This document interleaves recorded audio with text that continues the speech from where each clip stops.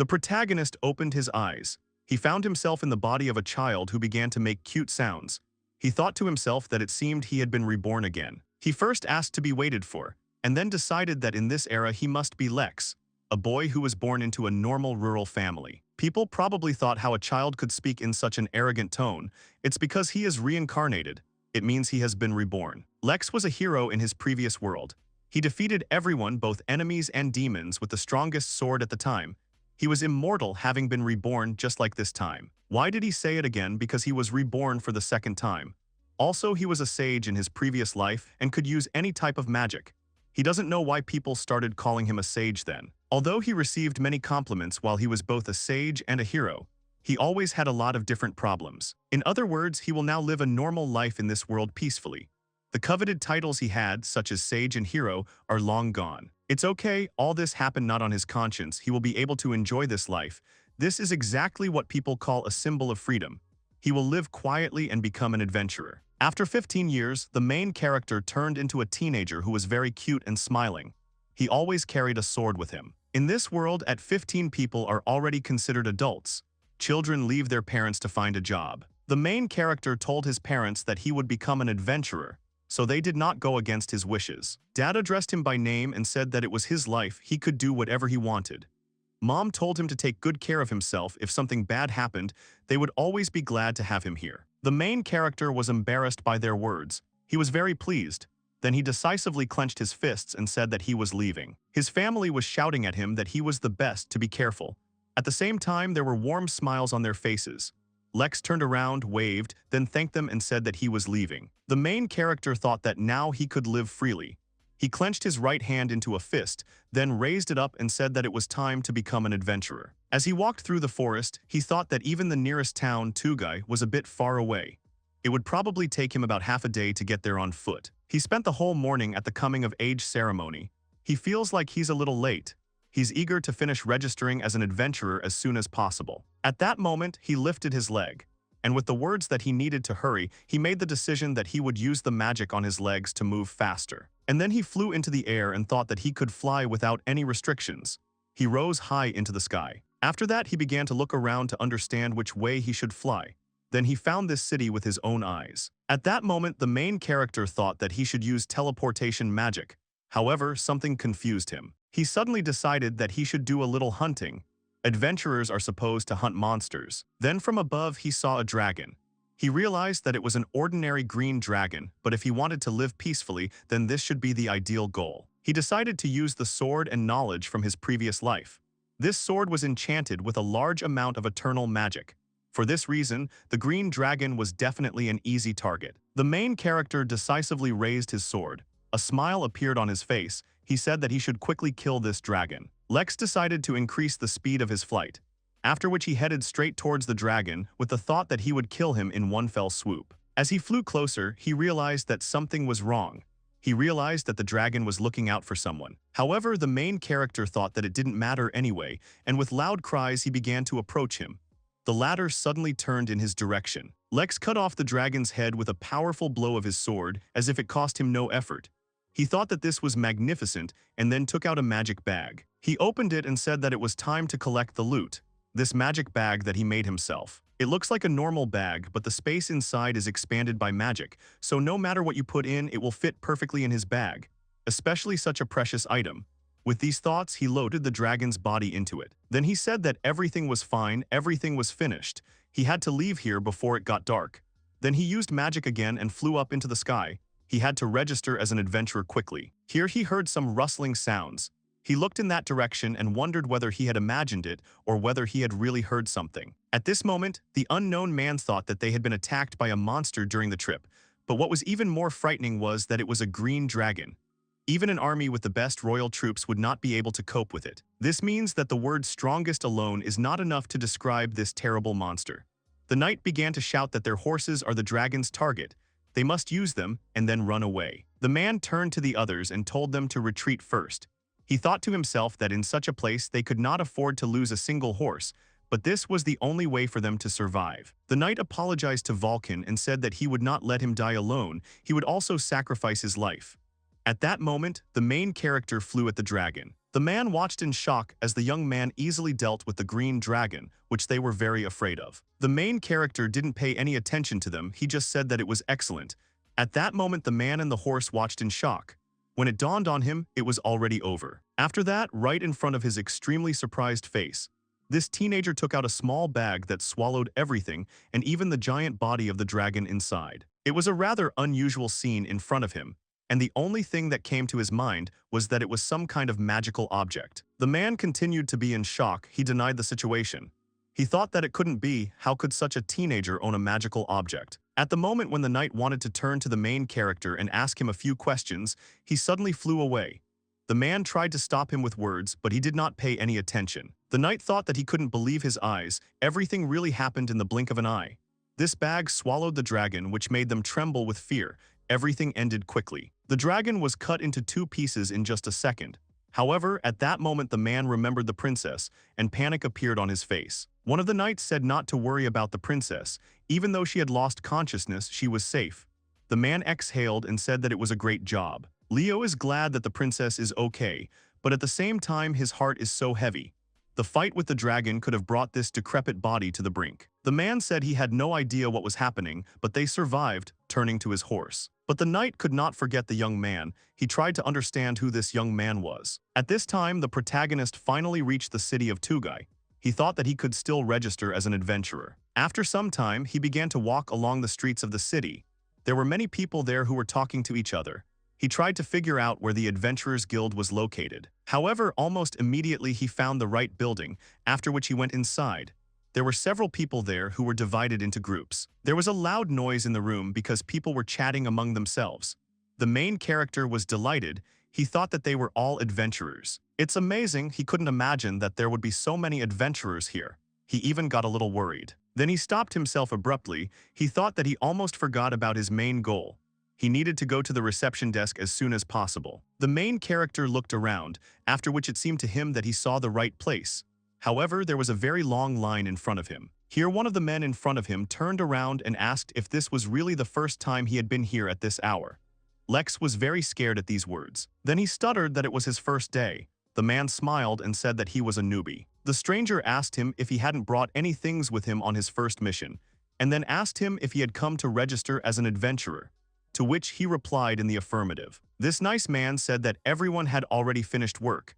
People came to report on the completion of the mission, so he does not think that many people like him will come to register. He asked the protagonist where he was from, to which the latter explained that he came from the village of Zenge. The man said that he had not heard of such a village, what region it was in, to which Lex explained that he first had to cross the mountain to the west of this city if he wanted to get there. He thought that it took him by surprise. The main character was so excited about becoming an adventurer that he spoke about it so easily. The latter said that he knew a shortcut.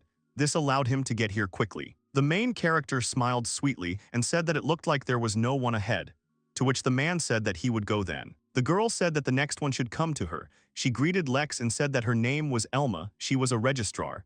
After which she asked if he really wanted to register as an adventurer, to which the main character decisively answered positively, after which he asked how she found out.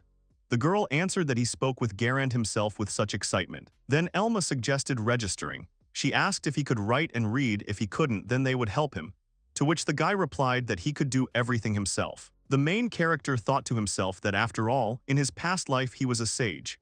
The girl handed him a questionnaire and said that it needed to be filled out. Having received the questionnaire, Lex began to fill in all the fields. After some time, he handed the already filled document to the girl. Elma smiled and said that she would now check his information again. After which, she added that he had such beautiful handwriting. She complimented his handwriting a few more times before telling him that they were also recruiting people with beautiful handwriting. Lex was surprised by her words. Then he clenched his fists decisively and said that he needed to be recorded as an adventurer. To which the girl smiled and said that she understood everything, but suggested that he think about it when he retired. Elma calmly informed him that after this, a practical exam would be prepared for him. At that moment, a man approached the main character and threw his arm over his shoulder. He explained that this was a real fight, but it was just a test to see if he had what an adventurer needed. Lex turned to the man. He thought that the man was acting like he was the coolest guy in the whole building. This man was definitely very strong. The man at that moment asked Elma if he could be in charge of his exam. The girl was shocked by his words. She asked him again about what he said, after which she emphasized that he wasn't a rank adventurer. The man winked and said that Lex was probably a promising adventurer to have come to register at such a time. Therefore, as a candidate, he wanted to instruct him. Then the man leaned towards the girl and began to whisper to her the reasons why he decided to do this. Elma sighed and said that she was very sorry, but his exam would not be conducted with one of the guild employees, but with Org-san. The girl added that he was sometimes out of his mind, but being a rank adventurer, he could give him more advice than their guild members. The main character bowed to the man and asked him to take care of him, to which he said with a smile on his face that he loved his diligence, being the same old man as he was. At that moment, the people announced that they were going to finish today's purchases of materials. The protagonist thought that he needed to resolve the issue with the dragon. The man asked if he really wanted to sell something. Lex said he needed to pay for his room and food. He was planning to sell the materials he got from the monster he was hunting. He has no money. The man laughed and said that then he needed to go to Elma. While he was taking the exam, others would evaluate his goods. The protagonist turned to him and thanked him. He thought to himself that Org-san was so understanding he felt relieved. At that moment, he began to take out his magic bag. He then laid out the remains of the dragon in front of him and asked to be judged. At that moment, all the people in the guild froze in shock. The protagonist explained that the dragon was a bit big, so he would put it on the floor. His prey took up almost half of the guild's premises. With a smile on his face, Lex asked everyone to buy this green dragon, pointing at it with his hand. After this, the main character approached Org-san and asked him for forgiveness for making him wait. He said that he was ready for his test. However, the man stopped him with his hand. Org-san asked him if he was really hunting for this, to which the main character replied that he did it on the way here. The man began to ask him if anyone had helped him, to which he replied in the negative. Then he asked if he had any method of his own, to which he explained that he had cut off his head with one blow. Org-san said that when he looks at the dragon, he sees that its wings are also strong, to which Lex explained that it is a green dragon. The man agreed that it is indeed a green dragon and not a wyvern. At this moment, the main character quietly said to the man why they don't start the exam quickly, to which Org-san closed his eyes and loudly told him that he had already passed the exam. At the same time, beads of sweat were streaming down his face. Lex was shocked by his words. He said that they had not started the fight, to which the man explained that everything was fine. This test was only intended to check the ability to fight monsters or bandits. So for the one who caught the monster on his own, no exam is needed. The main character passed. End of conversation. After which he congratulated him, calling him an adventurer. Lex turned to Elma and said that the man had said that he had passed, after which he asked if everything was okay, to which the girl said that it was true if the examiner had said so. He asked her again what he needed to do now, to which the girl smiled sweetly and congratulated him on passing the test. The main character raised his hand up again and joyfully shouted that he was finally an adventurer now. From this moment on, he would live as an adventurer. After some time, Elma handed him the item. She explained that it was an adventurer's registration card. He must provide this card to stand to receive missions, and after completing them, he also shows it. Adventurers start at F rank and increase in rank as they earn achievements. When the rank increases, more missions are opened for him, so he must do his best. To which the main character said that he will try his best to increase his rank. Elma said that if it was him, then in any case he would not need to carry out so many missions. He did not understand her words and asked again, to which she replied that everything was fine. Then she explained about the dragon and said that in fact to buy this dragon back, it is a very difficult task for them. At that very moment, she stunned him with the words that they could not buy out this dragon. This was unexpected. The main character was shocked. He asked her about the reasons for such a decision. He thought to himself that it was probably because there were too many of them on the market, they had depreciated. Org-san asked her what she was talking about, whether it seemed strange to her that she said that she could not buy it. The girl explained that the body of this dragon was too beautiful. One of the men in the hood said that it was obvious that there was no other way out. The Org-san turned to the girl again and said that she was being a bit dramatic now. She just needed to explain the reason to them. Elma replied that she thought many of them already knew that there had been numerous expeditions to the dragon. If the dragon is strong, both countries will fight for life. Even if the expedition is successful, there will be some damage on the dragon's carcasses. Therefore, it is quite normal if the materials are damaged. The girl explained that sometimes there are undamaged body parts, but these parts are extremely rare. She explained that when people looked closely at this dragon, they would not notice any damage. Apart from the spots, everything was shiny, even its scales. At that moment, people were really surprised by this cut. It was very neat. After that, Elma resolutely said that this is the reason why this entire dragon will become a treasure. They say that a dragon has no useless parts, and this dragon is the most unusual of them. However, their budget is not enough to buy this material. The girl explained that they would have to bring it to the capital and put it up for auction. She asked Lex if he could trust them and leave this dragon in the guild. They would definitely sell it at a reasonable price. He agreed. Elma said that if he put it up for auction, he could get a lot of money. He would definitely get a lot of money. She even raised her voice. The main character at that moment was thinking that he had no money at all, so he had nowhere to eat or sleep. The Org-san behind him was in shock. He started telling Lex that they were talking about super profits now, but he would be able to live in luxury his whole life. If he didn't sell it at auction, he would regret it for the rest of his life. He explained that he needed the money now. At that moment, the man handed him some coins. The main character was surprised. He asked if everything was okay, after which he thanked him. To which the man said that there was nothing wrong with that, he should take them. Then Lex said that he wanted to express his gratitude to him, after which he asked him to accept this gift, if he, of course, did not object. The protagonist took a dragon scale out of his bag, then apologized to the man and said that it was only small.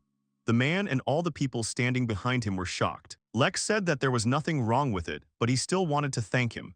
To which the man said that he would take it, after which he once again clarified whether he really could take it. Then Org-san became very happy. He hugged the main character and said that dinner was on him so he could order whatever he wanted. After some time, they decided to go out for something to eat and drink. So they feasted until they dropped in the neighboring bar. There was no more room for anything. After the bar, the main character rented a room. He came home, fell onto the bed, and happily thought that Org-san and his friends were very energetic. But that's how adventurers are, it's so much fun. Lex was thinking that his life as an adventurer would begin tomorrow. He was very emotional and thought that he couldn't wait for it. The next day, the main character came to the guild.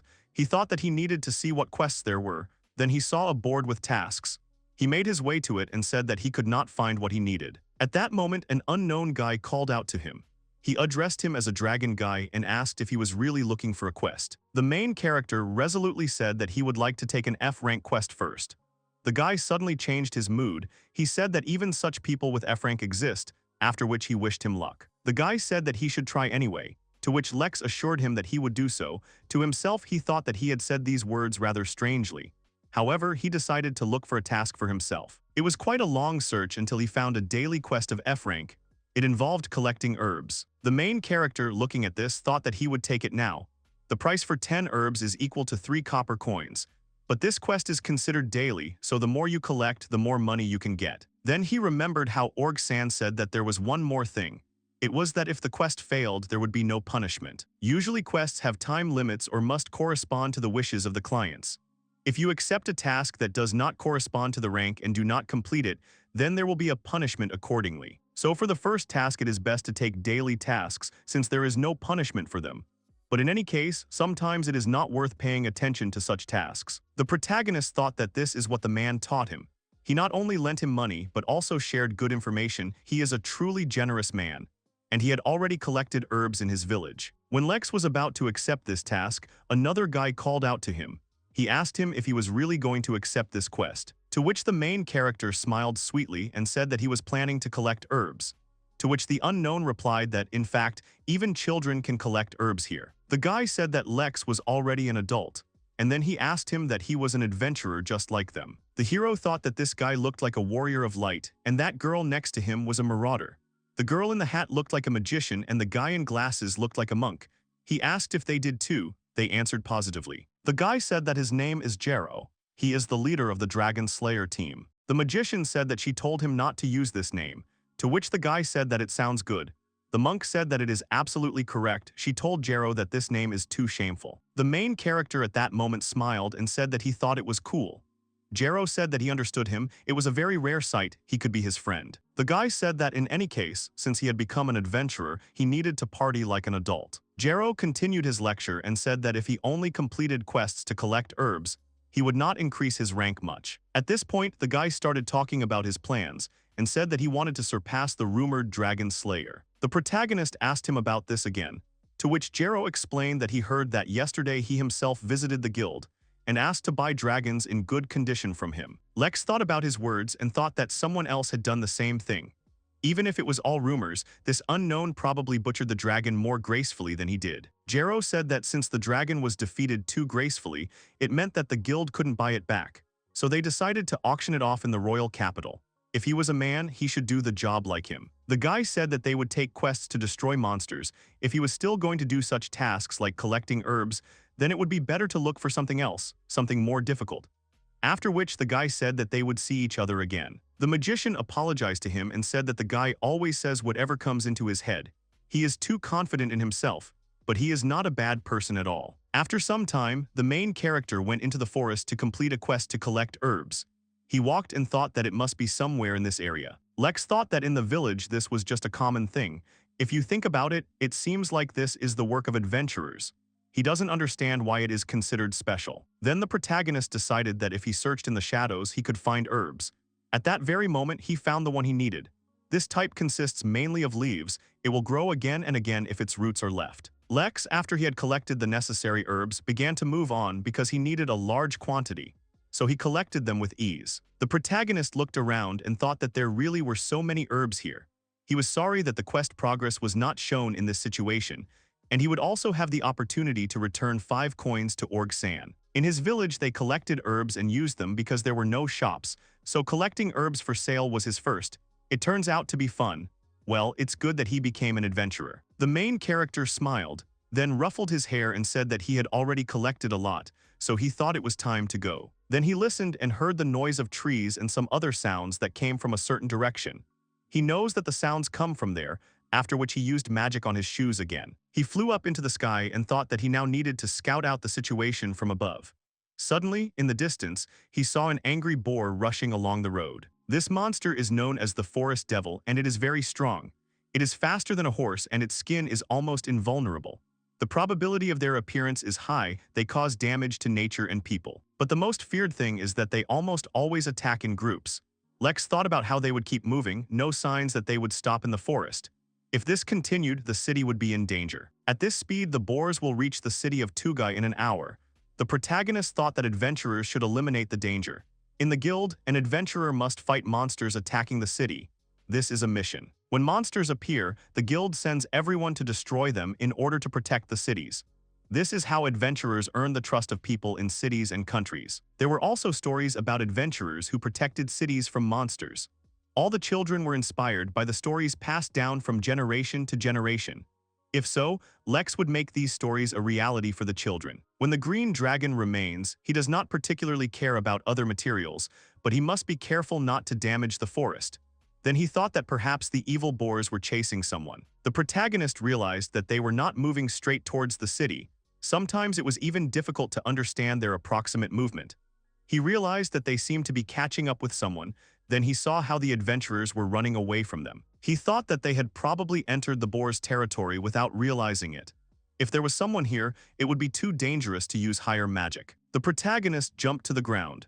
He thought that he had to avoid chaos in the forest. He would have to use another kind of magic to make everything work out. Then Lex took off again. He thought about how he needed to get to the leader of the pack. When he looked closely, he realized that the fleeing adventurers were Jero and his team. At that moment, the monk tripped over a tree root and fell. Jero saw this and immediately called her name. Immediately, a whole pack of boars ran towards her. She sat and shook with fear. However, unexpectedly for everyone, the main character landed in front of the girl. Even the boars did not expect this, so they stopped abruptly. Jero and his team watched in shock as Lex made a decisive statement that he was now the boar's enemy. Jero and his team were running away from a pack of boars. He shouted loudly about it and decided to remember how it happened. The magician called him by name and said that it was all because he said that they could go further. But they didn't want that. Jero said that she should keep quiet. Who would have known that they could find them there? At that moment, the boars continued to advance, which made the guy curse. He thought that it was impossible, that they had forgotten everything here.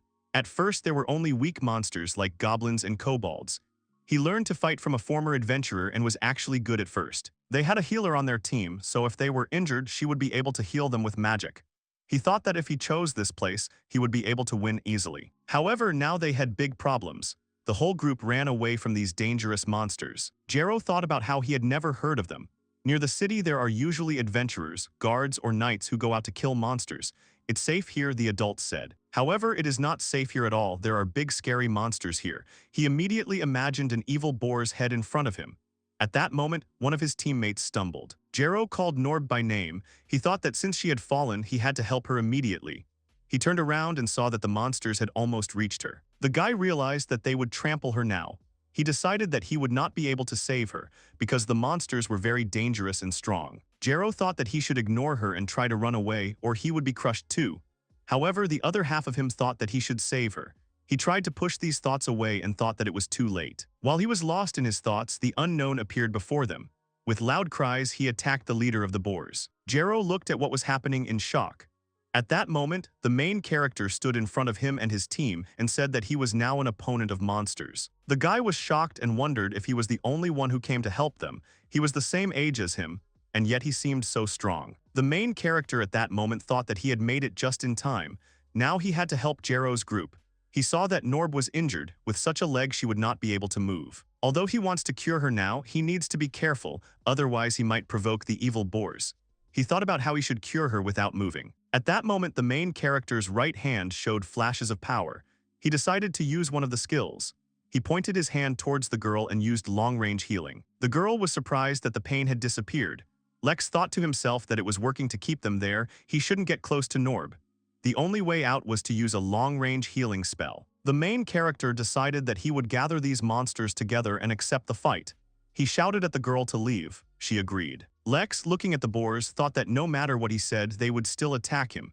Then they would use their weight to crush people. However, he would not let this happen. The ultimate binding magic is tree grip. This magic turns trees into something like ivy to grab the opponent. This net is made of trees with high elasticity and high strength.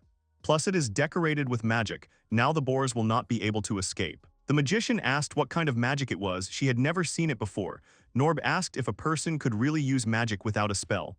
Lex answered that during a fight, a spell is not the basis. The protagonist thought that he had memories of his 2 previous lives, so he could fight without any problems. But they seemed to have little actual combat experience, so it was easy to understand why they didn't know how to fight. Lex said that as an experienced adventurer, he should solve this problem wisely. Then he took out his sword and said that this is the end. A beam of magic was fired from the sky. He needs to channel electricity from the sky into the sword, forming a large lightsaber that uses a large amount of lightning. The main character was very determined. He told the boars to receive their punishment, after which he used a lightning strike. This shapeless blade of lightning takes lives by simply roasting them from the inside out. The sword kills the enemy without striking him. This is the skill that the master asked him to learn in his past life, allowing him to achieve the ultimate sword technique. The protagonist thought that in the past he had done this with a smug expression in front of his teacher. Then he often told him that this was wrong, this was not it. Lex thought that in any case he would be able to kill them without damaging their skin. Then he smiled sweetly and told the guys that it was all over and asked about their condition. The protagonist asked if they had any injuries, to which the girl Mag replied that everything was fine, her magical power was exhausted, but at least they were not hurt. Lex asked about the lack of magic, after which he added that in that case it would be dangerous until they returned to the city, to which the girl convinced him that everything was fine. However, he did not listen to her. He apologized to her and used the skill of transferring mana. The girl was shocked and asked what it was. The protagonist sweetly explained to her that he had given her some of his mana. Now she would be able to use her magic. The girl realized that she was now overflowing with mana. This was impossible. Lex said that if everything was okay, then he would take these boars for now. At that moment, Jero called out to him and asked him to wait, to which the main character raised his head and asked if something had really happened. The boy bowed his head before him and resolutely thanked him for saving their lives. The main character told him not to worry, it's a normal thing for an adventurer. After that, the guy asked him to tell him his name. Lex asked him again about the question. To himself, he thought that the guy was right. He knew his name, but he never said his own. The main character extended his hand and said that his name was Lex. He hoped that they would work together in the future. Jero shook his hand and blushed. Lex, looking at him, realized that something was wrong. He asked the guy out loud if something was bothering him. Jero said that he didn't know anything, didn't understand anything. He thought he was strong because he was able to defeat those goblins. Because of his confidence, the whole group almost died. The guy said that this is why his older brother came to someone like him. Now he feels the difference in the man's temperament. The main character said that he was exaggerating. Jero grabbed the main character by the clothes, and his face turned red.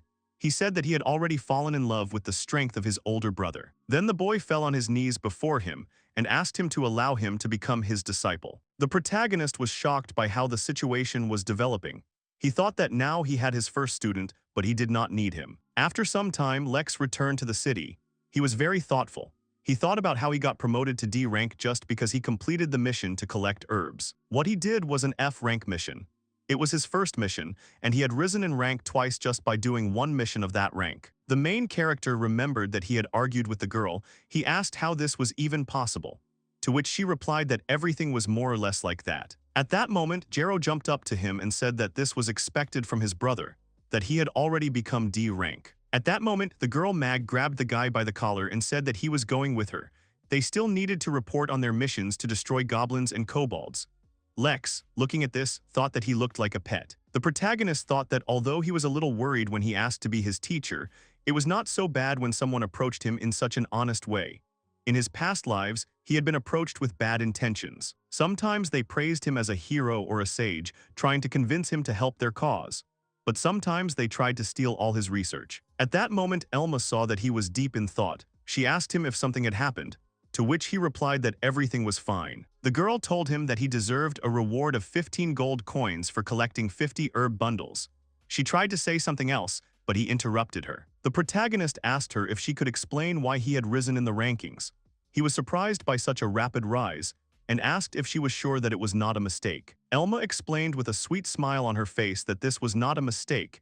He was now without a doubt a D-rank adventurer. The girl explained that, firstly, regarding the mission to collect herbs, they were very grateful for the opportunity to purchase a large quantity of high-quality herbs from him. Since adventurers tend to get injured during their missions, they can never have enough medicinal herbs. In addition, the evaluation team praised him for how carefully he collected them.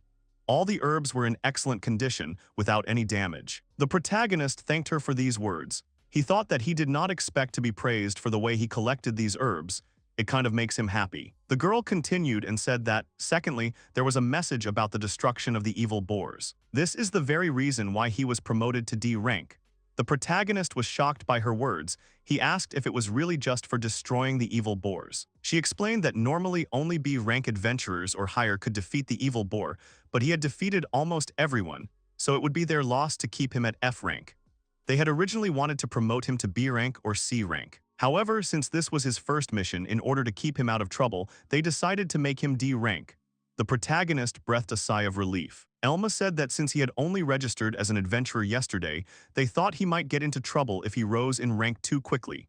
He thought that was nice, they cared about him. The girl said that in this sense, the incident with the green dragon also determined his promotion. But if people find out that he is doing this, then everything could go wrong. They are temporarily delaying the assessment of his rank. The main character smiled sweetly and said that everything was fine, anyway it was just a green dragon. He thought to himself that he wanted to avoid trouble as much as possible. Elma lowered her head, covered one eye with her hand and said that it was not just a green dragon. Then she simply agreed with his words because she realized that it was useless to argue. The main character said that he wanted to talk about the evil boars that he wanted to sell. He thought that he hunted them quite well. Lex said that he froze their bleeding with a spell after that to prevent germs from getting into the wound. Elma said that she was very sorry, but because of how well their bodies were preserved, their budget would not be enough to buy them all. To this, he asked if the situation was really repeating itself. The protagonist thought that then he would not be able to receive any income at all. He knows that he receives some income from collecting herbs, but he still needs more money. The girl told him that their guild was buying one of the boars, and then one of them would be bought by the feudal lord, and the rest were planned to be put up for auction in the capital. Elma said that monsters with such a clean cut are a very valuable thing for them. That's why they will buy it for research purposes. Lex asked if they really want to use them as research material. The girl asked him if it would be okay for him if they were put up for auction, to which the main character responded in the affirmative. He thought to himself that this was for the best. At least for now he had an income equal to 2 angry boars. This should be enough to cover his expenses. The main character asked the girl how much he would get from them. The girl immediately repeated his question and thought about it. Elma said that they were ready to buy the entire evil boar for 1,000 gold coins. Lex was very surprised by her words. The girl explained that since they could not prepare the payment immediately, she proposed to transfer 100 gold coins directly, and then the remaining 900 gold coins would be given in the form of a savings book. The protagonist, still in shock, asked if this was some kind of mistake. Elma replied that it was very difficult to destroy monsters with large-scale magic without damaging its quality. The girl said that the price depends on how well the fur and skin are preserved.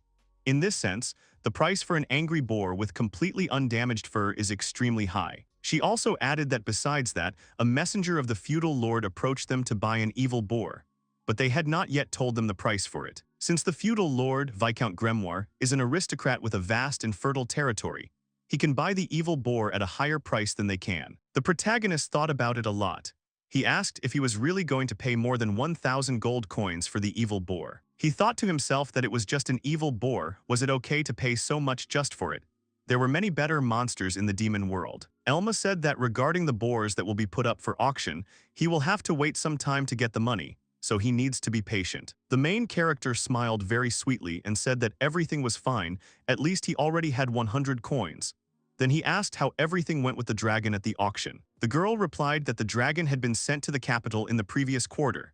It would participate in the auction that would take place in 3 days, although it was possible that the battle had already begun among the nobility. Elma smiled and said that the dragon would definitely have a higher bid price than the evil boar, so we should look forward to it. The protagonist said that he would look forward to it. He thought to himself that he wondered how much he would get for the dragon. Elma said that she had something important to say.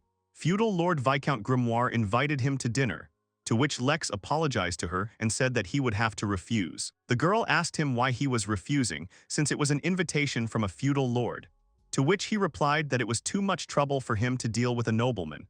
The girl said that it was a great honor to receive an invitation from him. Elma said that with all his achievements he might even make him his knight. Lex thought to himself that this was another reason why he didn't want to do it. Out loud he said again that he didn't want anything. The protagonist turned around to head towards the exit. He said that he just wanted to live a simple life, then waved to the girl and said that he would now turn away. Elma tried to stop him to convince him otherwise. However, he did not listen to her. He was thinking that after he repaid his debt to Org-san, he would throw a feast today. At this time, in one of the mansions, a man with a mustache asked if they had heard rumors about this. Another man with glasses asked if it was really about a dragon for sale at auction. He heard that the dragon's corpse was in surprisingly good condition. Apparently, the dragon's head had been neatly cut in half. I wonder what kind of magical swordsman could have done such a thing. The man with the mustache asked if they had heard, and then added that someone had witnessed the scene in which the dragon was defeated. The men immediately became alarmed and asked who this man was, to which the man with the mustache replied that it was Sir Leo. Apparently, he was on top-secret missions when he encountered the dragon. According to Leo, a young boy suddenly fell from the sky, cut off the dragon's head and flew back into the sky. The men did not believe his words. They thought that he had gone crazy. Then the man with the mustache explained that because of this the matter is called the revelation of an angel by higher authorities. The men laughed at these words. Then his interlocutors suddenly became serious.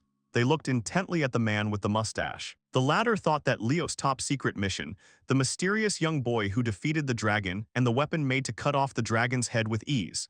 Everyone has their own conclusions about this incident. There is a current priority, and it is a dragon at auction. Everyone will certainly bid on the dragon. The man was thinking about what he should do now, whether to cooperate with someone to buy the dragon. Then he needs to decide who to work with. At that moment, an unknown voice announced that he brought news. The dark-haired man with glasses reported that it seemed that the angry boars were put up for auction. All the men asked him about it in surprise. They started thinking about the dragon, now also the evil boars. The priority should still be on the dragon. Of course, the value of several evil boars is not comparable to the value of the dragon. However, what if the evil boars are in incredibly good condition? Apparently, the skins are in good condition, so they can be turned into a skin rug. Not to mention that 3 angry boars are the same condition put up for auction. The men were surprised again. Such quality materials, which are extremely difficult to obtain, are put up for auction one after another. Such things happen only once every few hundred years. There is no doubt that it will happen once every 10 years. The one selling these goods is apparently also the one selling the dragon, as well as the Adventurers Guild in Tugai City. The man with the mustache asked him again about what he had said. Then he wondered what was really going on in this city. At this time, the main character came to the guild. He found a task for himself, after which he approached Elma and said that he wanted to take on this mission. The girl asked if he really wanted to take it on himself, after which she was surprised. She carefully asked the protagonist if he was sure that he wanted to take on this particular mission. Elma added that he knew only new adventurers could take them, for example, goblin hunting or herb gathering.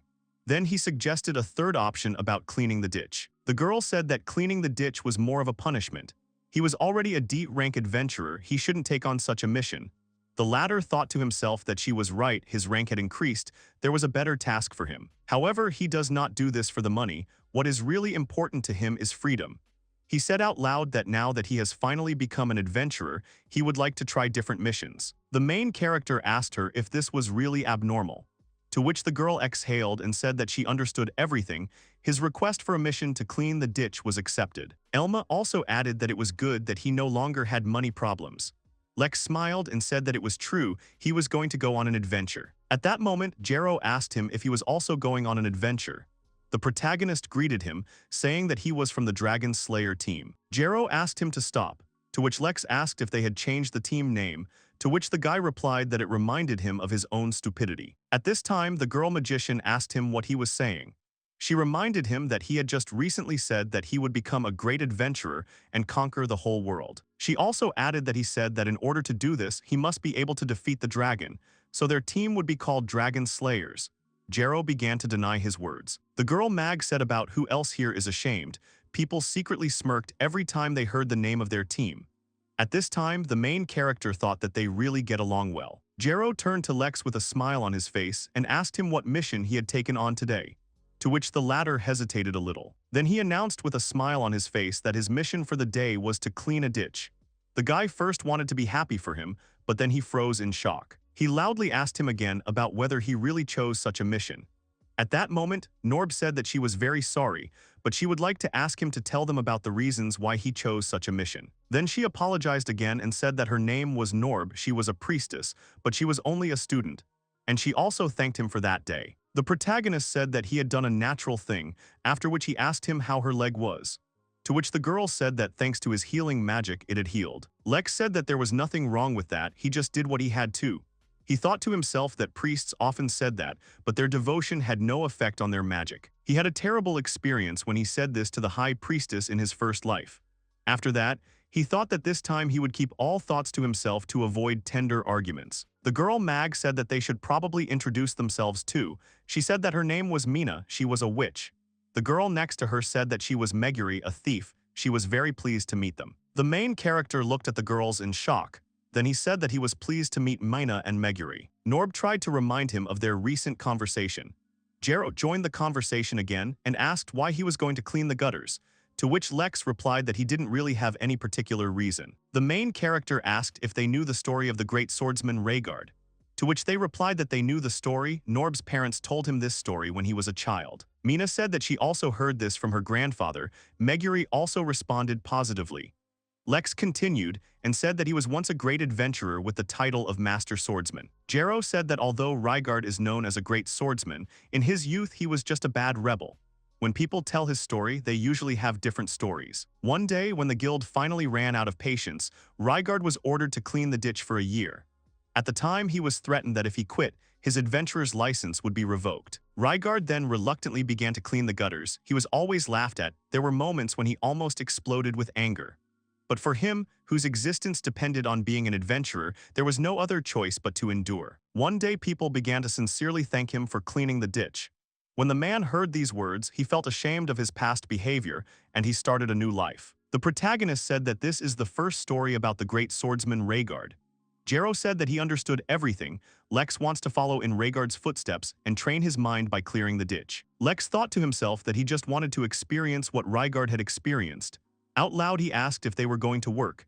Jero answered decisively yes. Norb said that they would work at night. The protagonist asked them again and asked if it wasn't dangerous to work at night. Mina said that recently rumors began to circulate that people hear a creepy voice from the street at night. The townspeople turned to the guild with a request to solve the mystery of the creepy voice. The girl said that it was largely patrol work, but the compensation was good since it was night work. Jero interrupted his girlfriend and asked if he could see the main character's method of work. The latter tried to explain that it was just a regular ditch cleaning, to which the guy said that he knew everything. but he felt that it would help him become stronger. The main character said that he didn't think it would be interesting to watch, but he didn't mind. Jero thanked him and then invited the guys to come too. Norb said that she felt bad leaving Jero alone, besides, she was curious to see how Lex works.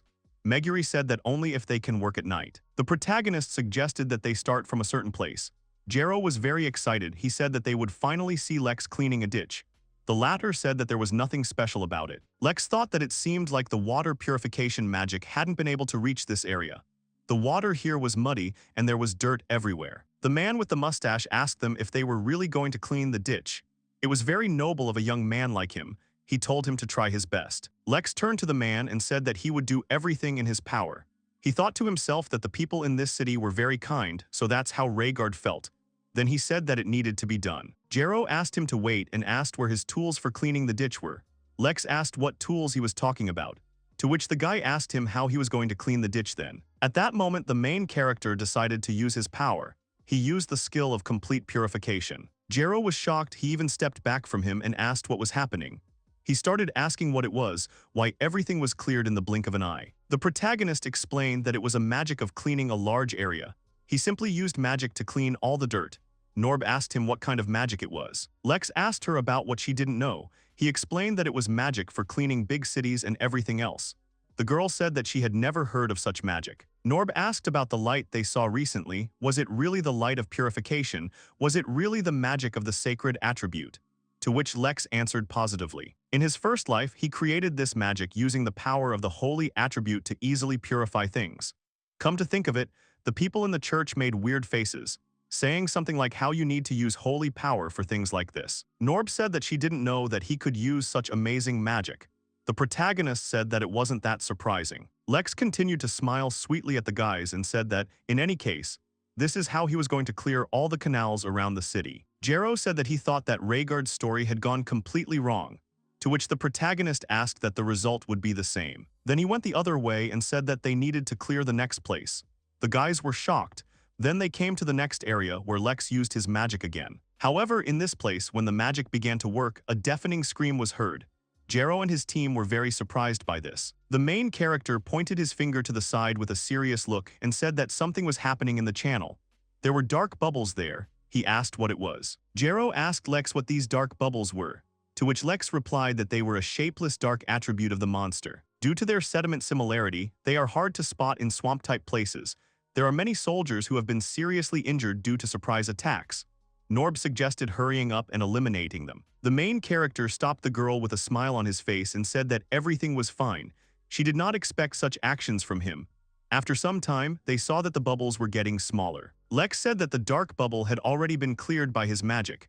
This magic can also kill weak monsters. After some time, the dark bubbles disappeared completely. Mina said that they were gone.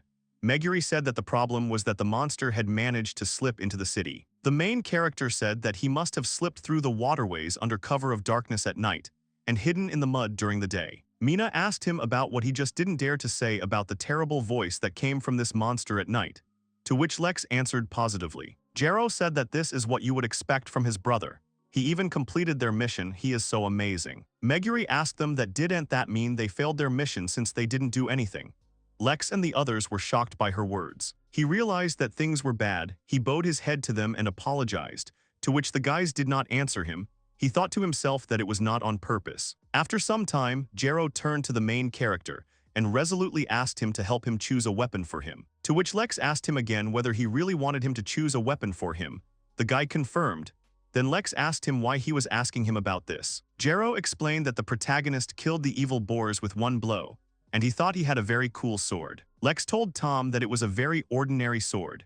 He thought to himself that even though he had sharpened and strengthened it with his magic, it was still just a pumped-up version of a sword. It wouldn't cut enemies any harder or any bigger. The main character said that besides, the adult boars were finished off by his light magic. Mina told him how he was talking about it so carelessly. Light magic is one of the most difficult magics, but he argued with her. Lex said that if you understand the theory, then using it will be easy as pie. The girl said that only a genius would say that, to which he said that if she wants, then he can teach her this magic. Mina, shocked, asked him again whether he was telling the truth, to which the main character answered positively, saying that it was not difficult for him at all. He thought to himself that he did not know that the girl wanted to learn it so much. Jero immediately ran to him and sadly began to hug him, saying that it was not fair. He also wanted to be taught how to use a sword. Lex asked him not to cling to him. The main character said that there are still people who are much stronger than him. Jero replied that it was hard to believe. The guy said that firstly, piercing the skull of an evil boar with a sword is already abnormal. He asked if he understood what he was talking about. To which Lex replied that he did not think that it was anything unusual. He explained that there were people who could do more incredible things than he could. Jero interrupted him and asked him again to teach him, to which Lex agreed. The guy immediately became happy. Meguri asked everyone if they were going to the gun shop. Everyone froze in shock, and Jero said that he had completely forgotten. After some time, they came to the store building. The guy told Lex that this was the best gun store in the city. There were so many different weapons here. The main character looked around, after which his gaze fell on one of the swords. He thought that this sword was beautiful, but there was one but. At that moment, one of the buyers took this sword in his hands and said that it looked good. Then the guy turned to the seller and said that he would take this sword. Then the man said that the sword cost 10 gold coins. Lex loudly asked if it was really that expensive. Here the main character realized that it sounded loud, after which he apologized. The buyer asked whether it was really too much for him. But if you consider that it was made by the Master Gordo, then it is even cheap. Lex thought that Master Gordo was really that incredible. But there was something wrong with that sword. He asked Jero out loud that that sword was really that good and Master Gordo was really that cool. The guy asked if he really didn't know Master Gordo. The main character explained that he came from the village, so he didn't know much about it. Jero explained that this great blacksmith is widely known not only in Taioni. He is even known in neighboring countries. His skills are the best of the best. The main character said that frankly speaking this sword is not that good. Could it be that it is a fake? The master froze at that moment. The man turned to Lex and asked if he really had any complaints about the sword, to which Jero and his team froze in horror. The main character said that, simply, everyone says that it is a very good sword, but he thinks that it is not so good. Jero turned to him, he tried to stop him with words. At that moment the master asked again whether he really considered him not so good, after which he asked to name the reason. The main character said that the sword really looks very beautiful, but he doesn't feel any spirit in the blade. He explained that it was not a mass-produced product, but it appeared that the sword had been thoroughly annealed, and the blades had not been hammered well, so it would be quite dull. However, the handle was well made, it didn't look like it would break easily. Even though it looked like a sword, he would say it was just a piece of iron shaped like that. It was like a club or a wooden sword. Jero was shocked by his words, he began to make unintelligible sounds. The master chuckled and said that everything was clear to him, he calls it a piece of iron. The man said that the main character really says that the sword that he, Gordo, forged looks dull. Only at this moment did the protagonist realize that the man was Master Gordo. He thought to himself that he had not known it was him, how many bad things he had said about the sword. The master began to laugh loudly and said that he had good eyes then. At the same time, it was clear that he did not feel any anger. The protagonist was shocked by his words.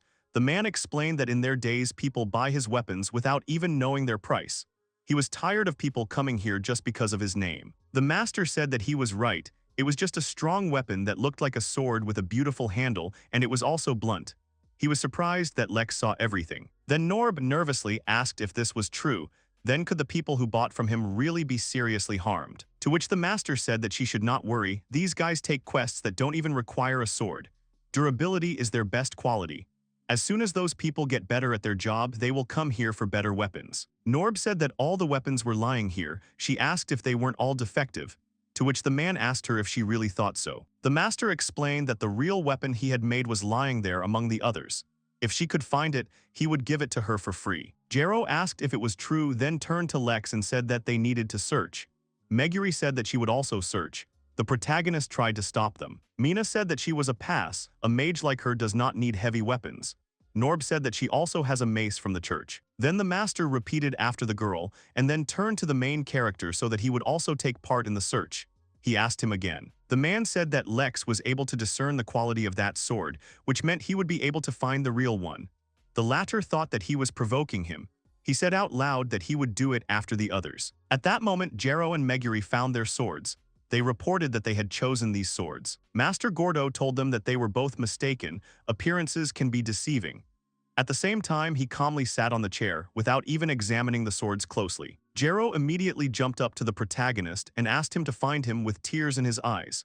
Meguri also asked him to avenge them. The main character immediately went to examine the room. He noticed one sword. At first glance, it looked worn and dirty, but his feelings told him that this was the right sword. He took it in his hands and said that he would take it.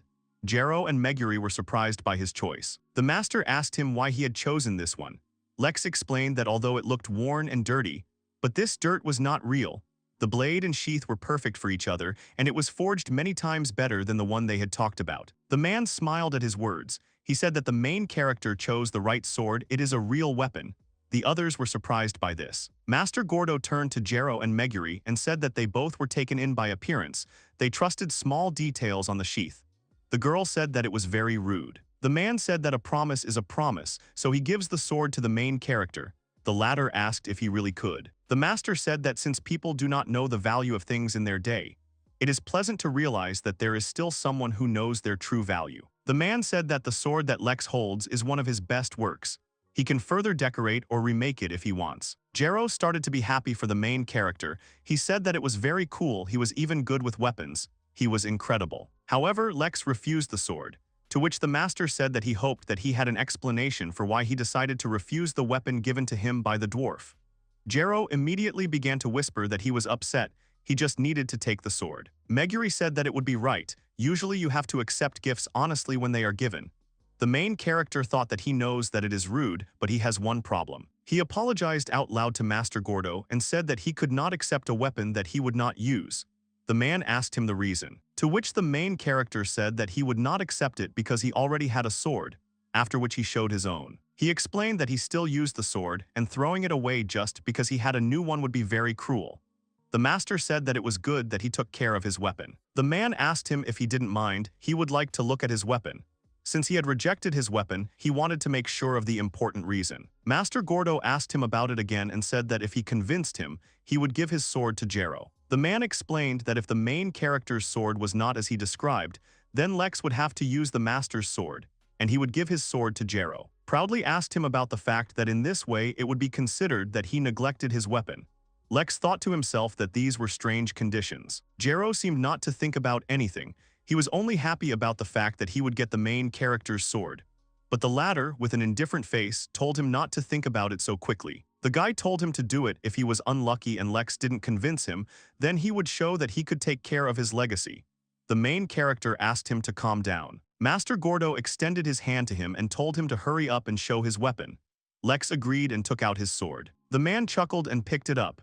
He then pulled the sword out of its sheath, then looked at it and was surprised. Master Gordo began to stutter. He looked at it as if it were a work of art, and then shouted loudly about what it was all about. He said that he had never seen such forging. The man asked if it was made of iron and then added that he had never seen such a texture.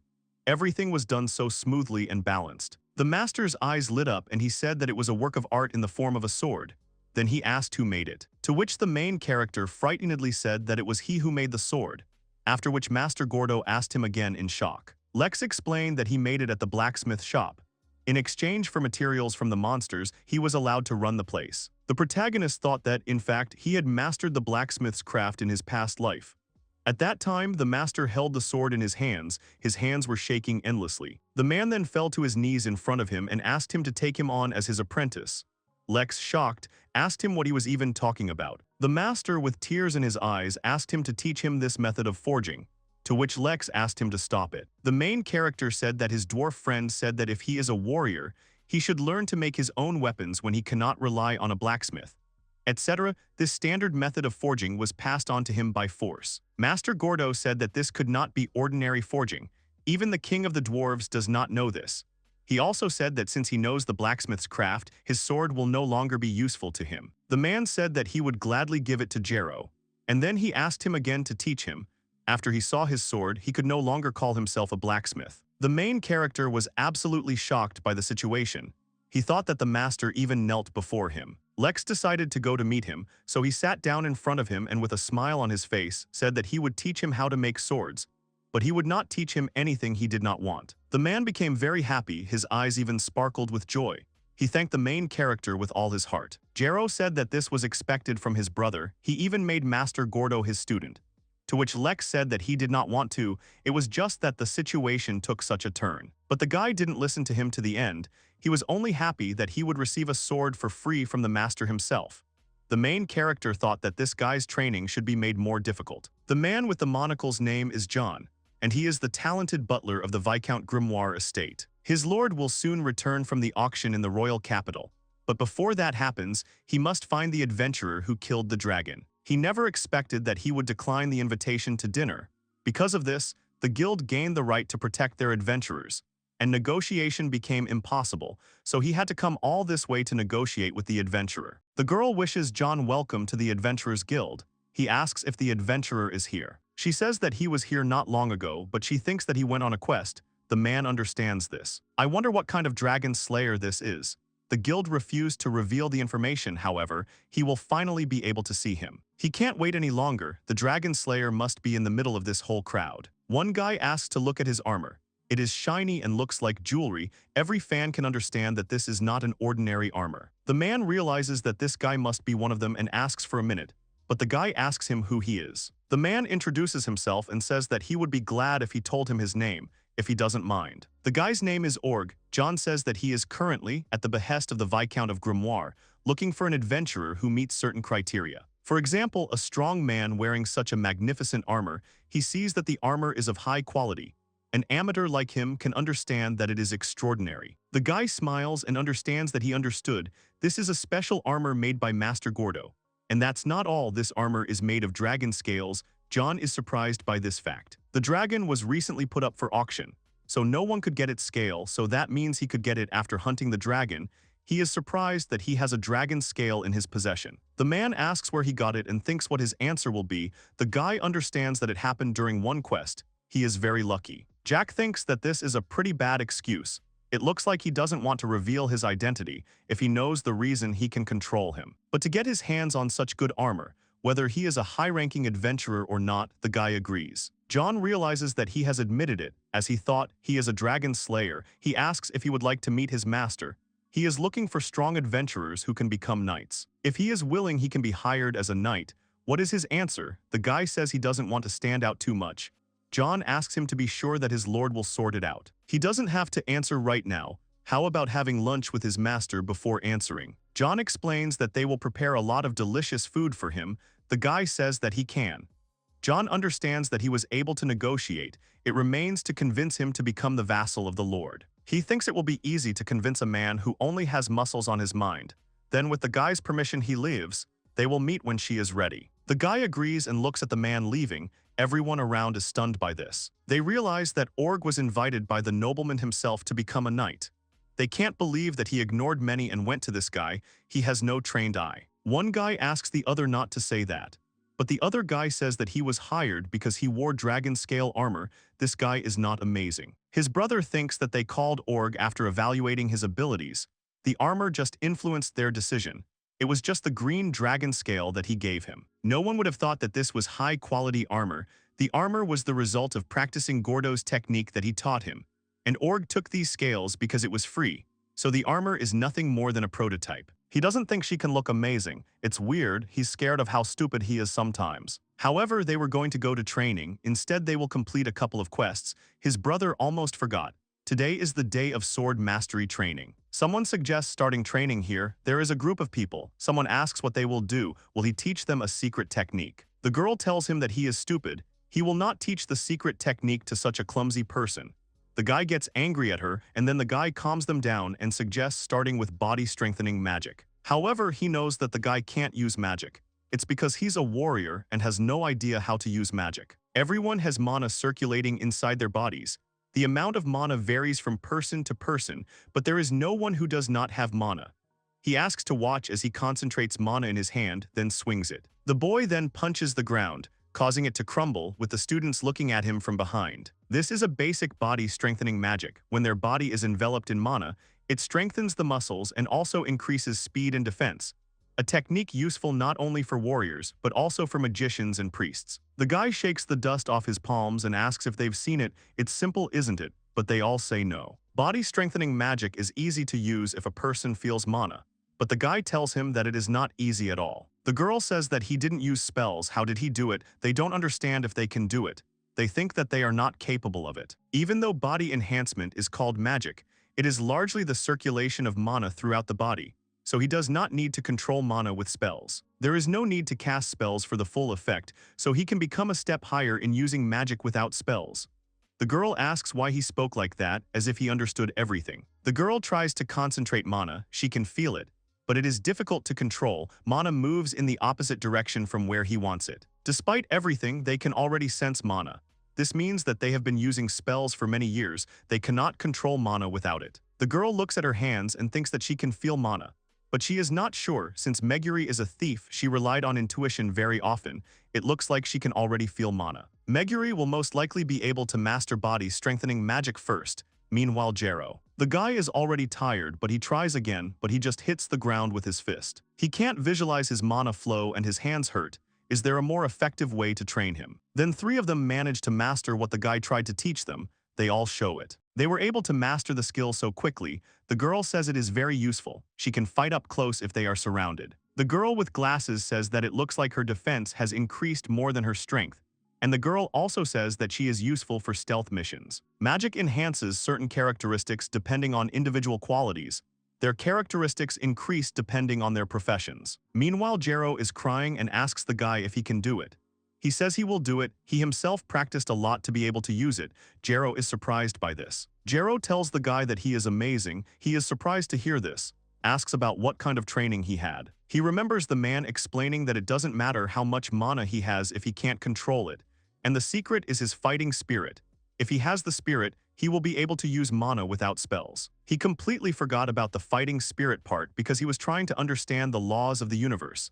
And as a result of the knowledge he gained, he was nicknamed the Sage. The guy says that he trained and tried to understand the reasons for this, the cause, the motive, the effect, and the law. If he understood this, he will be able to reproduce the result. But Jero does not understand what he is saying. Simply put, he needs to understand what mana is. Jero asks if he needs a talent for magic to understand it. It's impossible for such warriors to understand. But the guy asks to look at Meguri. She's a thief, but she manages to do it. He asks if he has seen Norb's healing magic. He replies that this magic is amazing. If it is a simple wound, it will heal it without a trace. Does Jero feel anything when it's used on him? He only feels a little softness. The guy says he felt mana. It's like when someone uses healing magic. Mana is emitted, asked to try to imagine it. We need to make Jero believe that he feels mana. But Jero jumps to conclusions and is wrong because of it. Suddenly the guy hits the ground and everything shakes. Everyone looks worriedly at the guy who is lying in a crater from the impact. Everyone praises the guy and runs to him. He managed to do it. He asks if they should worry about him exploding. The protagonist apologizes for this, however, the fact that he exploded is a success. The protagonist believes so. After Jero learns how to use mana, he does a few more hits. He is happy that it is very cool. He never thought that he could do something so cool. The protagonist appreciates their gratitude, but they destroy nature. They tell him that he is an excellent teacher, because he was able to teach even Jero. The girl thinks that they have definitely become one rank stronger, perhaps even more than one. Lex thinks that this is an exaggeration. The girl in the hat asks why Jero exploded earlier. The guy explains that he accumulated a lot of mana in his body and did not change the direction of its movement. She asks if he accumulated that much. If, for example, they continue to pour water into a leather water bottle, it will burst. The same with mana. Body enhancement magic is magic that strengthens the body by circulating a small amount of mana throughout the body. Jero's case, he produces too much mana in his body, and it can tear him apart. If you accumulate a lot of mana inside the body, then you need to release this accumulated mana. The girl thinks about it. The guy explains that it is with the help of magic. The magic that people use is the result of the reproduction of mana inside the body. This is the theory of using mana without a spell. If they release the mana, they can use magic without a spell. The girl realizes that he can just do this to use magic without a spell. If they just do that, they'll just end up releasing raw mana. So if they want to use magic without casting again, they need to add an attribute to it and process it. She understands that she will be able to use magic without a spell. Since she is a mage from birth, she will be able to learn it quite quickly. He thinks there is something every wizard should know. Why doesn't Mina's teacher teach her it? Norb approaches Lex. He asks if she is also interested in learning magic without repetition. She is interested, but there is something more important. She points her finger. Jero is not moving at all, lying on the ground. He ran out of mana. This happens to people who get carried away after just learning magic. The guy asks to let him rest. Norb is glad to hear that he is okay. He just fell and she thought he was sick. However, she didn't know that it was possible to fall from using magic. or if it really had a high mana consumption because it was a special type of magic. The protagonist tells her that she is exaggerating. An explosion occurs from behind, and this time Meguri lies on the ground. The guy carries her, they jumped a lot, the girl apologizes and the guy asks her not to apologize. It's his fault that he didn't tell them about the consequences. Suddenly Mina falls to the ground. The protagonist apologizes, 3 out of 4 people have run out of mana. From now on they should also manage the use of mana. In the Viscount's house, Grimora the butler meets the master. John tells the man that he looks great. Did he manage to get what he wanted? Although it cost him a lot of money. This Baron Gutsy kept raising the price as if he was deliberately scaring him. He was forced to spend an unnecessary amount because of it. However, he still got the dragon core that Celia needed. This increased the accuracy of Celia's foresight. John asks if this was done to increase the accuracy of foresight. The man replies that yes, because foresight is necessary for managing the territory. There are many people in this world who use fortune-telling magic, but she is much stronger than others. She is an expert in fortune-telling magic called foresight. She is very precise, to the point that it even affects the management of Viscount Grimmer's territory. While John is curious about how dragon materials are used in divination magic, the Viscount has no idea. The only important thing to him is that it can definitely increase Celia's precognition. As long as she knows how to use it, that's all that matters. What is even more important to him is that how things stand with this issue. John is surprised by this question. He exhales and asks the man to be calm. He has already contacted the adventurer in question. All that remains is for his master to negotiate with him. He asks if he will agree. He saw that he was as power-hungry as anyone else. It seemed he wanted to be appointed to a position that was less prominent. Either he had a bad conscience or he was looking for someone to support him. The man says that it is not so important now. They must face the disaster that Celia foresaw. John realizes that this is the same disaster that Celia mentioned earlier. Celia said that she saw a terrible sight. This vision where his territory was engulfed in flames with the help of someone's hands. He did not believe it at first. However, a dragon, evil boars, and a dark blot appeared, each of them a monster that is a serious problem. There is no way that these things could happen in such a short period of time. For this to happen, it means that something will happen on this very land. Asks John if he thinks the same. He will not let this adventurer fall into the hands of another nobleman. Let him start preparing for the dinner party as soon as possible. Asking about the adventurer's name. A couple of days later, the dressed-up girl turns to her father. He asks Celia what happened. She should tell him about her precognition. He asks her if she saw anything else. She agrees, thanks him for the dragon core he gave her. Now she can see things more clearly. It's wonderful. It was worth paying a lot of money to get it. She can't thank him enough, because thanks to this, the accuracy of her predictions has increased several times. The man is surprised by this and asks the girl what she saw this time. The girl wants to say something. The father looks at her worriedly. She made out a group of monsters she had never seen before, covering the entire land. The man is shocked by this and looks at her. He says that because she said it, it will definitely come true. It was the right decision to hire an adventurer for these events.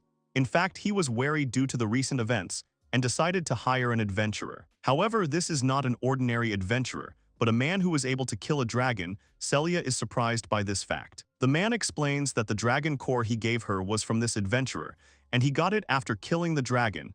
She is surprised that the adventurer was able to defeat the dragon. John says that not only that, there were 3 evil boars that were recently auctioned off to the capital, and 1 evil boar that was purchased by the Lord. This adventurer was able to defeat these evil boars alone. The girl is surprised by this.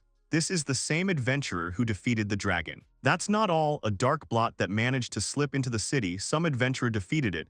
Most likely it was the same adventurer. The girl pays attention to something. She asks her father what the name of this adventurer is. They say that his name is Org. The girl pronounces the guy's name, realizing that he is the only one who can become the savior of this earth. At this time, Org himself sneezes. He scratches his nose and wonders if someone was talking about him. The people behind him say that it was not them.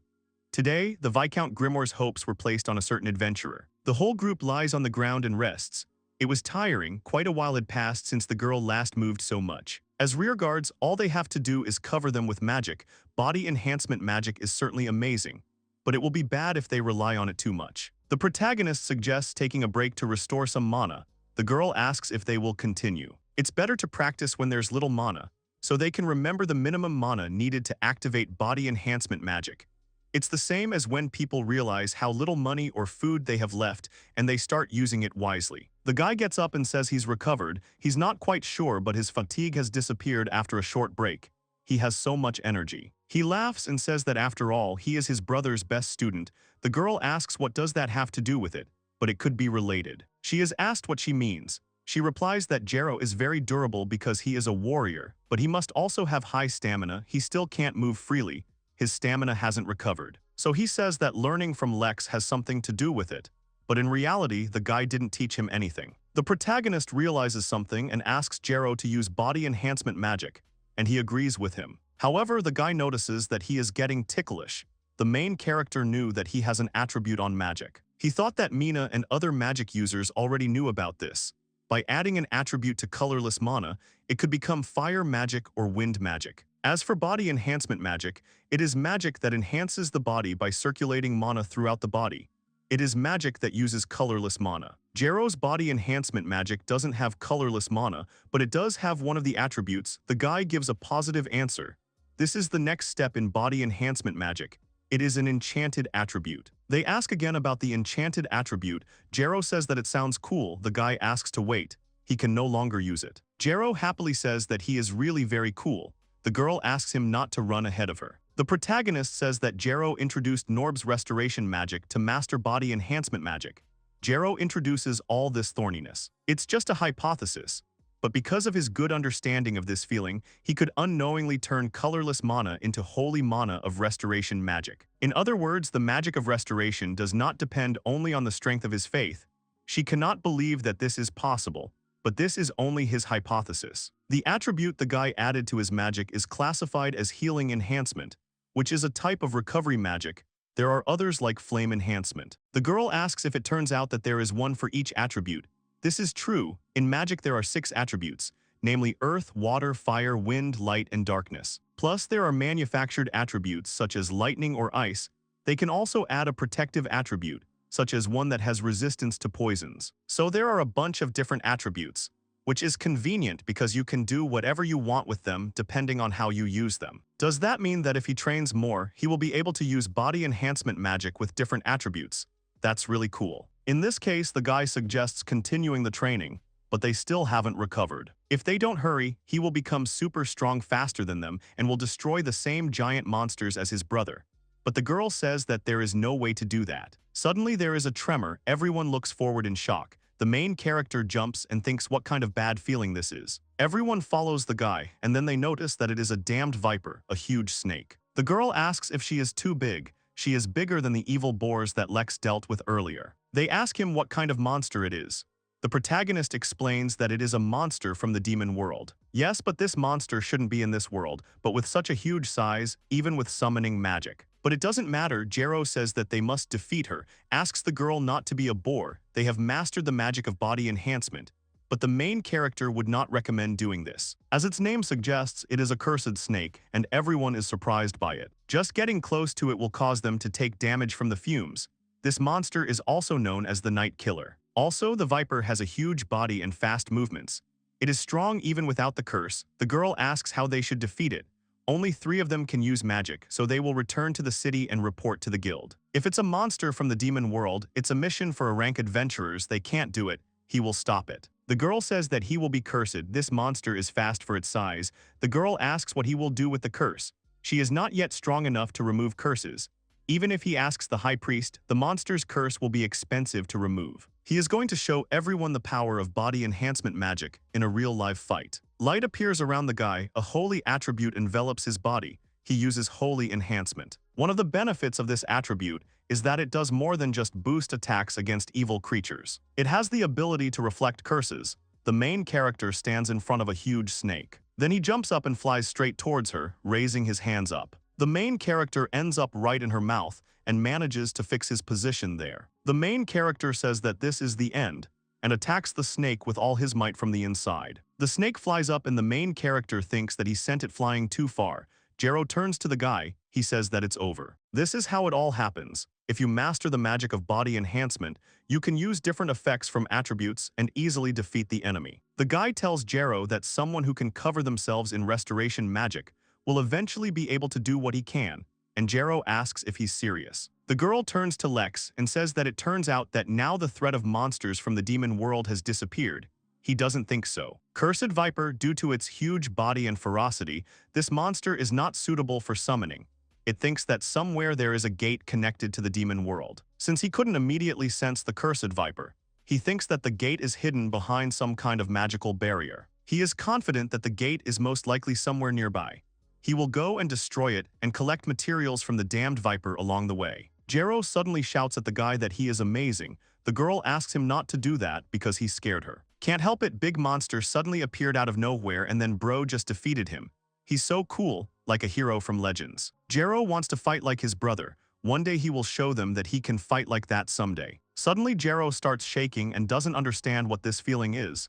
Then everyone feels it. One guy points his hand up and says that something is coming here. Everyone looks up and sees someone's silhouette with wings, not understanding who it is. A demon with horns and wings stands and looks at people who are horrified as they think about what it is. Suddenly he starts to land towards them. The girl wants to do something, but they all notice that she can't move. Jero is asked if the demons are the ones that were in Legend.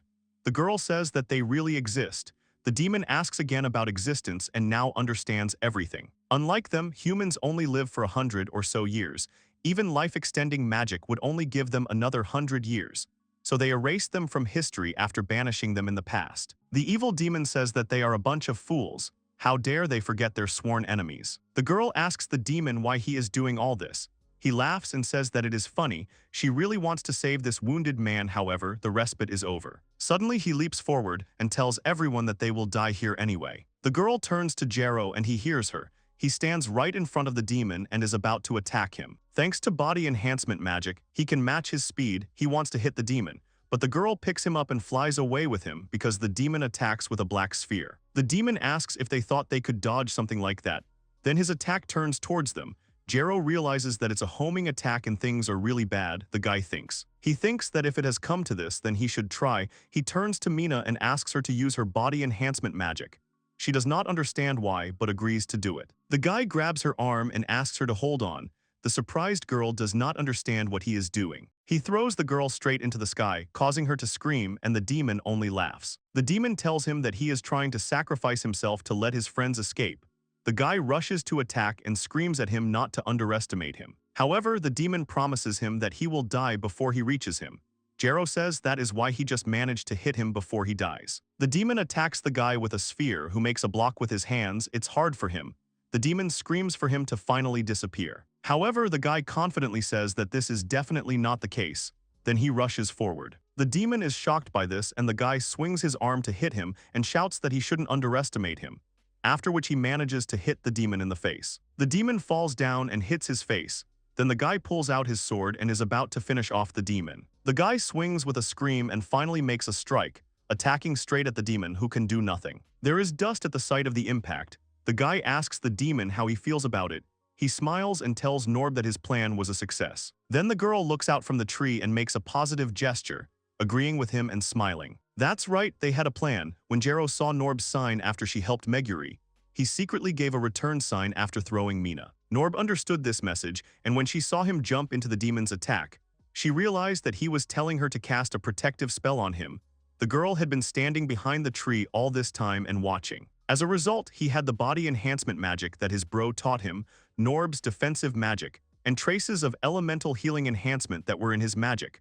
Relying on these three defenses, he challenged this demon. And in the end, everything ended well. He sits on the grass and notices that his body hurts a lot because of this. The guy reports that he is still alive, but suddenly the demon appears and shouts at the guy, insulting him. The demon shouts at people not to dare to become arrogant and think that they can win. He kills them all. The demon makes another attack.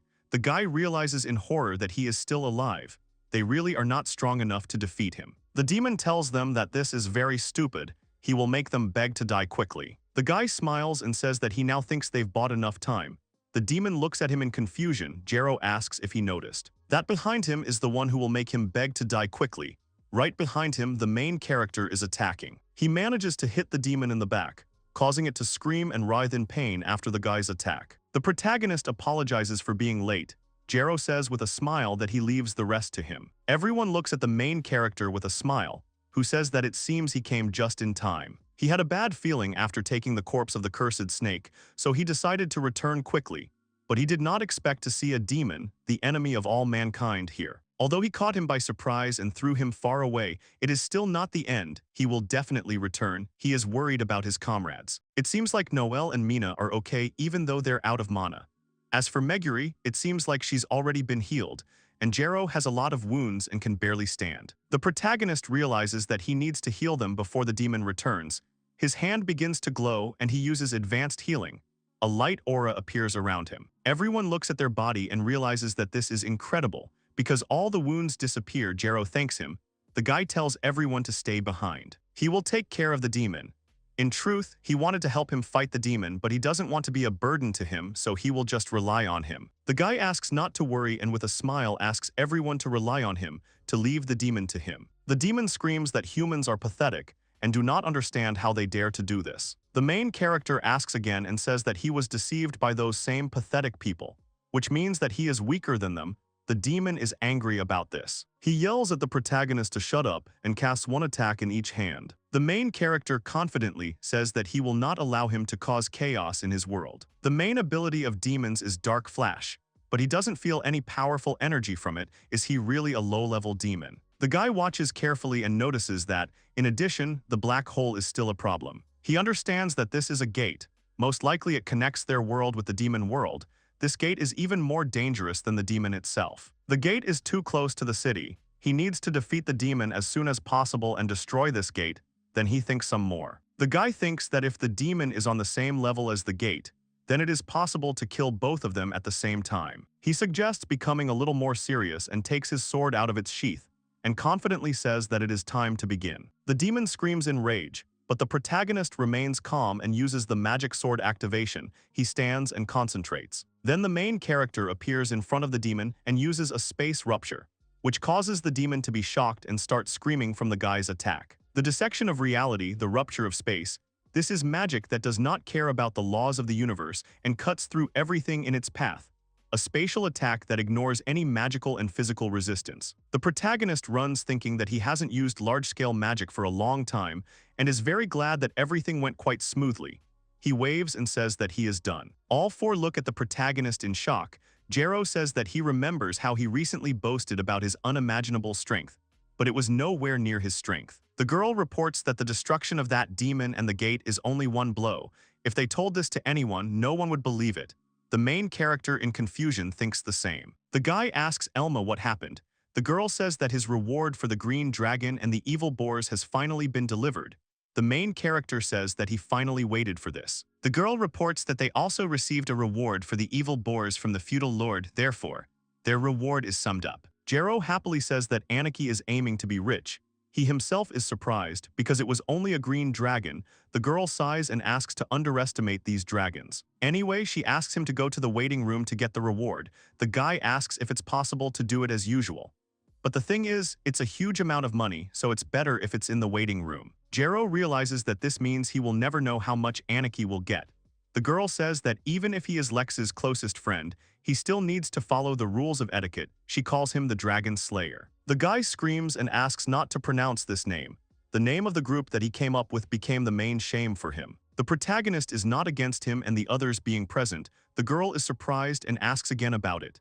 In any case, they will find out everything, so it is better that they see everything themselves. Now Jero is happy. He knows them better than anyone. The girl agrees with them, fixes her hair, and then sees them off and asks them to come in here. She opens the door with a key and places a huge heavy bag on the table, informing them that this is their reward from the auction. The girl puts another small bag on the table. People think about what is interesting in the small bag. Maybe it is change. She reports that this is a reward from selling a green dragon and 3 evil boars, a total of 20 platinum coins. Jero tells his partner that only 20 gold coins is too little for everything. But the girl asks what he is talking about, because these are not gold but platinum coins. The protagonist thinks about platinum coins and understands that these are the coins that are used when using gold coins becomes difficult. These are special coins. The girl magician asks Noelle about the cost of 1 platinum coin. She remembers the exchange rate. She remembered and told everyone that 1 platinum coin is equal to 10,000 gold coins. Everyone was shocked by what she said. The reward is 20 platinum coins. which means that the total is about 200,000 gold coins. The protagonist is amazed by this like everyone else. This is a huge amount beyond Jiro's understanding. The girl tells that at the auction they managed to sell all the parts of the monsters, eyes, bones, skin, internal organs, and the core. Everything was sold separately. Selling dragon parts was not expensive, so almost all of it was converted into gold coins. However, one part of the dragon was popular among the participants, and they fiercely fought each other for it. The main character thinks about what this means. As for the evil boars, everything went quite smoothly, and they were successfully sold to the nobles. The guy says that this is still too much money. The girl says that the feudal lord's reward makes up the lion's share of the entire amount. The main character asks again about the feudal lord. The reward includes payment for eliminating a particularly dangerous monster. The guy asks about it. When a strong monster appears on the feudal lord's territory, the one who eliminates it receives a corresponding reward. The protagonist understands this, but even so, the amount that the feudal lord transferred is incredibly huge. It seems that the feudal lord is a good man. The nobleman cares so much about his people. Apparently there is still decent nobility in the world. The guy happily accepts the reward. Jiro tells him that he is incredible. A normal D-rank adventurer would not be able to earn even a fraction of that amount. In fact, the guy is also surprised. As they already know, the reward amount is 20 platinum coins. The money they have prepared here taking into account the commission, which is 8%. There are 18 platinum coins in a small bag, and a small change from the contribution in a large bag. In total, there are 4,000 gold. The main character understands what it means that there is a smaller part in a larger bag. The girl also says that this huge amount of money can be deposited into the guild bank account, but the guy already has a magic bag for such purposes. In any case, if they ever go after another big game, she asks them to come to their guild with the catch. Despite the commission, she guarantees them a decent fee. The girl asks if they just want to earn the commission. The girl pretends not to understand what she's talking about. The main character thinks that it's natural that they also want to make money. He suddenly focuses on big game. The guy remembers how he killed the snake and asks if they could sell him something. She realized that he had already managed to catch more. She happily says that of course, this is a great chance to earn money. The guy understands that she is an incredibly passionate employee. The girl asks if it's not a cursed monster, won't it be dangerous? The guy says yes, it's a monster from the demon world, you can't just take the curse off it. They don't have to worry, the curse of the cursed snake will stop working after it dies. The curse of the snake is somewhat similar to body-strengthening magic, only with a cursed attribute. It's like when Jiro used healing when practicing. The girl asks if she can ask if he just said something about a monster from the demon world. The guy says yes. It was a monster that the demons summoned through the gate. She screams in shock about the demon. This is what a normal reaction should look like. An absolutely normal reaction. The man sitting behind the chair asks Celia about what happened. The girl talks about that premonition. She says that the prediction about the catastrophe with hordes of monsters has disappeared. She is very happy about this. Both men are shocked by what she said. When she used the precognition yesterday, it still predicted a disaster, but now that vision has disappeared. The man asks her if this means the earth is safe. The girl says yes, everyone will be able to live in peace. The man is delighted by this and shouts, "This is great news, to think that this happened right after he hired that guy." As he thought, he was right. John says that the org must have noticed something in Milord's words and eliminated the root cause of the disaster. As expected of a dragon slayer, he should be rewarded according to his merits. As expected of a rank adventurer, just hearing the Viscount's words, he sensed something was wrong and took matters into his own hands. If that's the case, he should be promoted to S rank. The girl asks them to wait and says that she will now call the authorities. Let them wait here. A few minutes later, Elma pushes a man through the door, who asks what she meant by an emergency. He looks ahead and asks who these children are. The girl says that she will explain everything to him now. The girl tells Lex that she is the head of the Adventurers Guild, and if something happens that exceeds her authority, she contacts the guildmaster. The guy is shocked that he is the guildmaster, that such an important person needed to be here. The man says that he is pleased to meet you. He is Barkley. The main character says that it is mutual. His name is Lex. Everyone else introduces themselves too. The man is glad to meet them and asks the girl what business she has with him. Does she know that he is a very busy man? Elma asks if he is only busy drinking sake and playing cards. He is a former A-rank adventurer. Please let him continue working according to his rank. The main character is interested in the former A-rank. Noelle whispers to the protagonist that usually in order to become a guild master, you have to be at least an A-rank adventurer to take that position. Now the guy understands. The man laughs and says that he is simply incredible. Elmi doesn't want to ruin his mood, but recently a cursed snake was discovered in the area. Barkley asks what it is this time. She explains that it is a dangerous A-rank monster from the demon world. Then the realization of what is happening dawns on him, and he asks about it again in shock. He asks how the monster from the demon world ended up here. Let her hurry up and make an emergency request to the adventurers. The girl asks him to calm down because the snake was neutralized. The man understands this and says that then they need to gather magicians and priests so that. But he understands something. Barkley is shocked and asks if this is true. The girl says that it is. The appearance of the gate to the demon world and the demon itself was also confirmed. The man asks what kind of demon is in their days. He didn't even know about their existence. If it is related to the demon world, then they need to report it to the government. She tells him that the gate and the demon have already been destroyed. And then the man is shocked again and asks how it all ended. He tells Elma that it's not funny even for her, but he might not say it, but he is the guildmaster. The main character intervenes and says that it's all true. The guy can show the carcass if he wants. Jero says Lex never lies. Barkley asks to bring the snake's body to the production department, probably because it's just a mutated snake or something. This is what the production department looks like from the inside. They were inside it for the first time. Here they were cutting up animal carcasses. Barkley informs that only high-level teams have access to the production department. As they are capable of hunting big game, he asks the guy to show them the body. The guy shows the bag and says that here it is, but the man says that the damned snake is much bigger. Suddenly, a huge snake carcass appears, which makes the man very surprised and asks what it is. He asks where he got it from a magic bag. He is also smart, but wasn't it lost? Where did he get it from? The guy doesn't understand because he just brought it from home. In his village, everyone has at least one of these. It's very convenient. The man is interested in what kind of village this is. The man tries to catch his breath, and Elma says that everything is as she said. Now he understands that it is true. He asks Elma why she didn't tell him about it earlier. But she told him everything, starting from the moment he defeated the dragon. It's his fault that he didn't listen to her. The man asks if this is the newbie who was able to defeat the dragon. The protagonist says that it is. If the man had worked harder, he would have known about Lex a long time ago. She asks him to work very hard, and the man asks if she planned this from the beginning. The man agrees with her. If he had defeated a dragon on his own, and now also the body of a monster from the demon world, then he would naturally believe it. Barkley asks the guy if his name is Lex. He was the one who defeated the demon, right? Where are the remains of the gate and that demon? The guy starts telling. The gate and the demon himself, he left them in another dimension. The man asks if he is serious. The guy asks if it is problematic. He says that if there is evidence, he can report it to the government to get their attention. Without solid evidence, the upper ones simply won't believe.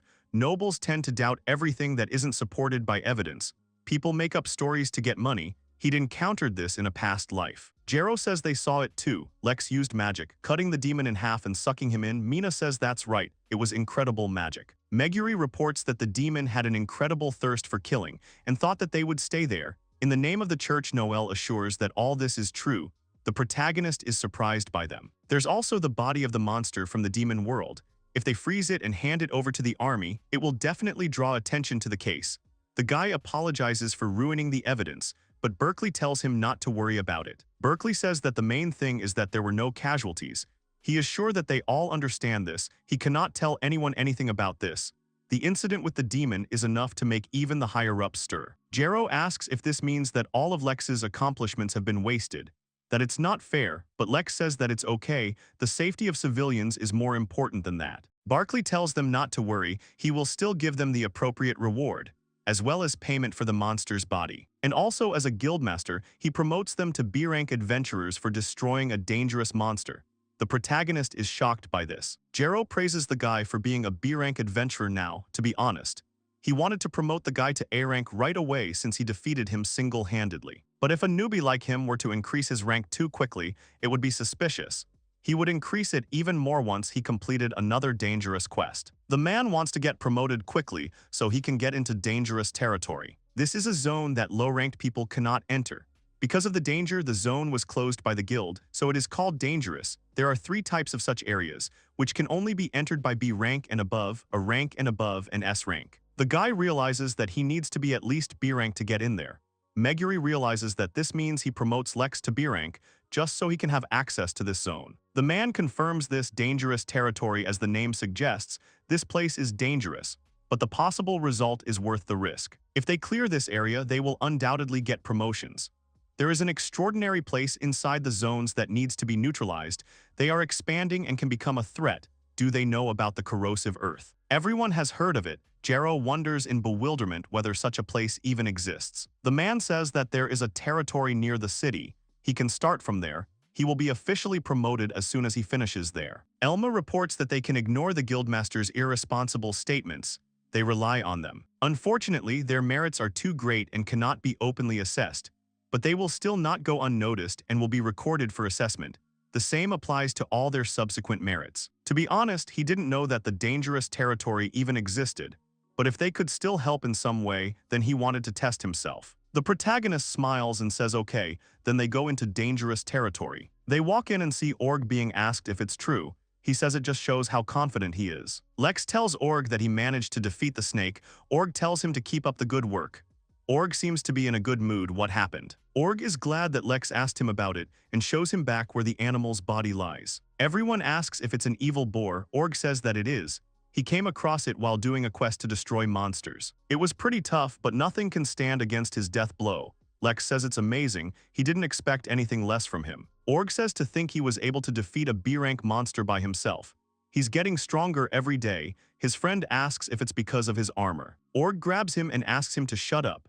Because luck is also a skill, the main character thinks that it is nice to have a friend with whom you can fool around like that. The main character says that the equipment is just a tool, because the monster was defeated by Org, who says that the main character is right. The guy thinks that usually their parents protect them, so it is really difficult to catch one. If you cook the meat of a baby boar on the fire, the meat will be soft and tender. And the Org is just incredible. Since he was able to find the cub, he is glad that today's steak will be very tasty. A friend asks him if he wasn't going to the banquet tomorrow. He remembers it and says it's an important matter. The nobles can't stay away when there's someone as high level as him. Accepting the invitation is what a true A-rank adventurer should do. The protagonist realizes that he is amazing. If he were invited to a banquet, he would be alarmed and decline it. But tonight he will get drunk. Everyone gathered in a crowd. Jero cries and screams about how he will be very lonely without Lex. Everyone around looks at him. Mina asks him to calm down because he is not a child anymore, but he does not understand what she is talking about. Gets angry and says that Lex is leaving. Doesn't she understand? Suddenly the guy is happy because he understands that they can just go with Lex. Mina asks not to be stupid. They are only F rank and cannot go into the Forbidden Zone, which is accessible to adventurers with B rank. He starts to get indignant again, and then the girl hits him on the head and demands that he stop whining. The main character realizes that they are just like brother and sister. The guy says that then they just need to increase their rank as well. Noelle says that it is not as easy as it seems. They are only F-rank adventurers. They need to do something extraordinary to catch up with him. The guy asks not to worry because they have already mastered the magic of strengthening the body. If they continue to practice, they will become stronger very quickly. After all, strong people don't rely on talent alone. They achieve success through pain. If Jero and the guys who strive to become dragon slayers, then one day they can definitely become stronger. Jero asks the guy if he thinks he can. The main character agrees. He is absolutely sure. Jero is happy and says that he will still catch up with him. The guy will wait for him, but Mina has serious doubts. By the time he becomes B rank, Lex will probably already be S rank. Since we're talking about Lex, it's very likely everyone agrees with it, but Lex thinks they're overestimating him too much. Mina thanks him for teaching them magic. She will do her best to learn lightning magic.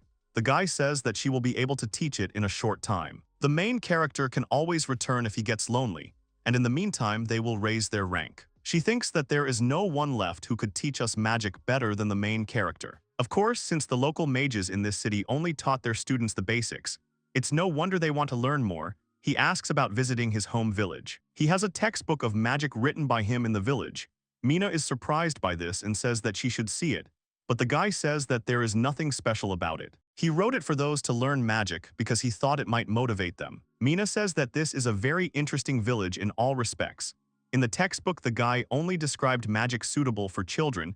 I'm not sure that it will be useful to them. In any case, his village is to the west, behind a couple of mountains. He is about to leave and asks them to take care of themselves. Everyone stands in front of him and sees him off. Elma also asks him to be careful and says that Orga was summoned by the feudal lord, so he asked her to give him a message. He is sorry that he cannot see him off but wishes him a good journey. Besides, the guildmaster also wanted to see him, but he has a lot of work. The guy thinks that even the guildmaster is afraid of Elmu. Jero tells the guy that he will catch up with him, but he should just wait. Mina says goodbye to him. Meguri says that she expects souvenirs from him. Noelle asks not to take her words seriously. Let him be careful. People ask him to try to surprise everyone there. They will see each other again. He would like to stay here for a little while longer. This place has become so cozy, just like his native village. However, he is an adventurer, and the life of an adventurer is full of adventure. He shouts to them that they will see each other and uses the wind wing. Everyone is shocked that he flew up. Mina is surprised that he can even use flight magic.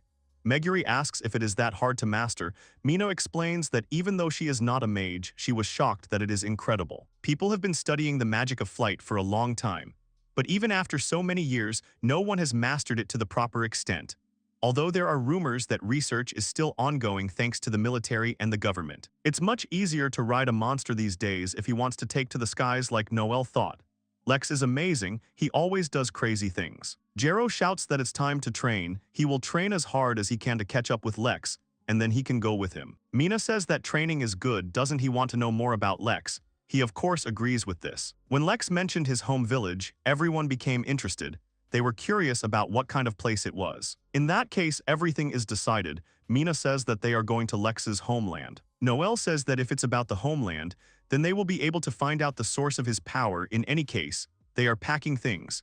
And finally, they will be able to find out the secret of his incredible power. Everyone screams and rejoices at this. Then they all notice that even the guildmaster is here, and Mina asks what he is doing here. He thought it would be rude if he didn't see him off, but he didn't have time, and he also wants some screen time, just so they know Elma. It's not because he wants to relax or anything like that. Now Elma suggests getting back to work and drags the guildmaster, who says he's also interested. He shouts at them that if they find out anything, they should tell him. Elma says that's enough chatter. It's time to get back to work. The man in the palace thanks Org for accepting their invitation and tells him to relax and enjoy the food. Org agrees and thinks the dishes look extravagant, then he cuts off a piece and tries it, amazed at how delicious it is. Everyone is sitting at the table. The man brought a bottle of wine. The Viscount drinks it and tells Org that he heard that they caught another evil boar. Org says that yes, but he recently defeated one of them. The man heard that he did it alone. Org says that to defeat such a huge monster you need the appropriate skills. But this is not true. It was small, so he was able to win. If it was bigger, it would not be like this. The girl says that he can still defeat a B-rank monster on his own, which is expected of an A-rank adventurer. The man says that he is indeed not only modest, but also very talented, and he is glad that he can get to know him better. Even so, the reward he got from the auction for the dragon and the evil boars must be incredible with that kind of money. Is there any point in remaining an adventurer at all? How about becoming something like a knight? The man asks and drinks wine. It seems that my lord has finally touched upon the main topic. He is a talented man who can defeat even a dragon. If they had such a man among their knights, they could keep the other nobles under control. Depending on the situation, my lord may even try to offer marriage as payment to hire him. If it comes to that, Lady Celia will be sad. Something needs to be thought of. The guy doesn't understand what kind of dragon they're talking about. He looks at them in confusion. The man talks about the dragon and the evil boars that were sold at auction. It was his daibacha. Does he know that it has become a hot topic even in the royal capital? The girl says that thanks to him, they were able to get the dragon's heart, but the guy doesn't understand this. This makes the butler think. The man heard that the one who defeated the dragon and the evil boars was an adventurer from this city. Isn't it him? He knows that he doesn't want to stand out, but there's no need to deceive him. The butler thinks that everything is as my lord said. He does not need to pretend to be stupid. But Org tells them that he is not the one who defeated the dragon, it was another adventurer, after which an awkward silence ensues. However, it was he who defeated the evil boar, but it was his first. The man asks if it was the sixth, but the boy denies it. The man asks John what all this means, and Celia also asks him to explain. The guy wonders if they want to explain what's going on. The man and Celia get up from the table. John laughs nervously and says that Org is also a talented person who is able to defeat the evil boar. He is glad that my lord was able to get such a talented subordinate, after which they both yell at John. The protagonist sees the city of Hexy and is amazed by its beauty, heading straight towards it. He thinks that the forest is big. Even in his past lives, he has never seen such forests. Is there even a forest bigger than this one? Suddenly he notices something. It seems to be the magic of fire and light. It seems to be from the adventurers who entered the forest. The guy says that this is one of the dangerous territories. a forest of demonic beasts. Apparently this is a B-rank zone based on the name. The monsters here are beast type. He should land and go through the gate. Obviously his actions can shock people. The protagonist looks ahead and is surprised, thinking that this is unexpected. People on the street are going about their business. There might be B-rank adventurers here. How can it be so lively? In any case, you should first visit the local adventurers guild. He opens the door with a creak, thinking that here is his new base. There are many people inside. It seemed like this guild also served as a tavern. He had heard about it before, but in person it all seemed different. But he probably better concentrate. Where is the notice board? He notices children in the building. They look younger than most of the adventurers. They are newbies like himself. The guy understands that quests with a rating of C or lower are requests that have nothing to do with the forest. He could take a couple of rank C or D quests, but there are quests that are exclusive only to rank B and above. Perhaps he will start with those. Someone approaches him from behind and asks if he knows that he won't be able to take the quest with his rank. He looks around and doesn't see anyone.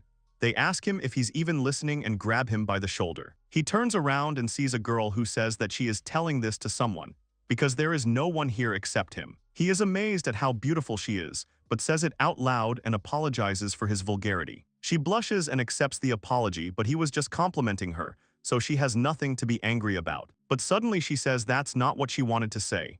She says that these quests are related to the demonic beast forest, where B-rank adventurers can enter.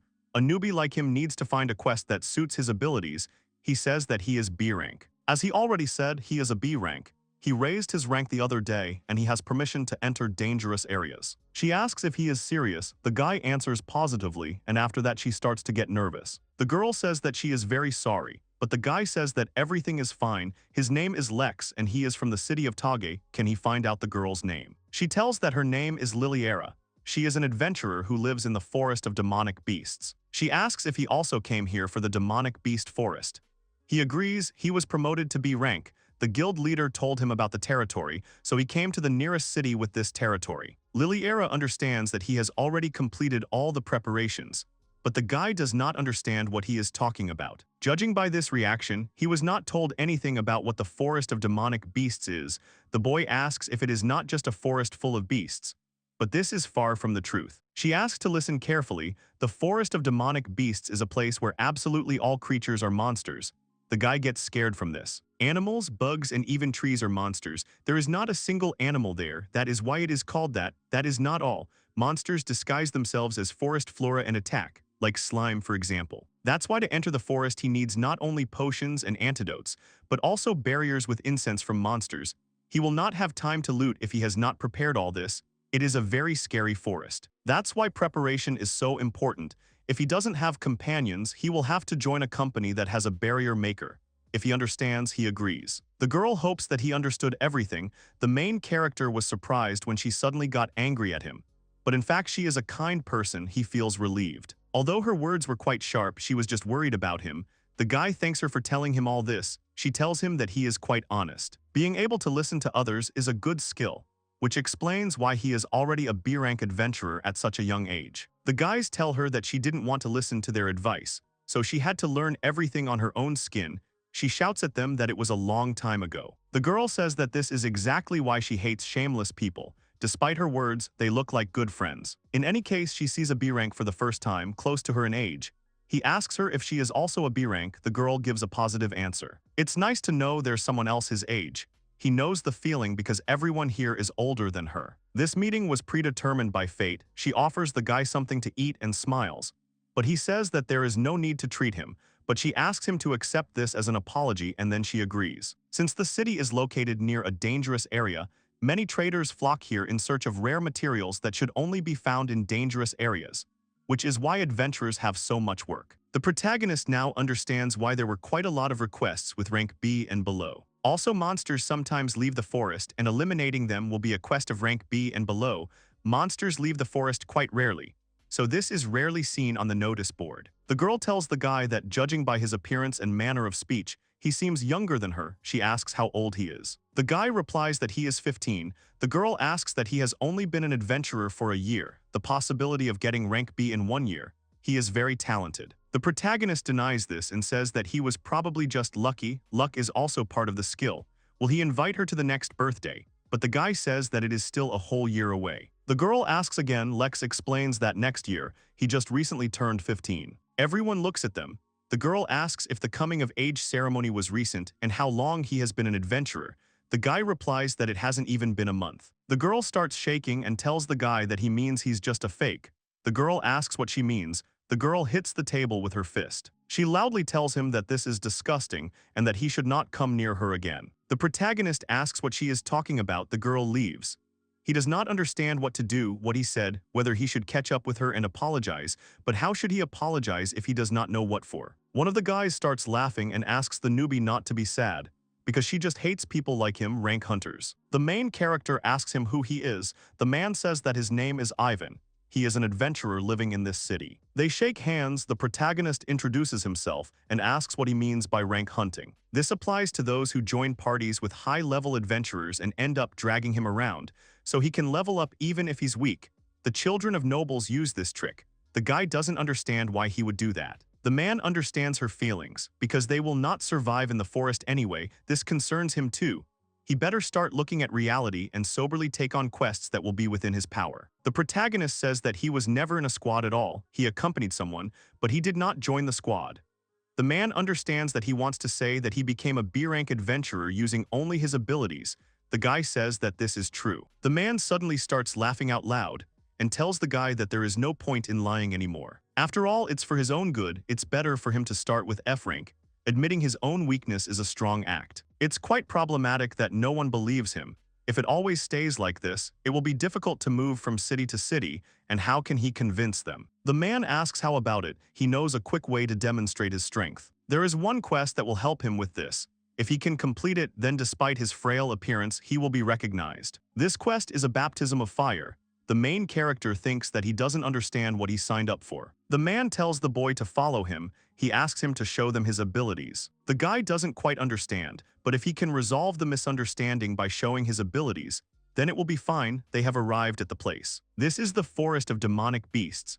As he had heard, all the creatures are monsters. The plants themselves sow their own seeds to expand the forest. That's why the neighboring countries always give the same quest. The tree that people are cutting down is a plant-type monster. A mimic monster. They disguise themselves as trees and attack people from behind. They are all annoying. The constant quest is to exterminate them. Newcomers have to fight with plants at the very entrance. Screams, tears, suffering will haunt him until he becomes stronger. This is the essence of baptism of fire. In short, the main character must do everything in his power to exterminate 10 of these plant monsters. If he can't kill at least 10, he won't last a minute in the forest. He should be able to do that. He is asked to do everything in his power to exterminate 10 plant-type monsters. If he can't do at least that, he won't last a minute in the forest. So the Eternal Quest is a training for beginners. The man says that in order to become an adventurer who lacks strength to quickly get stronger, they need to accumulate experience. In fact, this quest is designed to train thieves and monks with low combat stats. In this forest, even the rearguard must be able to fight in close combat. For a guy, it sounds harsh. The man tells the guy to go if he understands everything and pats him on the back. He doesn't have to worry because they will be here if something goes wrong. The main character agrees. The guys ask him not to overdo it. It's okay if it doesn't work out. The guy knows he gets teased sometimes, but they still care about him. It's probably because they think he's a newbie. The protagonist thinks that it looks like there are only Ivan's group here, and the group that is currently fighting nearby. He thinks he should do it to avoid unwanted consequences. In this forest, all the monsters, neighboring countries are also trying their best to prevent this forest from growing. Therefore, the main character has no reason to hold back. He will simply burn everything here to the ground. The protagonist uses hellfire and casts a fire circle, directing it straight. Fire magic is a spell that shoots flames of super high temperature in a straight line. The firepower is so great that the flames can instantly burn all the oxygen in the air. This magic suits them perfectly if they don't want to do pinpoint damage. He looks and sees people who are stunned. He asks them if this is not enough, then let them wait. The man asks them to stop and asks what that was all about. It was just hellfire.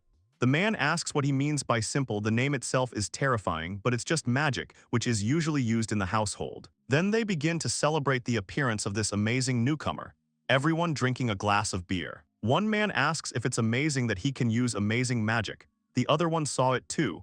He spent so much time using his axe, and he just destroyed them in an instant. The protagonist says that they overestimate him. He did nothing special. In his village, this magic was used to mow the grass. The men think that his house is more like a demon's lair. In any case, if he is with them but forgot his name and asks about it, the guy reminds him of his name Lex. The men discuss how as long as they have Lex, they have nothing to fear and will no longer have to work in that forest. They ask him if it is really that dangerous there. The local monsters are not only strong, but also have great vitality. Those trees are full of water inside, so it is difficult to burn them. Also, due to their large numbers, they have an overabundance of material and there are no more buyers, which is why so few adventurers take on this quest. And if no one does this, the forest will continue to grow. So there are many reasons why the forest still continues to grow. Now that Lex has appeared with his fire magic, be it raw wood or tree monsters, he will be able to burn them in an instant. They are waiting for him to get rid of this forest, waiting for him to mow it down. The guys are clapping for him, but he asks them to stop because it hurts. Suddenly, the main character notices that the same Liliera is coming to them. She walks past the guy with displeasure. He needs to do something to resolve this misunderstanding. The man asks him to relax and not worry. If he brings materials from the monsters he killed in the forest, then she will understand that his abilities are real. The protagonist is going to give it his all, which is expected from Ivan. He inspires confidence as a mature adventurer. The man shouts and suggests celebrating in advance, although if you think about it, he doesn't inspire much confidence. The main character stands in the house and understands that it is time to go to the forest of beast demons. He is wondering what to choose. Suddenly someone addresses the guy. A tall girl asks if he is Lex. The guy says that he is, but who is asking him? The girl apologizes to him for being rude. She introduces herself as Marisha, assistant to the head of the Hexy City Adventurers Guild. The guy thinks that she is a very important person in the guild. He says hello and is very pleased. His name is Lex. He asks her what she needs from him. They have a task with which she would like to ask his help. Would he like to listen to her? The guy asks about the task. This is a direct request from the assistant guild master. It will not be easy. The guy doesn't think it would be rude to refuse without even listening. He says that he's not promising anything yet. If everything suits her, then they can start. Mirisha says that he has the right to decide whether to accept the request or not. After considering all possible circumstances, the guild will not force him. Everyone looks at them and the main character notices this, asking the girl what kind of task this is. Mirisha suggests getting down to business right away. He wants him to stop the growth of the forest. She had heard stories from adventurers that he was apparently an incredible fire mage. They said he had burned a section of the forest to the ground with his magic. She sent guild members to check, and they confirmed that the stories were true. They reported that a huge area of forest had been destroyed. The fact that he has already been baptized means that he already knows the general situation in the forest. He asks if this is about how the forest grows without stopping. The girl gives a positive answer. They are already working on a solution with other countries, but since their opponents are endless monsters, they do not have enough strength to stop the forest from growing. In truth, if the forest continued to grow at this rate, the day would not be far off when it would swallow up the entire city of Hexy. They had already prepared for such an outcome. But suddenly Lex appeared. They were overjoyed to hear this news. They thought it must be manna from heaven. The guy wonders what she's talking about. She wants to ask him to use his magic and burn the heart of the forest. His reward is proportional to the size of the area he burns. They will give him 1 silver coin for every square meter. The reward for destroying the trap plant is 5 copper coins. He asks why such generosity. The girl says that it will help them save time and effort. Even a double reward is disproportionate to this. But unfortunately, the size of the reward is limited. The difference will be given to him in the form of a rank increase, which means that in exchange for money he will advance through the ranks. The guy asks if there are any restrictions on burning the forest. The girl thinks that if it is possible, then she wants him to burn the whole forest. If the shape of the forest is distorted to the extreme, then that area will be ignored as it is not rich in resources. And monsters in that area will continue to sow new seeds, which will only change the shape of the forest, and the forest itself will continue to grow. The protagonist understands that if the form is distorted, the adventurers will lose interest. This is exactly true. In the worst case, if the forest shape becomes long, there is a chance that the city will be completely covered by the forest, which is why he wants it to burn around the perimeter. They will also provide transportation. If there is a request from neighboring countries, they will do everything to agree that the entire amount will be subsidized by the country. The reward is really good. However, everything will change if he is deprived of freedom of action. He imagines himself fighting with a normal sword, asking if he will be able to take other quests if he accepts this request. The girl says that of course, while the forest is periodically burned, she can also take any other quests. If he thinks about moving to another city, the girl replies that he has the right. but she will be healthy if he first burns down the forest. If he can treat this request as a normal quest during an adventure, then he accepts their request. The girl thanks him. Once he has destroyed the forest, let him report it to the staff. She will immediately confirm the completion of the request. The girl sighs. The protagonist realizes that it was the right decision to listen in the first place. He thinks about what request he should accept. Ivan comes and asks if he is going to take the quest. The guy tells him that he looks bad. What happened? Ivan has had a bit too much. The man gives him some advice in the beast demon forest, ignoring plant-type monsters. The guy is shocked by this because aren't all living creatures they're monsters. The thing is that plant monsters can't move. The less time he spends, the better. If the guy thinks he is in danger, then let him leave. People who can't do this will die. He will go in and out very often. He should develop the habit of retreating in time. The main character understood everything and thanks the man for this, who asks the guy to take care of himself. He thinks about monsters, and then he sees a quest to exterminate forest wolves, a B-rank quest. The target of the extermination leaves the forest, attacks livestock and runs back. The situation remains unresolved. The guy chooses him. Since he was the one who exterminated all the pests in the village before, he will choose him. This will be his first quest in the beast demon forest. A group of soldiers walked from the castle towards the forest, discussing how well they had rested yesterday. They were interested in each other's well-being. In general, they felt pretty good, saying that for such a cause it was possible. Ivan said with a smile that thanks to the doctor the work was going well. That was great, because now they were in the black.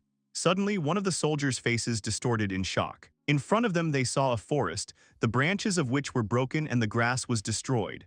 Throwing the axe over his shoulder, Ivan said in shock that the branches of the plants were destroyed. They didn't understand who could have done it. It seemed to them that they were carefully cut off. Ivan first thought that it could have been Lex, but then he told himself that he couldn't because he was a magician. He was sure that he would have simply burned everything. Someone had cut the branches on purpose for some reason unknown to them. But after examining everything to the end, they decided that it didn't matter now. They just decided to go along this road.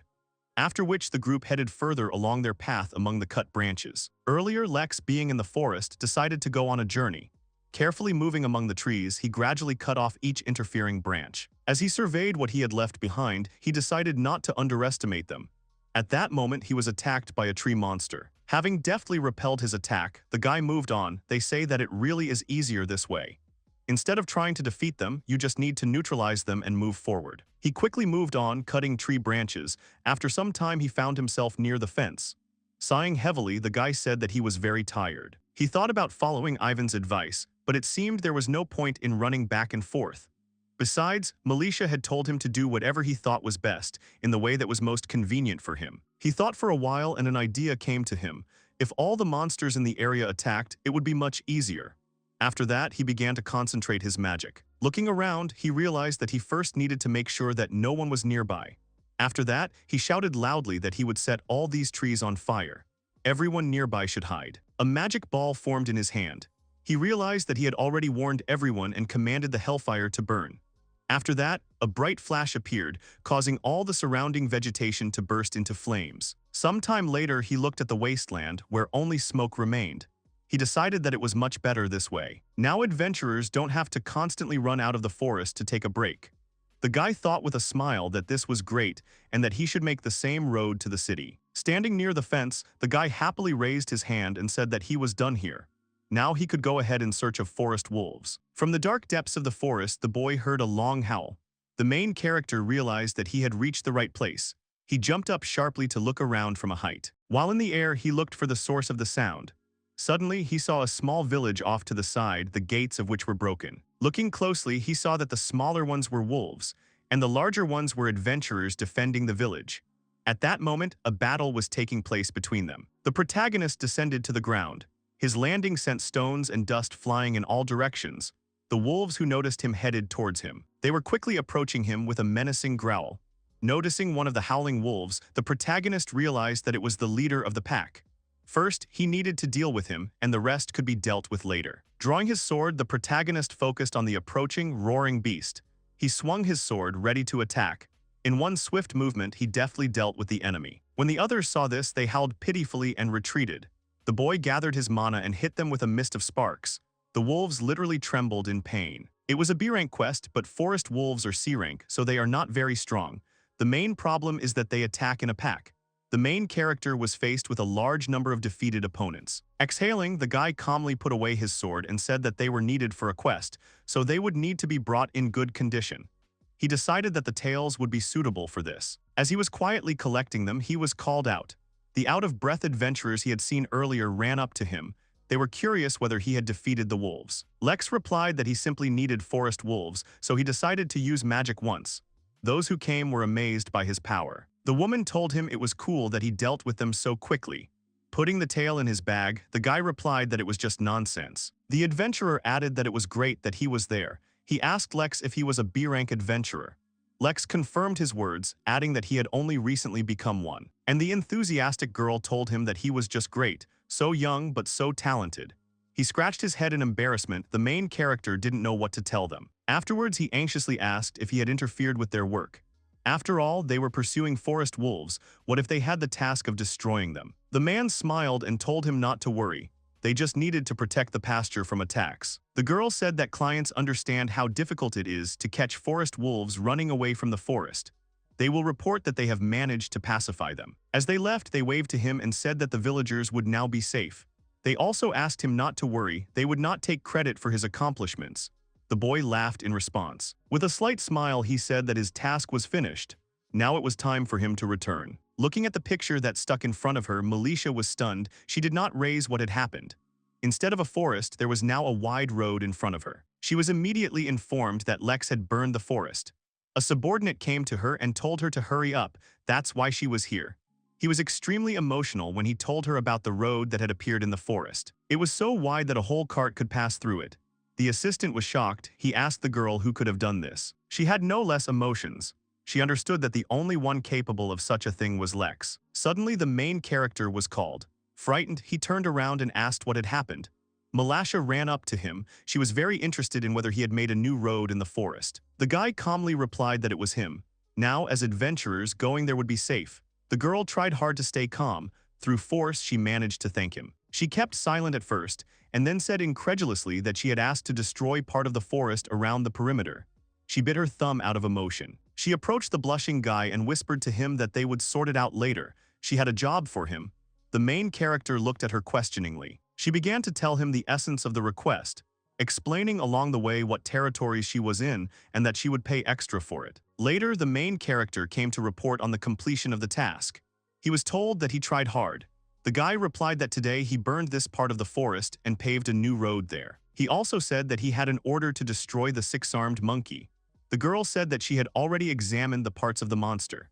And she added that regarding the widening of the road, the person in charge would check the place. Afterwards, they would give him his reward.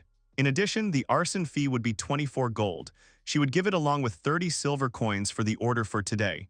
The protagonist thanked her with a smile. The boy stretched and said he had done a good job. He thought to himself that he had simply set the forest on fire. That was a great stroke of luck, but he felt like he had forgotten something. It suddenly dawned on him that he had forgotten to show Lilier the monster. He fell to his knees, exhausted, and thought that this way he could clear up the misunderstanding. He took the task of destroying the monster for this very reason, and simply gave the necessary items. He spoke dejectedly about the fact that he would have to take on a new assignment tomorrow. He thought that he should eat to cheer himself up. Around him, people were shouting about the need to eat. Suddenly, Ivan called him with a smile. He came up to him and clapped him on the shoulder, asking if everything was okay. Lex said he was in pain. The man said they had made a great deal because of him. The guy didn't know what he was talking about. Ivan winked and replied that he had cut a path through the forest, which made their work easier. Things were going much better for them now. If it becomes dangerous, you can go out onto the road, catch your breath, and go back into the forest. There is now space for exploration and you can collect items. The sad guy laughed and said he was glad he was helpful. The man wondered what had happened to him if he looked downcast. After which he hugged the guy with a smile and told him that the old man would help him with advice. But first, they had to eat. Later, sitting at the table, Ivan asked him if they still hadn't resolved the misunderstanding. Lex replied that he hadn't been able to do it in the morning. He thought he would come with the loot in the evening, but he accidentally handed over the items. The man laughed at what he had done. The boy asked him with tears not to laugh at him, to which the man apologized. He told him not to worry and asked what would happen if he succeeded. The main character was surprised by this offer. Ivan said that he was a famous adventurer in the city, and if he vouched for him, the girl would definitely believe him. Lex thought that he was a very good man. Well, the man replied that he was helping them too, so it wasn't a problem. The men nodded their heads in agreement. The protagonist was glad that he could clear up this misunderstanding. He said that the girl was late. It was already dark outside. Ivan suggested spending the night in the forest. As long as the barrier was up, they could afford it. He asked not to worry, they would stop on the main road at the square. After all, it was convenient. In a couple of days, everything changed a lot. Suddenly, a man called them and asked if they had talked about Lilier. Ivan said that everything was correct. The adventurer answered that a couple of days ago she said that she would go deep into the forest. Then she left and did not return. These words shocked the protagonist. In the forest, there are restrictions on the amount of things you can take with you. The further into the forest, the more monsters that attack, ignoring the barrier. Ivan said with concern in his voice that it was dangerous to wander deep into the forest.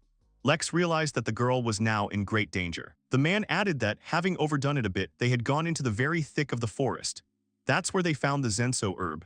While they were celebrating, the girl came up to them and asked menacingly where they had found it. Ivan was surprised at what a very rare and healing herb they found. The protagonist thought that it seemed like the herb was used to create a high-level medicine. The man also said that they could not even imagine that the next day after their return, there would be a whole road through the forest. They were then extremely surprised. After these words, his face darkened. He also said that the place, but they did not find healing herbs, are 2.5 days away on the road to the northeast. There are very strong monsters. For safety reasons, they turned back to places where the beasts are weaker. They set up camp there and only then returned. Lex asked Ivan how far it was.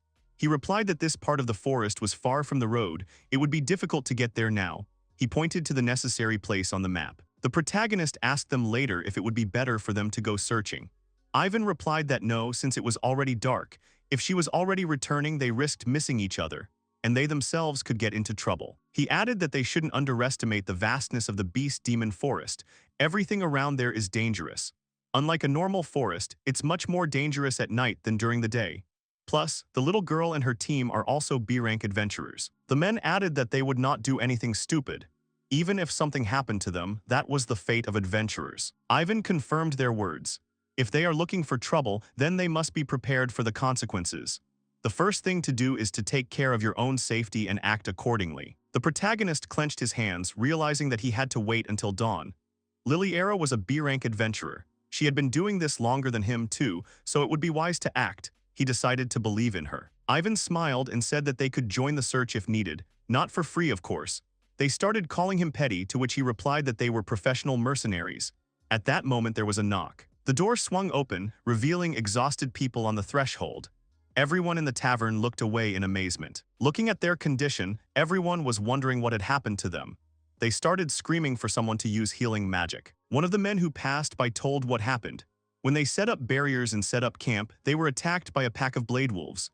The people were terrified because they were rank monsters. This is the name given to creatures that shoot razor-sharp bones that cut through the flesh of their prey. Their bones are extremely strong. The situation is made worse by the fact that they attack in packs. The adventurers were curious about where it happened.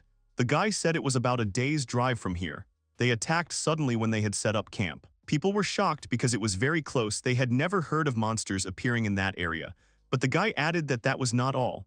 One of the monsters was black. They had never seen anything like that before. The adventurer said that he coordinated the pack's actions. They told him that it was most likely a mutant, because its behavior was different from that of ordinary monsters. People were whispering that now it turns out that this monster has mutated and is equal in strength to rank S in that case. They might give a special task to clean it up. Lex asked what it was. Ivan replied that if the situation was not taken under control, the city could suffer. When such dangerous animals appear, the guild sends out a mission of the utmost importance. Once such a quest is announced, adventurers of rank C and below cannot take quests for the corresponding territory, and rank B and above can only take this one. That's how high a priority this quest has. Militia stamped her foot and loudly announced that the guild was reporting a special cleansing mission.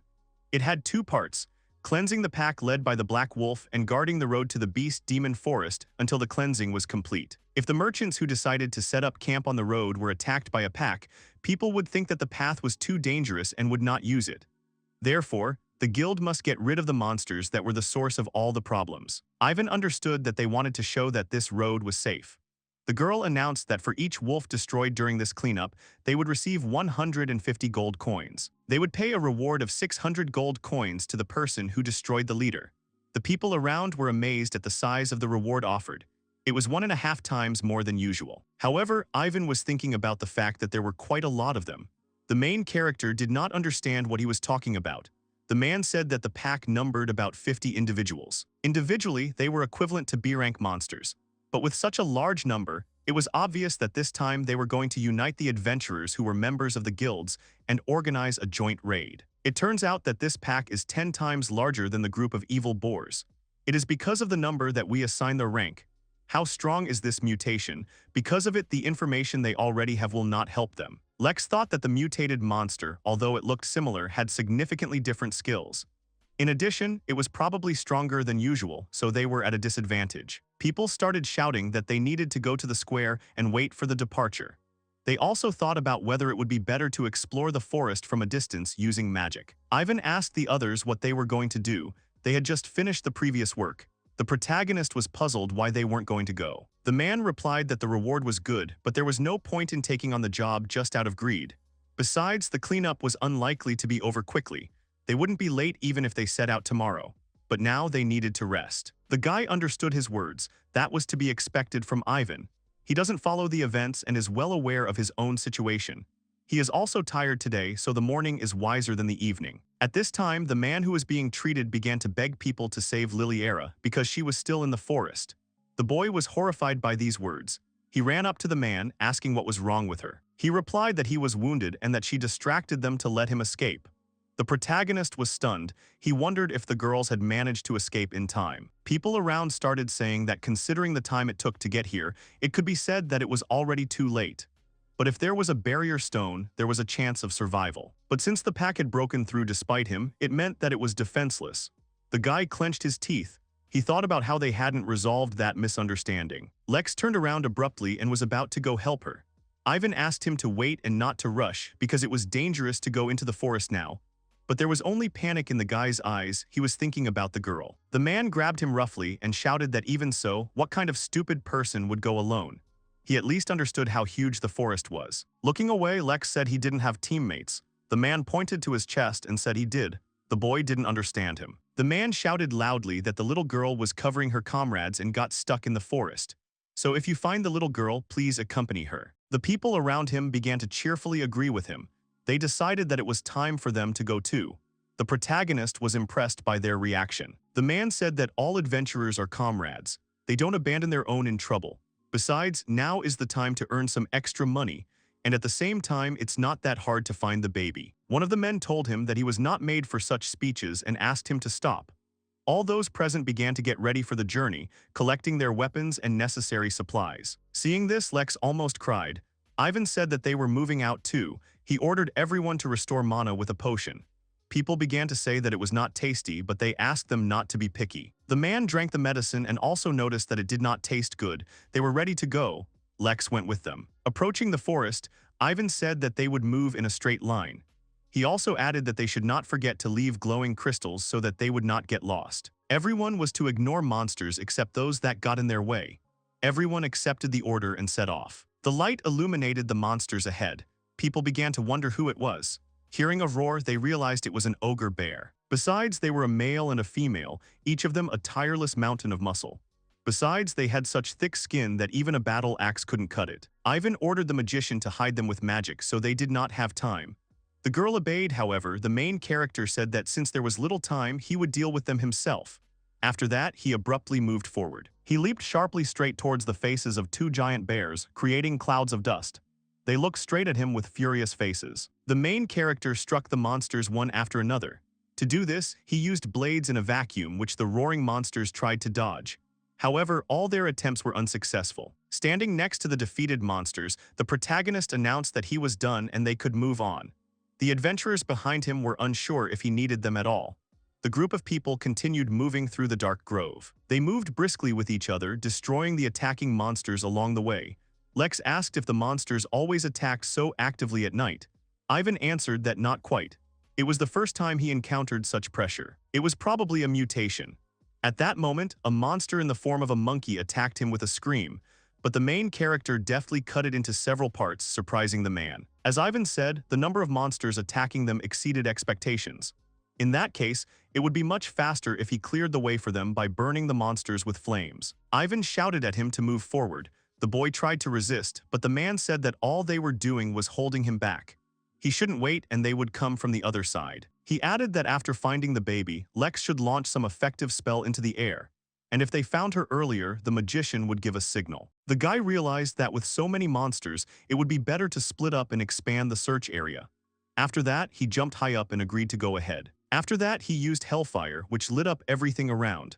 Ivan stopped in shock and said that the guy really could have done it alone. The boy continued to use his magic over and over again, destroying monsters along the way.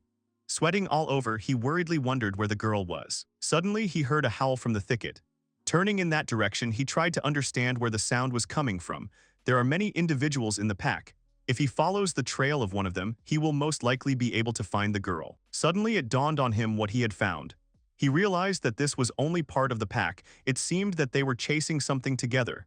He quickly headed in that direction, sensing the presence of large monsters. In addition, he felt the presence of one person. At this time, the girl was hiding among the trees. There were many wounds on her body. Having focused, the guy realized where she was. The adventurers did not understand how this happened. Broken tools were lying on the ground. One of the archers was seriously injured. The girl realized that the monsters had broken through the barrier. If not only the archers providing cover, but also the healers responsible for setting up the barrier are wounded, they won't last until the city. Even if they manage to escape now, the girl thought in fear that at least someone needed to stay okay. After that, she began to lure the monsters with the fire from the torch. She shouted to the others to take advantage of the chance and run. She would definitely catch up with them, and they had to go ahead.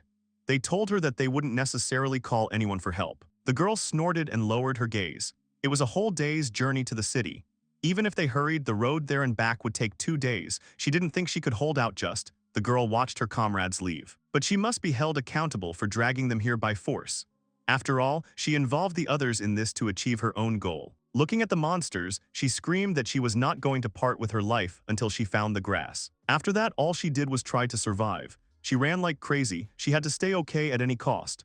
The monsters attacked her again and again, her face twisted in pain. At some point, the girl fell, unable to run any longer. She thought that it was all over for her because she was surrounded with nowhere to run. The girl was sitting by a tree surrounded by monsters. Her leg was also injured. She simply couldn't physically run anymore. All her potions had already been used up. She couldn't even recover. The girl cringed and began to cry quietly and ask for forgiveness from everyone. The black wolf next to her howled furiously.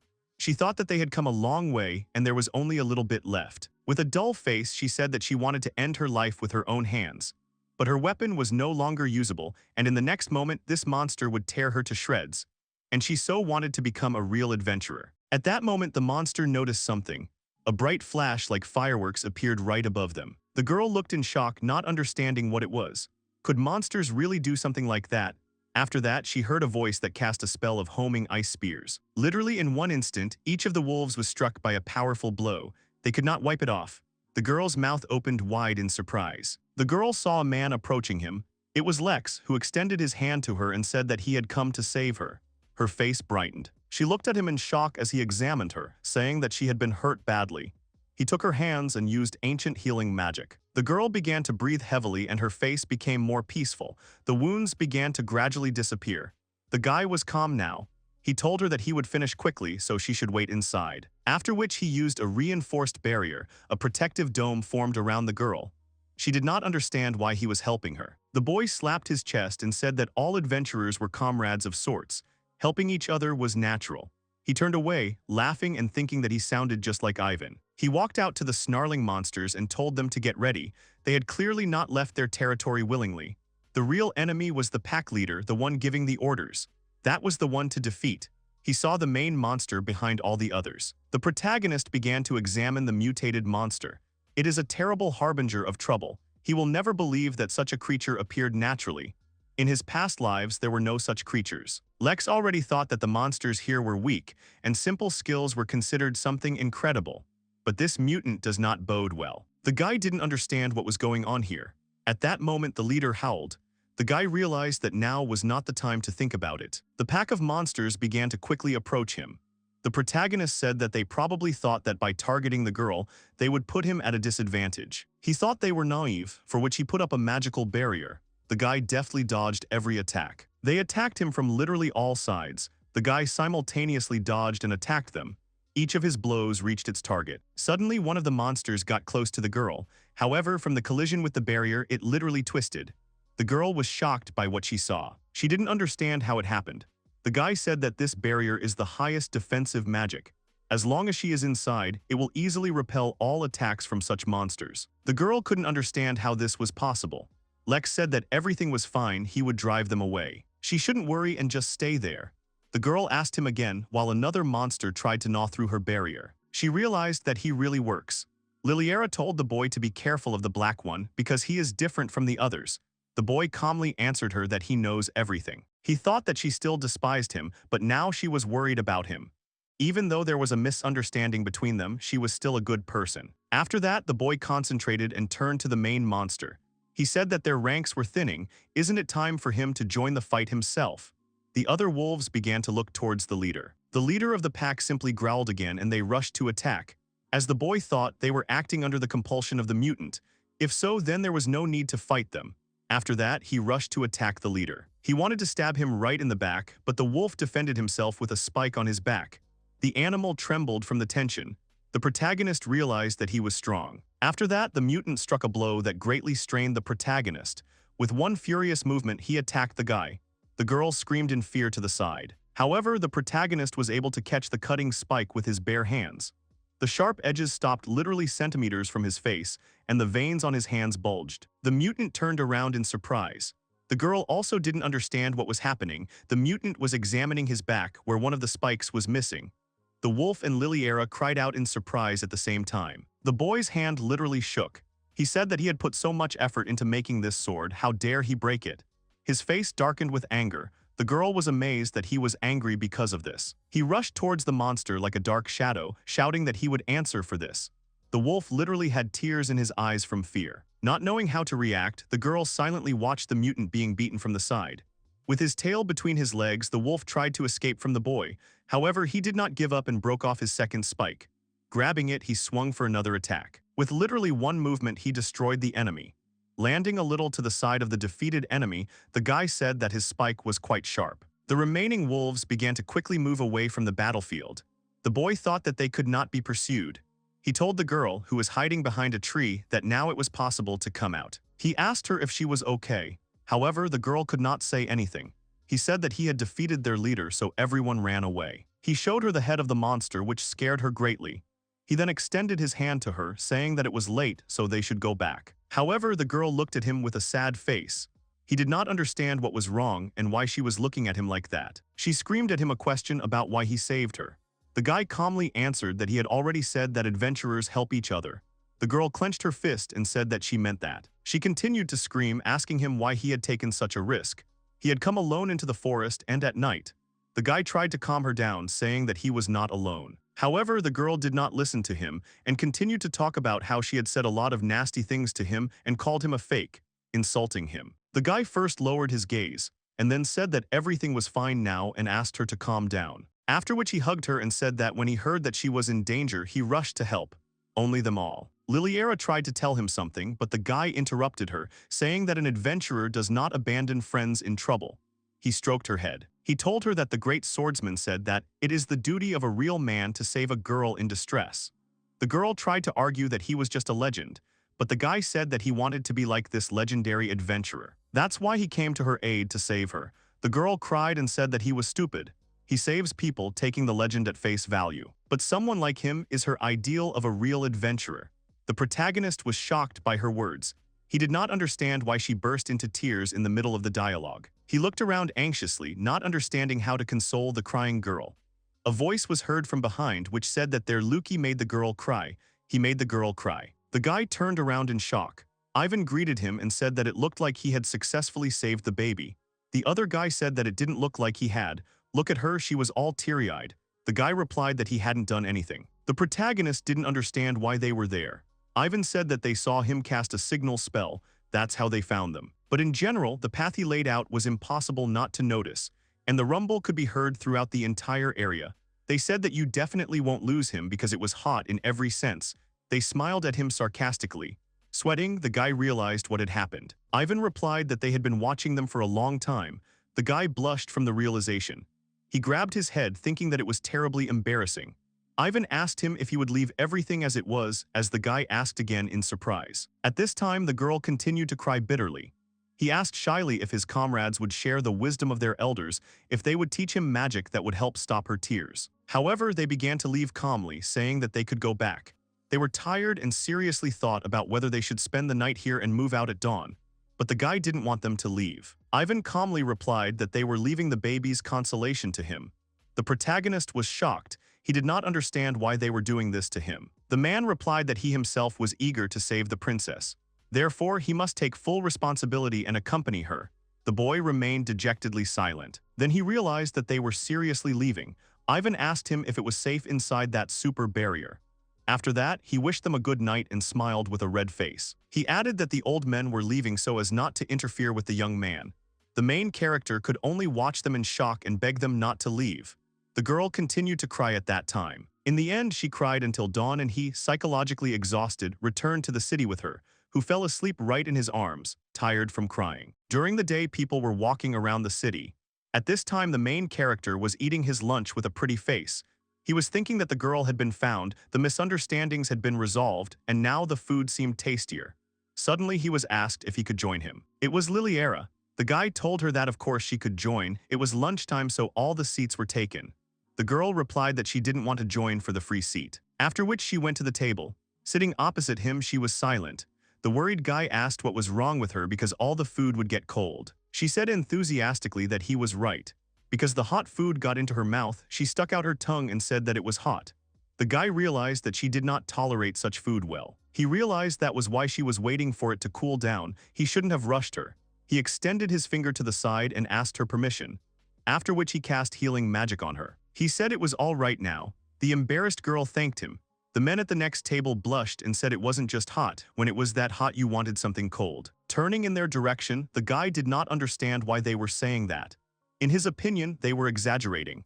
The blushing girl decided to start a conversation with him. Having got busy, she thanked him again, and for the magic of restoration, but now she is talking about yesterday's rescue. The guy said that it was a trifle because he is the same adventurer as she is. However, the girl was not satisfied with his answer. Jumping up, she screamed that they didn't even really know each other. Besides, she was rude to him, but he still came to her aid. And in the night forest of beast demons, where adventurers don't go further than first-class adventurers. This is not some trifle. She thought of him as a fake, the worst partner for avant lawyers who had cheated his way up the ranks but who himself could do nothing. She decided she was right even without knowing his real skills. The guy thought that the girl put a lot of hatred into the word. She was probably a victim of such people herself. So he decided to ask her if she had problems with such people. Tears came to her eyes. The guy realized in horror that he shouldn't have touched on this topic. The girl said that it was a long time ago. She said that she was deceived by men who introduced themselves as A-rank adventurers. She almost lost her life. She frowned, holding back tears. The protagonist was shocked that such people existed. Liliera said that she was born in a village near the beast demon forest. It was not particularly prosperous, but everyone had food and shelter. One day, she learned that the adults were afraid that the demons would spread to the village. The Adventurers Guild was constantly receiving requests to cut down the forest, but they only cleared the outskirts of large cities, and none of them reached the village on the outskirts. The adults were constantly worried about the gradually approaching forest. They scraped together a small amount of money and sent requests to the guild, hoping to slow the forest advance. Lex sadly realized that in this case, adventurers would come even to a village far from the city. The girl added that a lot of money was needed to request rank B, but everyone chipped in and collected the required amount. They thought that now they would be able to slow down the advance of the forest. Everyone was happy, she too, even though she was small and did not understand anything. Such were the times. A monster that had never been seen before appeared and attacked the village. Many were hurt. Everyone fled to the neighboring village and her father was destroyed by it. The girl could barely contain her emotions as she told about it. The surviving adults went to the Adventurers Guild to have them cut down the forest and rid them of the monsters, but no one responded to this request. The boy did not understand why. The monster that attacked the village was an A-rank monster. They were only able to collect enough rewards for a B-rank request in the village. But that wasn't the end of the troubles. Lex listened to the story with sadness. The people who were attacked by the monsters suddenly began to get sick. The doctor said that the monster's poison was the cause of the illness. Because of this, many of the villagers could no longer work. So she lost her father and her mother could no longer work. Remembering her parents, she thought that this was the end, but then those scoundrels came. People begged them to help them because their village was attacked by monsters they had never seen before, and they also caused illness. They said it was a simple matter because they were rank adventurers. The old man replied that they could not provide a rank reward. Rank B was their limit. The man replied that he understood them. The man said that he asked to keep this conversation a secret. This time they would do the job for a B rank reward as an exception. With tears in his eyes, the old man said that they were very kind, there would be no second chance like this. And they gave away the entire accumulated sum without a second thought. Probably in a hurry, everyone wanted to believe in the best. But there was no hope. The next morning all the adventurers had disappeared, taking the money with them but without completing the work. They came to the guild, later telling that adventurers came to their village. They asked them to deal with a monster and they simply ran away with the reward. They asked for at least some help from the guild. But the girl replied that she sincerely sympathized with them, but the guild was not responsible for tasks in which it was not an intermediary. People were horrified by her words. Perhaps those people knew that no one had taken up their request. Perhaps they weren't adventurers at all. Now the village had no money, no work, nothing. They didn't know what to do. At that time, the girl overheard conversations about how the fake adventurers had deceived them. Luckily, in the neighboring village where they fled, there lived my mother's older sister. She took care of them. The girl is sincerely grateful to her for taking care of her mother. When she, as a future child, decided that she had to cure her mother and all the villagers. And she can't be returned, but the rest could still be saved and they could live happily ever after. That's why she became an adventurer. To earn money, get medicine, and gain strength to restore the village. And to become a real adventurer capable of protecting everyone. Liliera said that the story was long. Taking the boy's hands, she thanked him for still being alive. She was very happy about it. The blushing protagonist said that it was not worth thanking. And to himself he thought that her smile was very dazzling, so the answer came out awkward. At one point they both became embarrassed that they were sitting and holding hands. The girl suddenly pulled back, pulling her hands away. Waving them, she apologized for the suddenness. Her hand was injured. He used healing magic again. Apparently the blood came from the fact that his nails dug into his palm. Apparently she clenched her hand into a fist too tightly. The girl herself did not understand how it happened. She apologized again because he was probably surprised.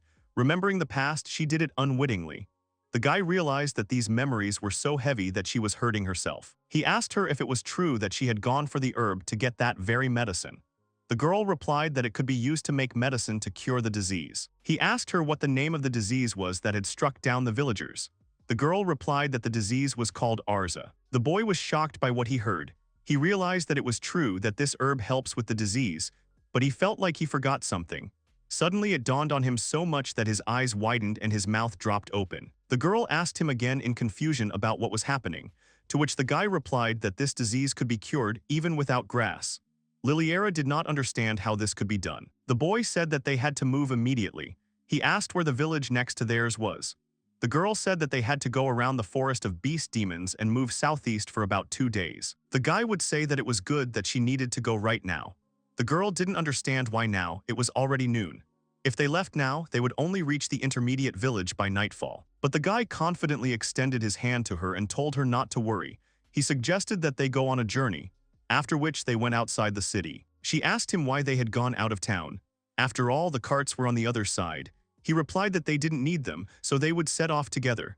The girl replied that then the journey would take them a whole week. The guy raised his finger and told her not to worry because they would fly. This caused even more shock in the girl. The main character picked her up in his arms and got ready to go. After the boy used the wind wings spell, they rose high above the city. From a bird's eye view, they could survey the entire settlement they had been in. The girl looked in amazement at what appeared before her. Suddenly frightened, the girl hugged the guy tightly. He thought blissfully that it was very soft and smelled nice. Then he became confused by his thoughts and decided that he couldn't think about such things. He said that since they would cross the forest by air, he needed her to show the way. But the girl only squeezed his head tighter and screamed that they were really flying. The guy calmly answered that it was the magic of flight, but Liliera screamed that she was absolutely not talking about that. She panicked because they were moving. The protagonist tried to explain again that it was the magic of flight, that's why they flew in. However, this information made the girl cry. He uses attack magic that destroys monsters at once, and he creates powerful barriers not to mention healing. And he can fly. She was interested in who he was. Lex replied that he was just a B-rank adventurer, but the girl screamed that she didn't believe him. In a bright flash, they flew over the forest. Sometime later, they landed at the entrance to the village. The girl said that it was incredible because they really got there. Smiling at her, the main character said that they needed to go and treat her mother. The girl asked him again, incredulously, if he could really treat her. He said confidently that he could do it. The girl took his hand and they went. Approaching the wooden door, the girl knocked and said that this was her home. Opening the door, the woman asked who had come at this time. But seeing the unexpected guest, she was very happy and exclaimed that Liliera had not come for a long time. The girl was also glad to see him. The aunt replied that she had not expected her to return. She had said that she would not return until she found a way to cure the disease, and all this time she had only sent money and letters. The girl answered seriously that she had found someone. The woman, stunned, asked again if she was serious. She replied that he was saying that he would cure everyone. The woman did not believe that a child could do such a thing. The girl confirmed it, saying that she owed him her life. He is a very skilled adventurer who single-handedly defeated a pack of powerful monsters. If he had not come to her aid, she would have already parted with her life. But the woman still did not trust her words. Then she laughed and said that looks can be deceiving. Suddenly her expression became very menacing. She hit the girl on the head and said that she was just awful. Liliera clutched her head, saying that it hurt a lot.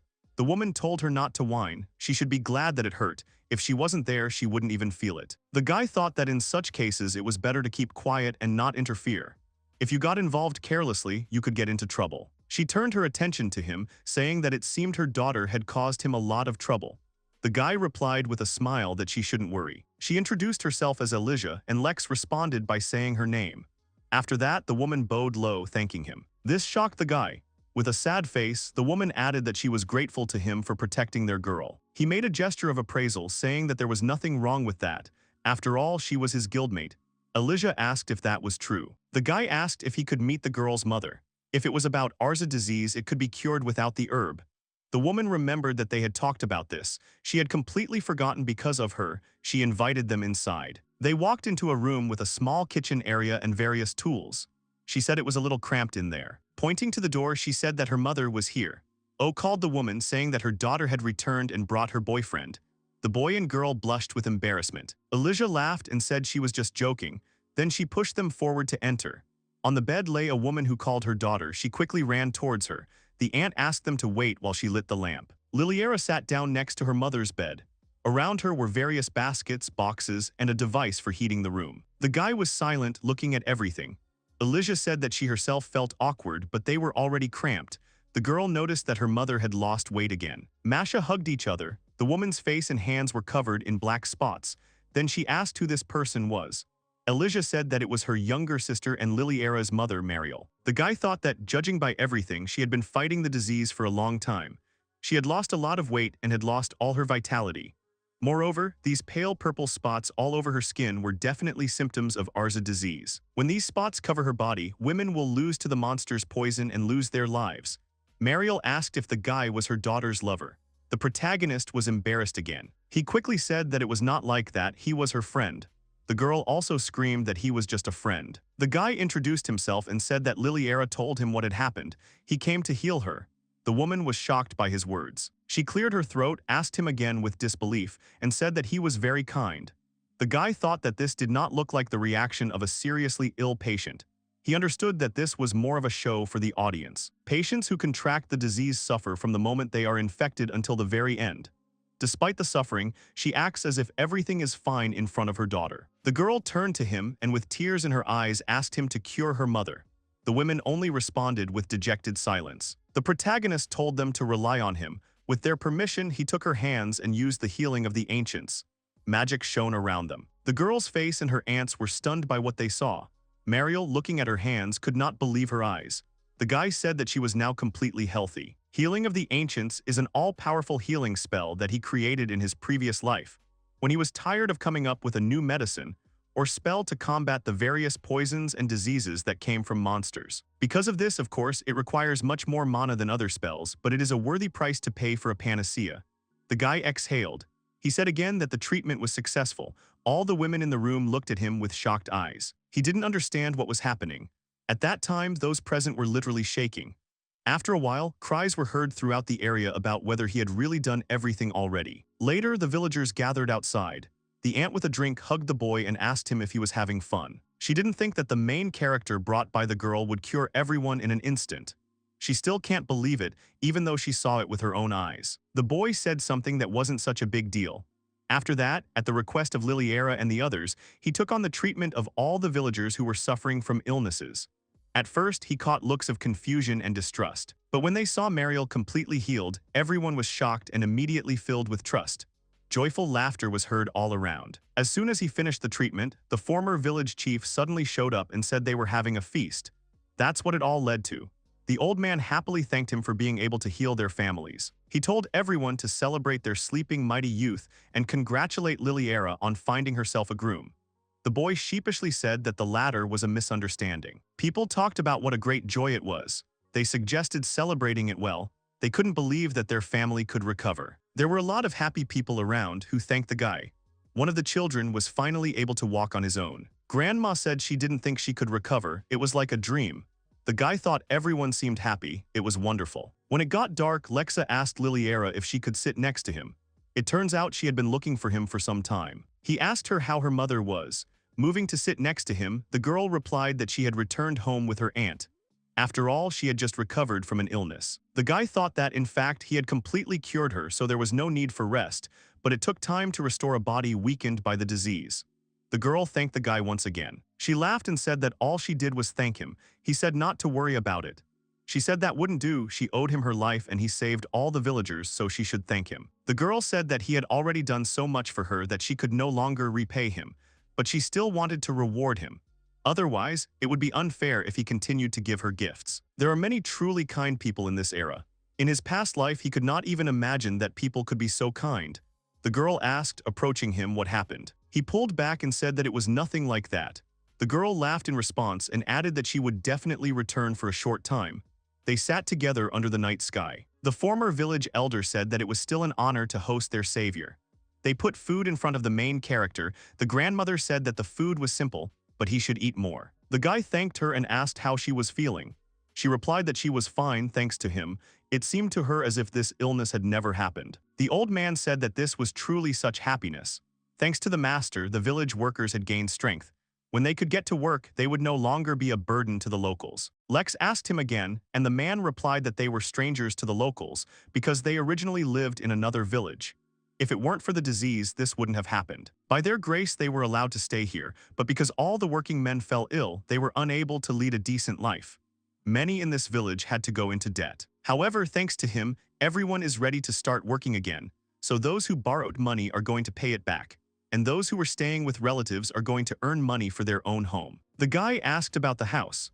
The old man replied that it was still improper to abuse the goodwill of loved ones. That's what they say. The old man and woman were ready to stay here until their death. The guy thought that even though everyone had finally recovered, they still missed their homeland where they could not return. Lex decided to ask them something with a smile. A guy was walking down the street. A girl caught up with him asking where he was going. He replied that he was going to the Beast Demon Forest. Hearing about this, the girl said that in that case she would help him. As she ran away, she asked him to wait for her a little. A few minutes later, she returned, apologizing for being late. She changed into her combat suit. She suggested that they move out. The guy thought that she had a lot of enthusiasm and said that there was nothing to help with there. He added that he only wanted to widen the road a little. She looked at him in bewilderment. The guy realized that Liliera did not know about the road. Running towards the fence, he said it would be easier to show. Standing in front of the forest, he made sure there were no people nearby, then used hellfire. A bright flash lit up the forest. Waving to the girl from afar, he said that this is how he was going to make a road through the forest. The girl did not quite understand his actions. He shouted at her not to go ahead of him under any circumstances, as it was dangerous. The girl was terrified. She did not understand how he could use hellfire. Sometime later, they were walking along the road, and the girl asked him how far he was going to go.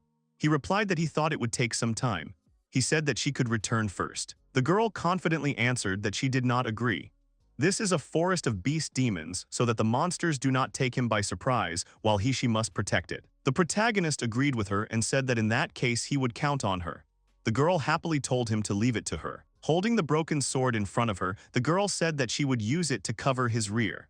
they both noticed in shock what had happened to her weapon. The girl froze in place. Lex said that it looked like it was broken. Liliera was outraged by this. The guy thought that he probably broke back when he saved her from the wolves. The girl didn't know what to do. The guy offered her his sword. She asked him if he was sure he didn't mind. The guy agreed and the girl thanked him in return. Burning with embarrassment, the girl once again said that he could count on her. The guy again asked her to take care of him. The protagonist said that they had arrived. Seeing the area, the girl was surprised. After all, this was her village. A large number of destroyed buildings appeared before them. She didn't understand why they were here. The guy replied that the former headman had told him that there was a village here where they used to live. But the girl still didn't understand why he had come here on purpose. He replied that it was natural to think about returning to their homeland. After all, everyone had finally recovered from their illnesses. Of course, they now wanted to return home. He also thought that he still had a task to pave the way. With tears in her eyes, the girl wanted to tell him something when suddenly they heard a terrible roar. The girl's face was distorted with fear. The guy said seriously that he thought he was nearby. The stunned girl recognized this cry. It was exactly the same as then. The protagonist asked her if the monster was there. The girl confirmed and said that it was he who attacked the village and infected her mother and the others. This is the monster who took their home away from them. He looked up and realized that he had appeared. It was Venom Rex. A mutant appeared before them, looking like a Tyrannosaurus Rex with short front legs and a large muzzle. As the name suggests, this is a dinosaur-like monster with a powerful poison. This giant moves terrifyingly fast on two legs, but still, it was he who killed the most warriors. To neutralize this poison, either high-level priest magic or a high-ranking antidote is required. And if the treatment is delayed, the person like this village will fall ill. It is truly an extremely dangerous monster. The girl's face twisted. She realized that he was still there and rushed to attack. Lex called her, but she told him not to interfere. The guy thought that she had no resistance to poisons. It was extremely reckless to engage in battle. He shouted at her to wait until he cast a poison protection spell on her. But the girl did not listen to him and was already running towards the roaring monster. He hit her, but the girl managed to dodge him. The guy tried to stop her. The monster's poison is not only in its claws. The monster attacked again and the girl was very scared. With a terrible roar, he tried to make another attack on her. However, the protagonist quickly moved in their direction, telling him not to roar. He jumped high into the air, landed on top of the monster and kicked it, causing one of the Rex's spikes to break off. The protagonist cast magic towards the girl, telling her that he had cast a detoxification spell. She thanked him in return. And yet, at this rate, the girl will continue to attack recklessly. She should be taught how to fight this monster. Even though he cast a detoxification spell, it was dangerous to attack head-on. After that, he jumped towards the monster and showed how to defeat it. The monster continued to scream. The guy explained that there was poison in the needles hidden in his hands, the claws on his front paws, and the tail. Therefore, to defeat him, you need to break them and only then fight. At that moment, the monster was forcefully knocked to the ground by his blow. Venom Rex walks on two legs, so if one is broken, he will no longer be able to walk. After that, the guy delivered a strong blow to one of the monster's paws. And then you can attack with a spear from a long distance or shoot it with a bow or magic to finish it off. This is the general strategy for fighting this monster. Smiling, the guy finished his explanation. The main character said with a smile that if you fight wisely, everything is simple. The girl pointed her finger at him in shock and asked where it was simple. Each step had an extreme level of difficulty. The guy replied that if the monster uses poison as a weapon, then the easiest way is to neutralize it. The girl replied that she thought so too, but it was still better to finish it off quickly. He asked her if this was what she had been trying so hard for.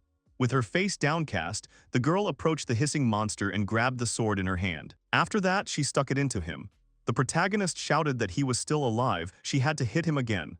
Liliera didn't understand why she didn't feel like she had taken revenge. She continued to strike until the monster's growling stopped. The guy approached the heavily breathing girl and said that she had done a good job. She thanked him once again. He replied that it was not worth thanking and suggested that they return to make the villagers happy. The village elder could not believe it, and the people around looked around the village in shock. They realized that this was the same monster that was there before. The old man said that not only had roads appeared in the forest, but this monster had also been defeated. The protagonist said that it was Liliera who defeated the monster that brought them so much trouble. Looking down, she said that it was not so, it was not she who defeated him. The guy also cheerfully added that in addition, she would be able to restore the village with the money from selling the monster parts. The villagers, shocked, asked her if this was true. Not knowing what to answer, the girl called the guy.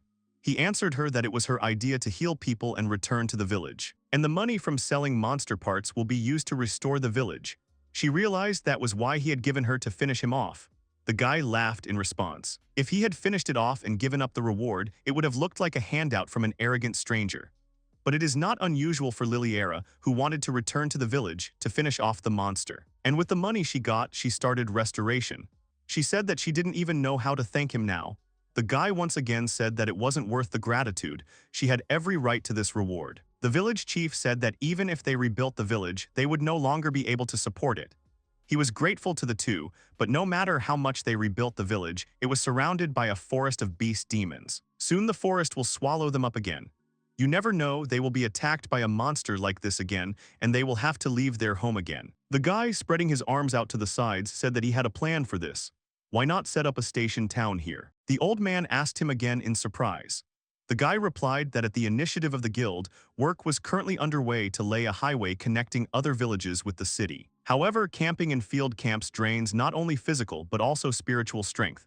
So if there were city stations in the beast demon forest, everyone would stop there instead of developing the camp. The elder asked again how they could be trees from the forest of demonic beasts. They don't have the money to ask the guild to cut them down. Lex replied that they should not worry. If they organized a place in the dangerous forest where they could calmly rest, then the state and the guild themselves would help to preserve it. It will be cheaper in terms of budget if you don't build a new bus stop from scratch, but protect an existing location. The boy thought that for this he should first restore the village. For this he should consult with the Adventurers Guild. Since Marisha said she wanted to build a road through the forest of demonic dawns, she would probably agree to his proposal. He asked the residents what they thought about it. Clenching his fist, he asked if they wanted to live in their home village, which they would rebuild. At first, the villagers were silent. One of the men said that he wanted to. After that, all the others also started to join in, saying that they wanted to live here again and did not want to leave their village anymore. They wanted to tell their ancestors that they had returned here. They were shouting happily that they were going to live here all together again. Smiling, the guy told the girl that it was great. Looking at her downcast face, he thought she was angry. Suddenly, the girl turned to him. He held his hands out in front of him and called her. The girl threw herself into his arms with words of gratitude. The guy did not accept that it had started again. The villagers began to encourage her not to let him go. The boy, frightened, began to think about how they should stop. The girl's mother wondered if she would soon become a grandmother. The guy wanted them to stop. They had to stop their daughter and then make jokes. The girl, meanwhile, expressed words of gratitude. In the end, he hugged the girl again until she cried and fell asleep. Local residents were saddened by the young man's departure and understood that they would miss him greatly. But he explained that he had no right to abuse the hospitality of the locals indefinitely.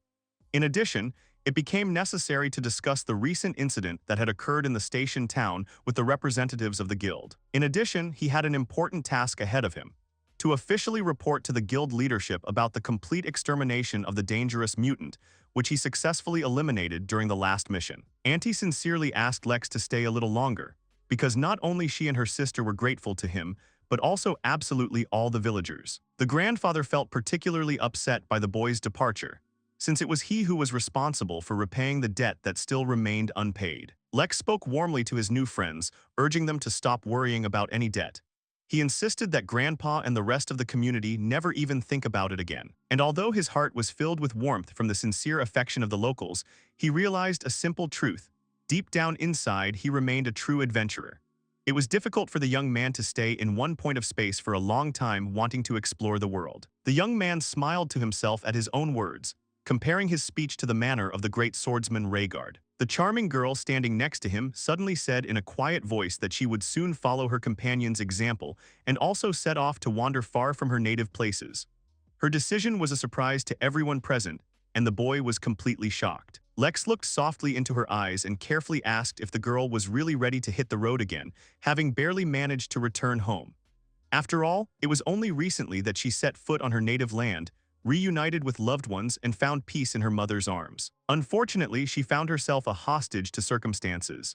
In addition to mental anguish, there was another problem: her personal belongings were in the city of Hexy. The haste of her return led to a break in relations with friends, to whom she did not even have time to say goodbye properly. In addition to the moral obligation to correct past mistakes, there was another important aspect.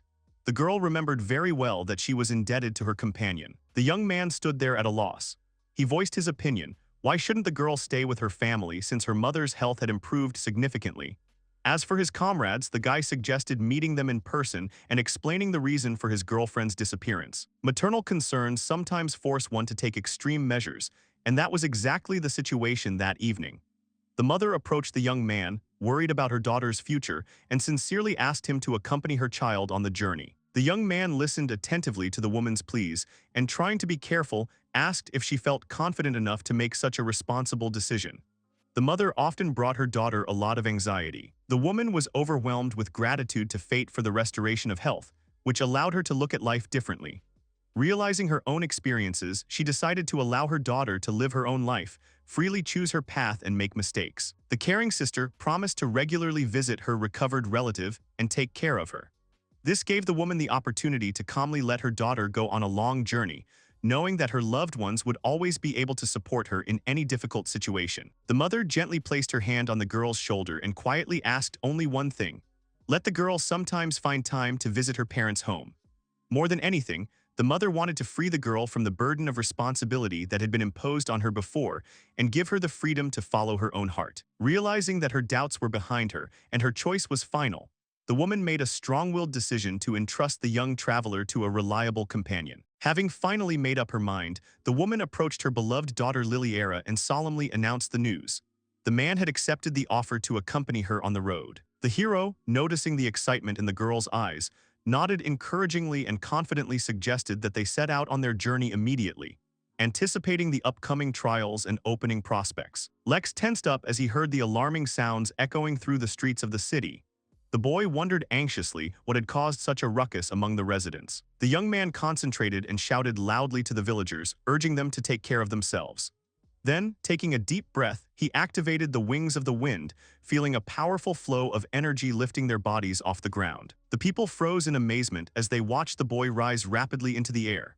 No one had ever seen anything like it before, and the spectators stood silently, their mouths wide open and their eyes wide open in amazement. The woman pressed her hands to her chest, shocked by the sight.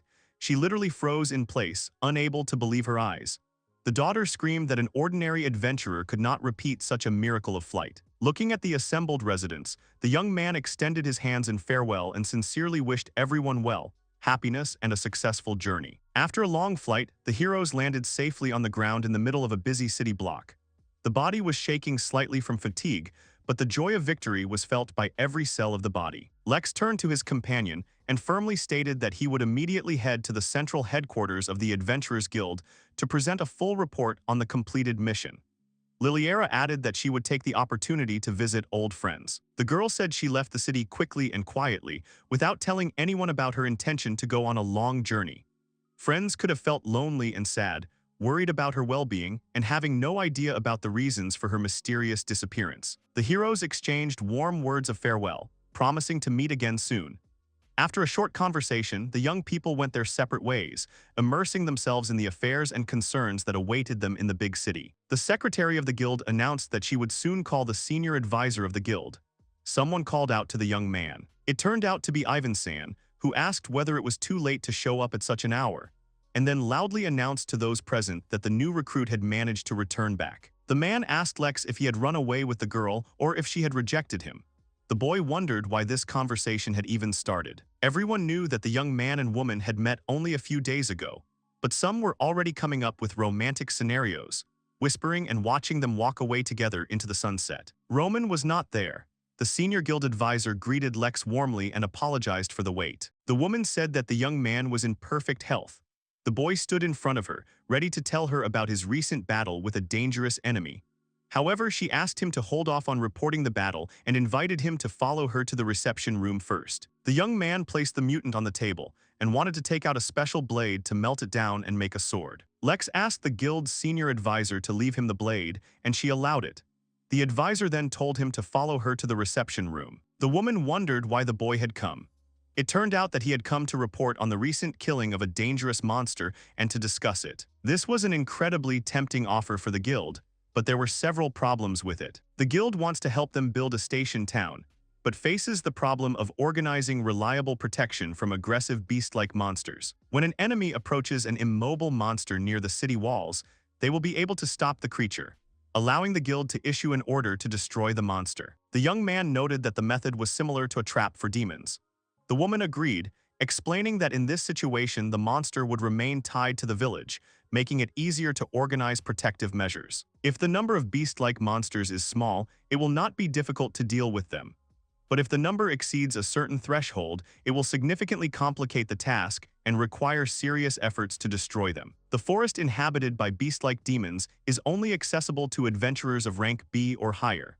Therefore, only experienced high-ranking adventurers will be required to successfully overcome the challenges and survive in this region. However, this plan is far from feasible and requires serious revision and adaptation to existing conditions. The senior guild advisor added that the unique trait of adventurers is their mobility and lack of attachment to any particular place.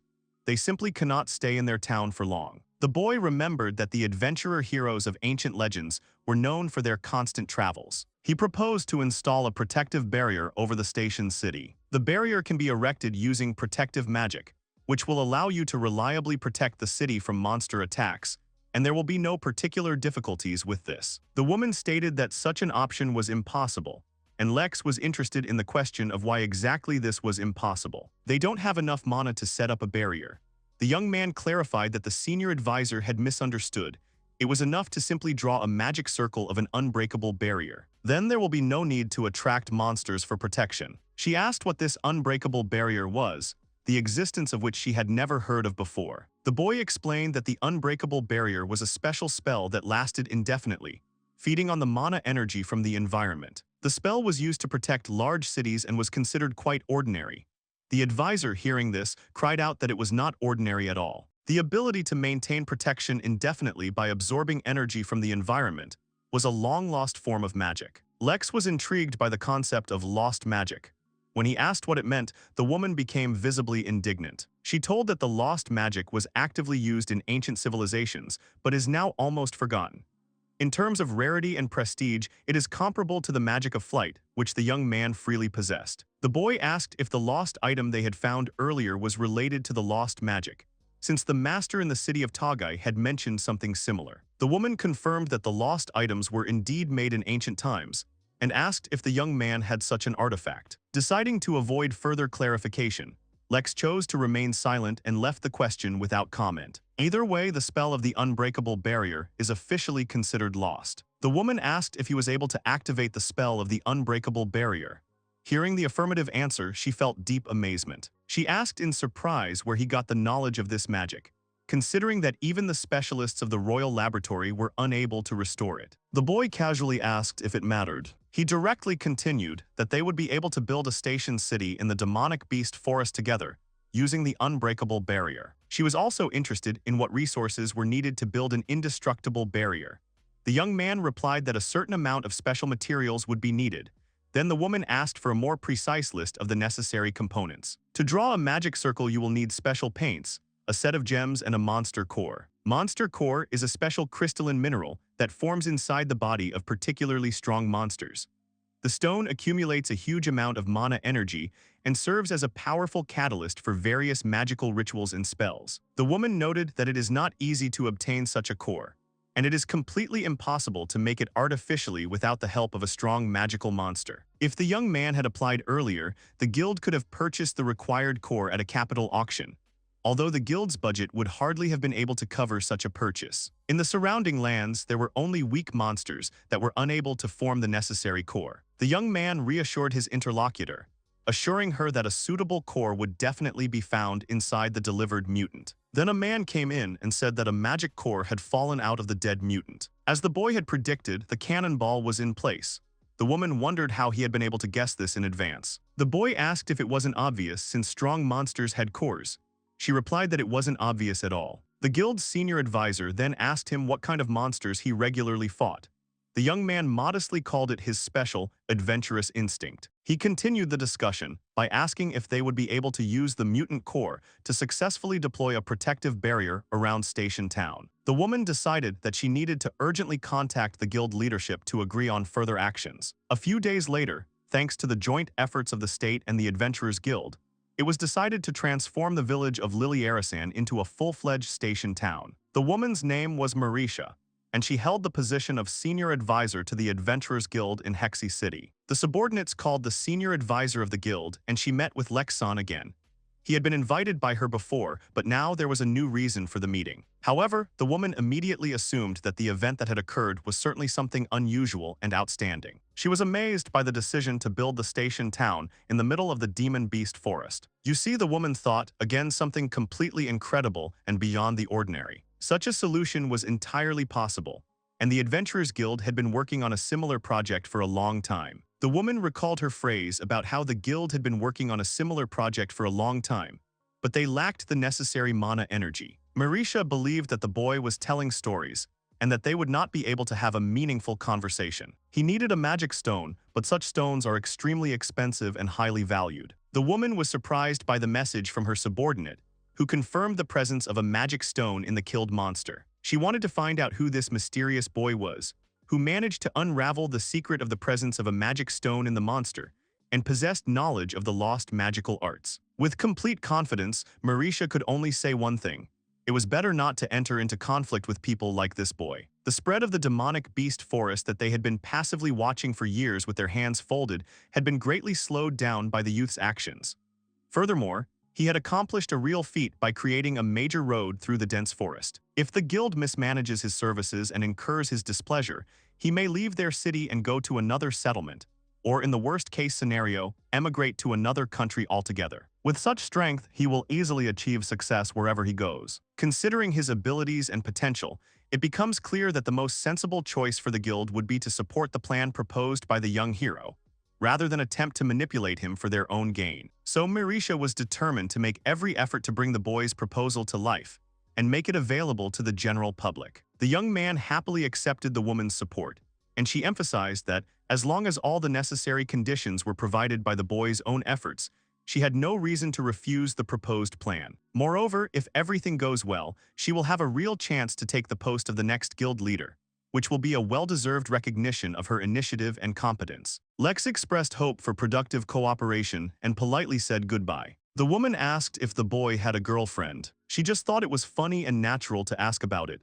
because the guy is charming and apparently has a great future ahead of him. The question itself was meaningless, but Marisha had an irresistible desire to attract this promising guy to her business. She approached him and casually asked if he had any urgent business or commitments. The woman suggested that the boy go to dinner together. However, the conversation was suddenly interrupted by the appearance of Liliera, who approached them with sparkling eyes and interest. The girl asked if the negotiations were over. The young man smiled and said goodbye to Marisha. It was the girl he had saved the other day. They went to lunch, the conversation was easy, the atmosphere was warm. The woman looked thoughtfully at the couple in love and realized that she had forgotten about her career. She wondered if the young people would be able to get married, and sadly noted that she had missed the opportunity to experience such a feeling of happiness. The next day, the boys came to the Adventurers Guild. The secretary turned to the young man and officially announced that his application to create a group had been accepted. The girl looked at the young man kindly and added that now the group needed to come up with a suitable name. The boy thought that the name suggested by Gyro-kun, Dragon Slayer Team, sounded amazing, but being too shy to speak out loud, he decided to hold off for now and leave the group without an official name. He asked the secretary if it was necessary to give the group a name. She calmly replied that it was not formally necessary, but that having a catchy name would speed up the spread of the team's fame. Most teams chose names because word of mouth spread faster, but Lex preferred to stay out of the limelight, believing that it wasn't the right path for everyone. The boy looked the secretary in the eye and firmly asked her to leave their team without any name. The girl nodded her head affirmatively, noting that she had no other questions. The guy's application to create a team was successfully approved. They now had access to quests that were exclusive to teams of at least 2 members, while such quests remained closed to solo adventurers. The young man asked whether the ban extended to temporary associations. The secretary explained that temporary teams were often allowed to take on such assignments, but some particularly important missions were entrusted exclusively to proven permanent teams. Thus, the number of missions available to the boys increased significantly. They sincerely thanked the girl for her explanations and help. The secretary expressed hope for the boys' successful work, since their entire team consisted exclusively of experienced Class B adventurers. But the boy himself had only recently received rank B, so calling the entire team experienced because of 2 fighters seemed a little strange. The heightened expectations placed a heavy burden of responsibility on Lex's shoulders. However, they were now officially recognized as a full-fledged team. A group of adventurers is a union of people who are ready to protect each other, share knowledge and skills. The basis of their relationships is trust and strong friendship. According to legends, even the legendary swordsman Rhaegar, realizing that it is impossible to overcome all the difficulties of the world alone, found loyal friends and accomplished many feats with them. Liliera admitted that this was her first time joining a relatively serious team, so she was feeling a bit nervous. The boy asked with interest how true her confession was. Ivanson loudly exclaimed that the lady had finally met her worthy gentleman. The man added that it was surprising to see such persistence in wanting to go their own way. In his opinion, their inclination to change was not at all a coincidence. She was close to the very newcomer that was rumored, and probably owed her life to him. The girl indignantly objected, shouting that she had not fallen in love at all and that nothing like that had happened. Lex had only saved her life and the people of her village.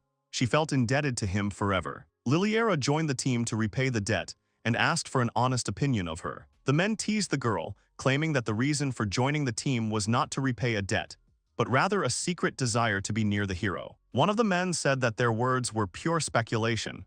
She continued to be indignant. The adventurers approached the newcomer with a request to tell them the true motives that prompted him to join the team. Of course, the young hero was happy, because this girl was his battle girlfriend, with whom he experienced many dangerous adventures. This answer came as a complete surprise to the assembled adventurers. Marisha playfully asked if the young man liked the girls who were constantly clinging to him and trying to attract his attention. Despite everything, he was serious about becoming a real adventurer. The guy appealed to Liliera-san to make every effort on their path together, which greatly pleased the girl. She smiled broadly, showing that she too was looking forward to the adventures to come.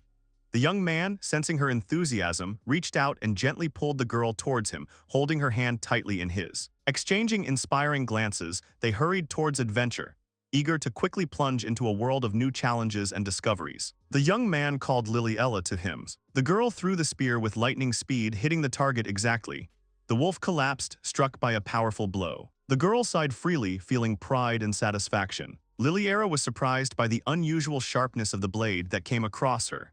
The boy warned that they were attacked again, but he managed to quickly defeat the wolf. They suddenly found themselves surrounded by a pack of wolves, hungry gray shadows appearing out of nowhere, closing in ever tighter. A little earlier, on one of the streets of Hexi, a group of young travelers walked cheerfully forward, enthusiastically talking to each other. The young man asked if his comrades would mind, but the girl, absorbed in searching for a cure for Ilza, never found a permanent squad of comrades. So this time she parted ways with her comrades again, continuing her journey alone, driven only by the goal of saving Ilza. Lex replied that everything was fine then. Instead of traveling alone, the young man decided to assemble his own team and find B-rank friends. Then the girl will no longer have to worry about repaying the debt. Today's team task was conquering the blade of the wolf on the highway.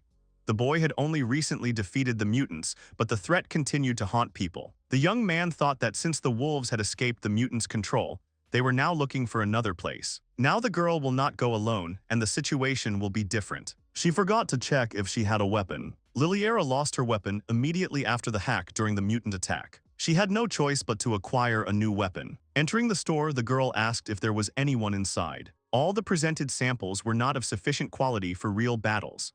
The weapons of the Master Gordov from the city of Tagai were significantly superior to them in reliability and efficiency. The guy was not going to compromise, since the quality of the weapon was crucial and would prefer to make it himself. He went to the blacksmith in this shop. Lex expressed a desire to start making his own weapons and rent a workshop, which greatly surprised the man working there. He thanked them for their help and offered the wolf blade and 100 gold coins as a reward. The blacksmith stood shocked, not believing his eyes at the sight of such a generous gift. The man said that the young man could use the workshop for as long as he needed.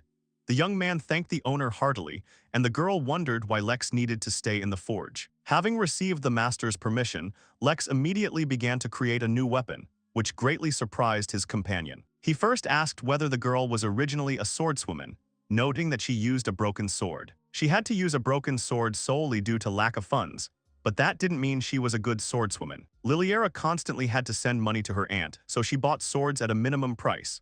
In addition, the sword was a common type of weapon, convenient and easy to use. The young man doubted the wisdom of using cheap weapons, but he understood that such an approach would help improve his combat skills and intuition, which were necessary to advance to B rank. Since there was no way to fix the situation quickly, and using the wrong weapon was dangerous, Lex suggested identifying a suitable type of weapon specifically for the girl. They decided to try a huge two-handed sword, but it turned out to be so heavy that the girl would not be physically able to carry it with her. The next test was the bow, but it also failed to live up to expectations and did not provide the desired result. Next, they tried a heavy mace, but it also turned out to be useless and did not satisfy the girl's requirements. The girl became despondent, losing hope that even one type of weapon would be suitable. Then the young man suggested testing the spear. She lifted the spear with ease and confidence, feeling that this was exactly what she needed. The spear turned out to be much more convenient and easier to use than Liliera had initially assumed. Using a spear allows you to strike with more force than a sword,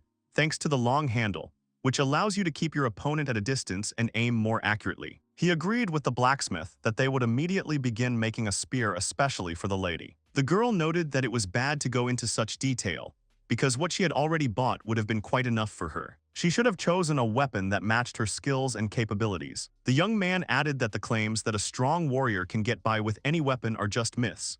Using low-quality equipment can significantly reduce the effectiveness of a fighter. Having made their decision, they immediately set about making suitable weapons. To create the spearhead, a small, strong blade is needed. The girl asked not to waste expensive materials on her weapon, asking to wait a little, but the young man resolutely opposed this decision. The core of the body was skillfully carved from the wood of the killer plant. To strengthen the structure, the young man used a special hardening substance extracted from the scales of an ancient dragon, giving the product special hardness and resistance to damage. The boy said something extremely confusing and incomprehensible to Liliera, and he, smiling, reassured her by saying that he was saying absolutely nothing complicated. In addition, he covered the metal fittings with a special compound treated with the venom of a rare poisonous viper. The girl screamed, claiming that this was an incredibly valuable material, the existence of which she had not even heard of.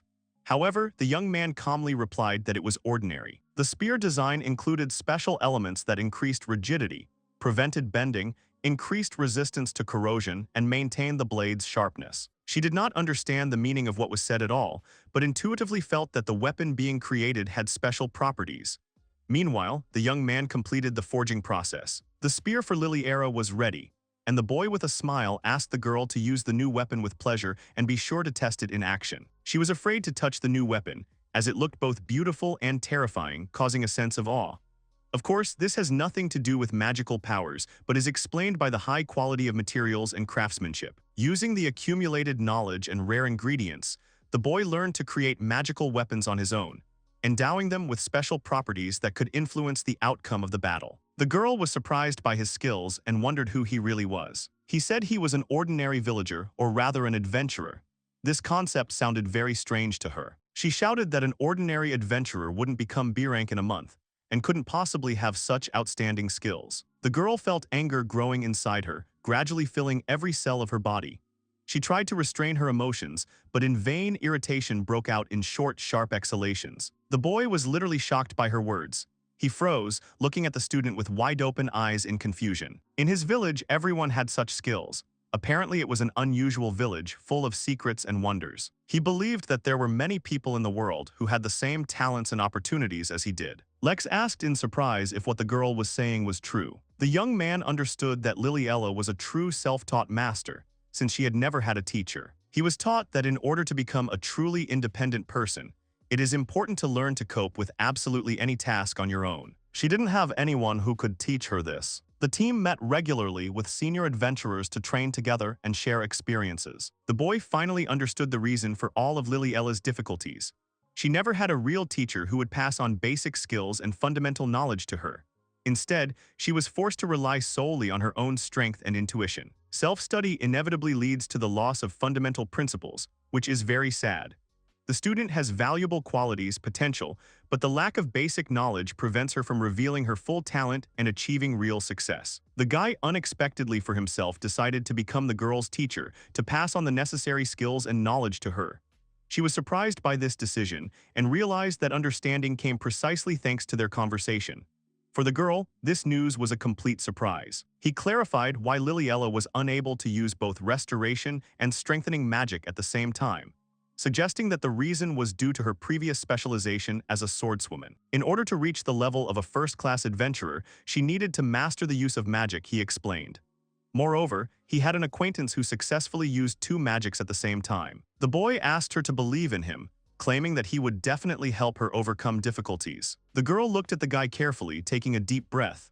After a short pause, she slowly nodded her head, agreeing to accept help. The girl realized that by following the boy's example, she would certainly gain strength and confidence. Realizing this, she decided to join him, hoping to reach new heights and realize her potential. Liliella looked at the young man seriously and firmly said that she accepted his offer to become her master.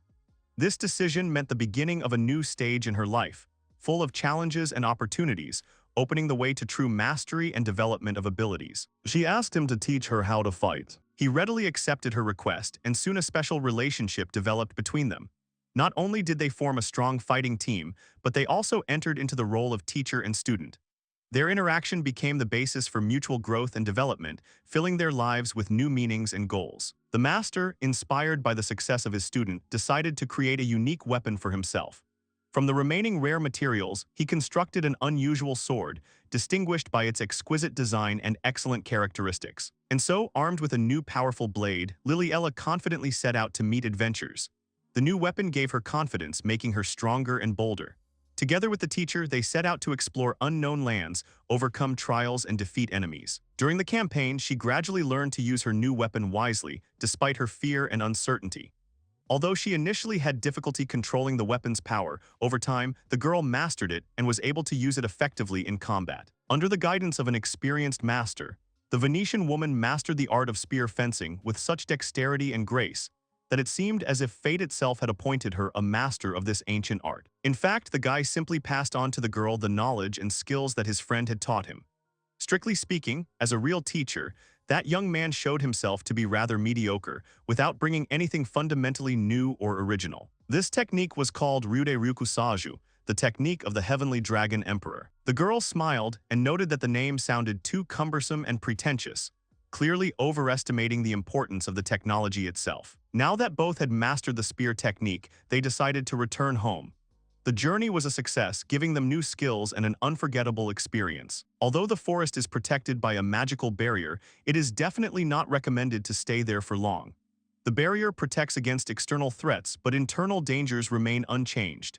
It is better not to tempt fate and leave this place in time. The young man enthusiastically announced that they had done it and would go back. Their target was the mysterious center of the demonic beast forest. The girl turned pale upon hearing this and asked again if she had understood correctly that the destination of the journey was the center of the demonic beast forest. The teacher solemnly confirmed that their target was the heart of the demonic beast forest. The master explained in detail that it was much more profitable and practical to depart from the center of the demonic beast forest. It was convenient to travel from here to the many cities and villages located around. This way, the group could reach the desired places faster, saving time and resources. Lex shared that the desire to go to the center arose after Mr. Ivan's stories. The idea of exploring this place attracted him with its romance and spirit of adventure. The girl swallowed nervously and, trying to hide her anxiety, nodded slightly, confirming that they were going to an extremely dangerous center. Her face acquired a sickly pale hue, revealing her inner anxiety and fear of the upcoming test. Liliella screamed that he had completely forgotten to ask her opinion. The girl grabbed the guy tightly and loudly asked why they needed to fly in the sky at all, when they could have stayed on the ground. The master patiently explained that since the new weapon had already been tested, there was no point in going on foot. Besides, flying significantly accelerates movement, allowing one to save a lot of time and effort. The center of the forest was considered a secret area closed to most. However, many brave adventurers sought to penetrate inside, persuading to be allowed to enter, promising great discoveries and glory. The magical forest of Magvari was steadily growing in size, absorbing the surrounding territories. The population of the nearby settlements was in constant anxiety and curiosity about what was happening in the depths of the forest. Ivan-san claimed that adventurers were trying to find out the truth about the forest, suspecting the presence of hidden treasure. Many believed that something incredibly valuable was hidden in the center, be it magical energy or material wealth that could change the fate of many people. The girl was worried about how much time she still had to spend in the air. The flight was tiring her physically and mentally. She wanted to get to her destination as soon as possible and rest. He suggested stopping and resting, as the long flight had exhausted their strength and endurance. A short rest would allow them to restore their energy and prepare for the further journey. Lex concentrated and extended his palm forward. A second later, a thin column of bright fire burst from his hand, illuminating the space with a soft flicker. The flame danced in time with his breathing, spreading a pleasant warmth and creating a cozy atmosphere of relaxation. Liliella sighed in relief as she stepped onto the ground. Feeling the solid ground beneath her, she smiled, enjoying the long-awaited rest after the long flight. The fatigue gradually receded, giving way to a feeling of calm and comfort. The girl was genuinely happy to be back on solid ground, which she truly loved and valued. To protect their camp, the boy had prudently installed a protective barrier, guaranteeing safety in case of unforeseen circumstances. Although it was not yet lunchtime, the young man suggested taking a break to refresh themselves and gain strength before continuing on their journey. This would allow them to recover from the intense flight and maintain their spirits. The young man spread a soft blanket right on the grass and carefully laid out various food products on it.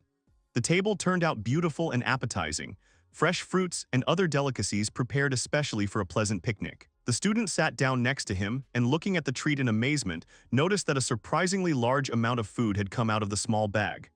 Her eyes sparkled with pleasure, anticipating a tasty and filling snack. The boy laughed good-naturedly and explained that the magic bag had the special property of holding much more things than it appeared from the outside. Having offered to warm up with a cup of hot tea and enjoy a delicious lunch, the young man invited the girl to sit down and relax. The guy added that hot tea and a good lunch are the best way to restore strength after a long journey and physical exertion. The warmth of the drink and delicious food help relieve fatigue and recharge with energy for further achievements. They settled in comfortably and began to enjoy the meal.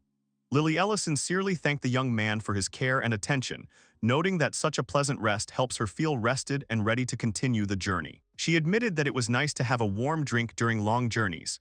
The young man smiled and noted that it was not difficult. A small spell was enough to heat water and cook food. Such little things made the journey easier and more comfortable. Yes, the guy emphasized, spark magic is one of the most common techniques among novice magicians. Almost everyone is able to create a small spark, enough to start a fire. The girl added that magicians try to conserve their magical energy, so they rarely use it for simple household needs like cooking or heating. They usually prefer traditional methods, reserving magic for more important purposes. The teacher was amazed by this attitude. He noted that the mana costs for such minor spells were minimal. The fact that mages were careful with even such insignificant resources testified to the high discipline and thrift for which the profession was famous. Deciding to follow the example of experienced magicians, the master declared that he would henceforth conserve mana. The student smiled indulgently and replied that it was too early for him to worry about conserving energy since he still had enough of it. Liliella asked how much time was left until they reached their destination. Lex replied that they were about 2 hours away from their destination.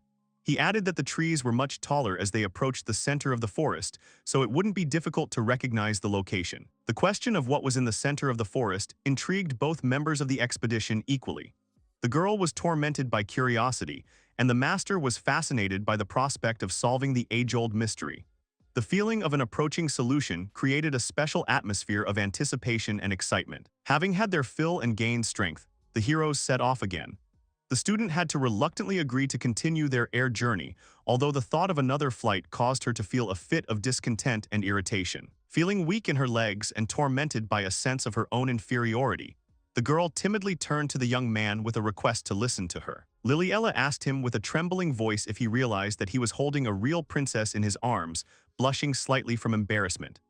The guy, noticing her excitement, tried to offer an alternative way of moving, but she resolutely refused, insisting on the previous option. The young man understood the princess's feelings and decided to leave everything as it was.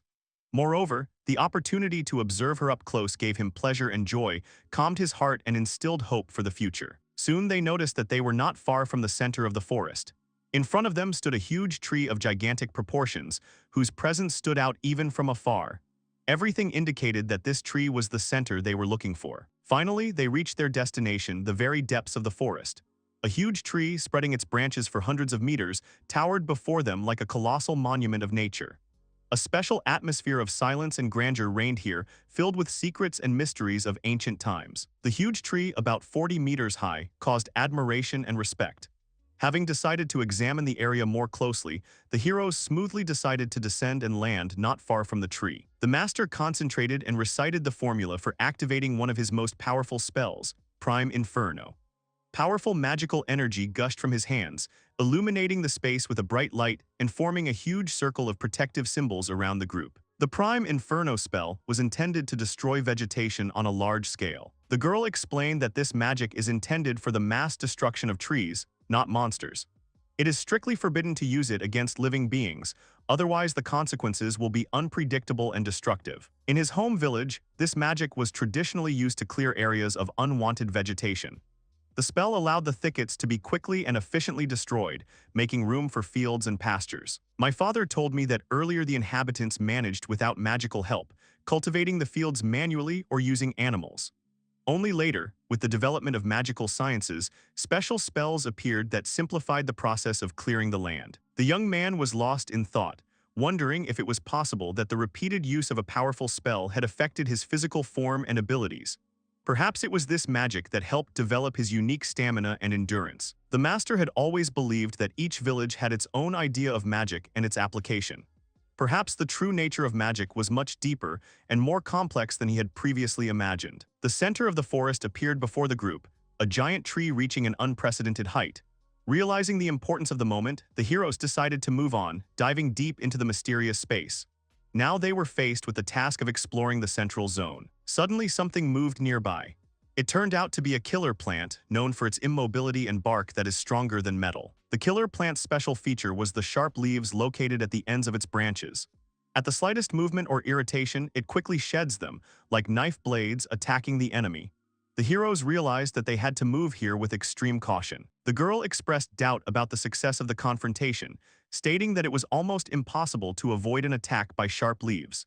It was wiser to immediately move away from the dangerous area, preserving strength and health for the subsequent stages of the journey. The young man smiled encouragingly and confidently stated that with her unique spear, victory over the monster was guaranteed.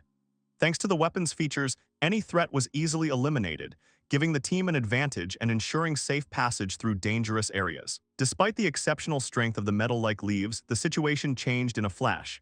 The student's gaze fell on another tree and she was overcome with great shock. The reaction was instantaneous. She threw herself to the side, dodging potential danger, instinctively saving herself and her comrade. The girl tensed her muscles, putting all her strength into the blow. The spear, moving at great speed, crashed into the trunk of a huge tree, cutting it in half.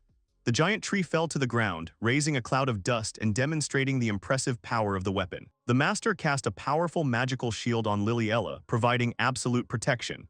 He convinced her that even if the strongest dragon attacked, she would remain safe and sound. This measure reduced the risks and increased the chances of successfully completing the mission. The young man reassured the girl, reminding her that thanks to intensive training and acquired skills, she was ready to cope with any threat.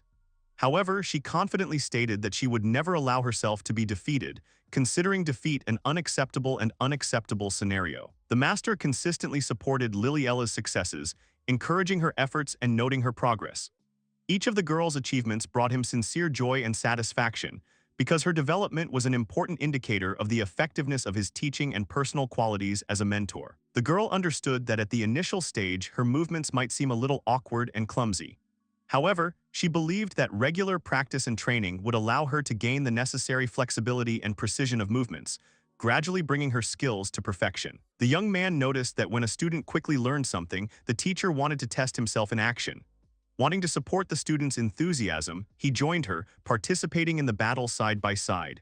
Working together allowed both to develop skills and learn from each other. Quickly assessing the situation, he made a precise and powerful strike, cutting through the branches of a massive tree in one swing. The branches fell heavily to the ground, raising clouds of dust and demonstrating the strength and agility of the fighter. The girl assumed that the young man had strengthened his weapon with special magic, which allowed him to deliver such a powerful blow.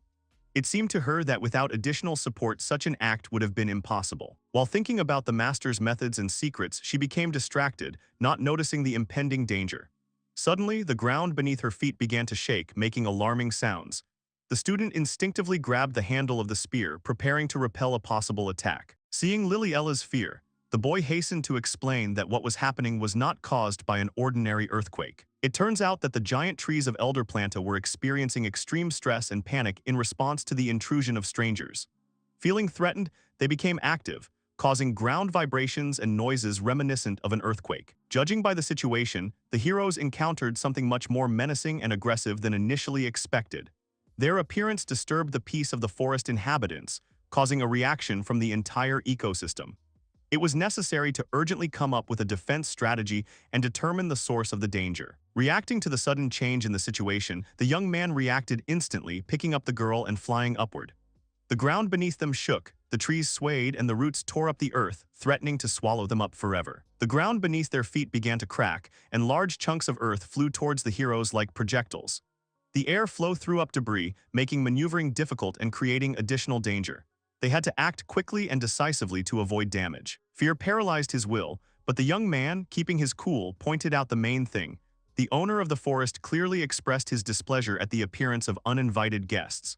The time had come to meet face to face with the chief guardian of the forests. Ancient Plant, the lord of the forest, stepped forward majestically, demonstrating his dominance and superiority. Tall and covered in green bark, he radiated an aura of ancient wisdom and strength. Mist swirled around his roots, emphasizing his mystery and connection to nature. The girl could not believe that this ancient plant really existed. She doubted, considering the story a myth, until one day she saw with her own eyes an amazing tree that appeared right in front of her. It was a legendary S-rank monster that even the most experienced hunters feared. It was called the Living Forest for its ability to absorb all living things within a radius of many kilometers, leaving only emptiness and silence. She looked at the boy carefully and gently asked why he was so concerned about this issue, what exactly made him think about it, and whether he would like to share his thoughts. Lex said that she had never heard of monsters of such a high rank existing before. Liliella exclaimed that this was not at all what she was talking about. She asked why the forest had grown so large if the lord of the forests and beasts was of such a high rank. The master thought that everything was exactly like this. This ancient plant monster, called the king of the forest, is a demon that spawns many monsters from the fruits of its magical tree. The young man knew this because he had fought the ancient plant as a hero in his past life. But he had never heard of such a huge forest appearing. Or rather, he had never seen an ancient plant have so many skills. This was bad because the monster was starting to get out of control, and this had to be reported to the guild immediately. However, on the other hand, he wanted to take advantage of such a unique opportunity. The ancient plant could move its roots like legs, and if it tried to escape, it would follow them all the way to the city.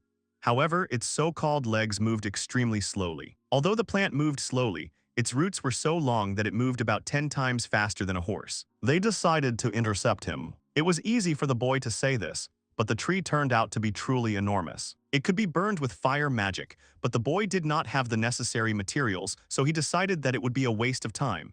He would do better on his own using his sword. The girl screamed that this was completely impossible. She asked to lower her to the ground. The master persistently asked the student not to leave this place, but she continued to scream loudly. He confidently replied that he would quickly finish the fight with the tree. Lex activated a physical attack. He then successively activated the high durability, high defense, special trait, and weapon enhancement abilities. One of the roots attacked him in the face, and Liliella screamed at him to run away from there immediately. There was no need for him to avoid such an attack. His sword was made from mutant fang, so this sentient material could successfully fight against mid-level enemies. Armed with this advantage, the master decisively attacked the tree. The material of the sword turned out to be strong and flexible enough to be used effectively in combat against the monster. He thought briefly about the meaning of the word soft. The girl asked what happened. The young man turned suddenly pale, realizing that he had damaged the material, effectively destroying it. Now they will be extremely careful with the remaining material. It seems that the monsters have finally perceived the guys as enemies. But now it was too late. The monsters themselves had become easy prey for this couple. The girl asked not to be drawn into what was happening, but the master explained that they both had a common goal. The young man rushed to attack and activated the skill Oblique Beam. He quickly cut through the roots of the tree, causing amazement in his student. The master continued to attack the tree rapidly, not giving it the slightest respite. Lex extended his hand forward and exhaled after the attack. This was the easiest method of removing large specimens. Meanwhile, Liliella screamed loudly, begging him not to involve her in what was happening, because she had never seen anything like this before. After all, the master was a swordsman, and she had little chance to see his magical abilities. He was sure that in the future she would see many more such magical manifestations. There are few wizards, and that is not at all what she was talking about. The boy suggested ending the matter immediately. Perhaps the monsters have run out of strength to attack the boys, and now they are probably trying to rip the bark off the tree and send it flying. This behavior is very unusual. Monsters resort to such actions only when they find themselves in a hopeless situation. The master seems to have forgotten this important fact. It would be much easier if the monsters believed that this was a convenient way to peel the bark off the tree. However, if they tried to do this, the boy would inevitably die. Nothing bad will happen if no one hits it. He asked Liliella not to leave him for a step, warning that even a small piece of the tree trunk accelerating could crash into her, causing serious damage. The girl shouted back that she was not going anywhere. Now he no longer had to worry about what was happening behind him, and the boy boldly went to attack the monster. The master deftly dodged the attacks and continued to strike at the roots. He stubbornly struck blow after blow, not allowing the monster to catch its breath. The wind created by the continuous sword strikes created a vacuum in space. Now the boy was about to destroy the tree with one powerful strike of his blade. The master dealt a crushing blow to the roots, using all his strength and skill. The huge monster fell to the ground with a deafening roar. This battle was the easiest victory the boy had had in a long time. The student found it incredible that he had been able to defeat an S-rank monster. For him, it was like ordinary chopping wood, only real wood doesn't attack people. He pulled the monster parts into the magic bag. Liliella assumed that this magical bag probably contained a lot of interesting things. The capacity of the magic bag depends on the accuracy of the initial magic formula. This particular bag can hold a huge number of items, comparable to a whole mountain of things. If the craftsman had better materials, he could have created a bag with even greater capacity. The girl also wanted such a thing, and she expressed her desire. He promised that he would make her such a bag next time, because for him it was a matter of moments. Both came to the conclusion that the plant would survive the incident quite well. Now the boys only had to clear the area, after which they could calmly go home. The girl had had enough adventures today, so she was looking forward to returning home. It seemed to her that in the last few days she had experienced more amazing events than in the entire previous period of her life. What was even more surprising was the fact that such a huge monster had calmly settled right in the middle of this forest. The student suggested that if such a large monster lived in the very heart of the forest, then it was unlikely that valuable treasures would be found here. The guys were going to tidy up the area, first clear the land and then fill the huge hole that had formed. The young man pressed his palms to the ground and asked the girl to wait. Lex activated earthquake magic. Liliella found herself back on the ground, scared by another jolt. It turned out that the boy was leveling the surface of the earth with an artificially caused earthquake. The roots of the ancient plant penetrated deep into the soil, forming cavities. The soil, filling these voids, created an effect similar to a strong earthquake. The girl noticed that if the earth was shaking so noticeably, then it was more like a real earthquake. An egg suddenly appeared on the surface of the earth. The master hurried to find out what this find was. There he discovered strange white lumps of unknown origin. Lex looked around, trying to find traces of the white lumps, but they had already managed to hide underground. One egg suddenly appeared on the surface of the earth. The boys instinctively grabbed the egg, not understanding what it was. Considering that this is a forest of magical creatures, the egg itself could also be a special creature. If this is indeed a monster egg, it should be broken immediately while there is still such an opportunity. The egg began to spin, attracting the children's attention. The girl looked at the egg in confusion, not understanding what was happening. It looked like the egg was about to hatch. If it was a newborn, there was no need to worry too much. Dragons are usually capable of attacking immediately after hatching, but dragon eggs are much larger. The boy was sure that this egg belonged to another kind of demon. This demon appears to have extraordinary powers. The eggshell provides strong protection for the creature inside, and it usually takes some time for it to crack and the baby to emerge. The master predicts that this monster will become an incredibly powerful creature when it grows up. The young man carefully asked Liliella to step aside. A small fluffy lump emerged from the egg, looking charming next to the girl. The monster looked incredibly cute and attractive. The little monster looked like a soft woolen stuffed sheep, but the boy knew for sure that the creature was alive. The boys were confused, not knowing what to do with it next. Since the baby was born so close to the heart of the forest, there was a high probability that he would grow into a dangerous monster. The young man knew that he had to act immediately before he became stronger. The kid didn't seem to be threatening at all. On the contrary, he was calm and cozy. The boy had never seen anything like it before. The little monster stumbled awkwardly and fell to the ground. As the monster came closer, the boys realized that everything was in perfect order. Perhaps the baby mistook them for his parents. Like birds that take the first creature they see for their parent, there are similar types of demons. There are specialists who raise and observe such species. The kid was playing with the boy's leg, who thought that it was not necessarily a dangerous demon and should be studied more closely. It turned out that the guys would accept the monster. If he learns from childhood the rule of not attacking people, there will be no problems in the future. The kid had noticeably increased in aggression compared to the previous moments. Lex picked him up and asked worriedly what could have happened. He suddenly bit the boy's finger and the girl fell into thought. Apparently, the kid thought the guy was a suitable snack item. No, the reason was different. His bites were absolutely weak and insignificant. If this is considered a real attack, then the baby clearly won't survive in the harsh forest inhabited by monsters. It's quite possible that the truth was simple. He was hungry and trying to satisfy his hunger. The guy suddenly remembered that he had no idea what kind of food they fed a baby demon.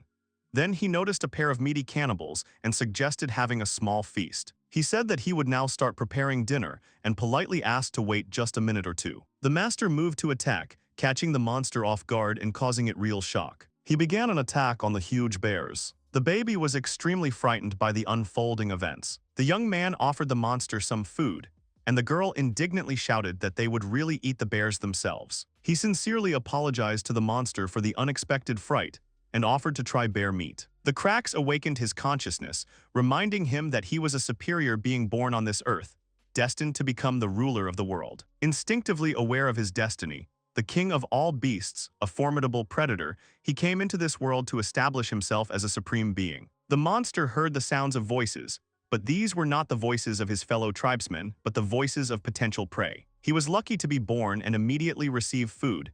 This is direct confirmation that this creature is a true ruler.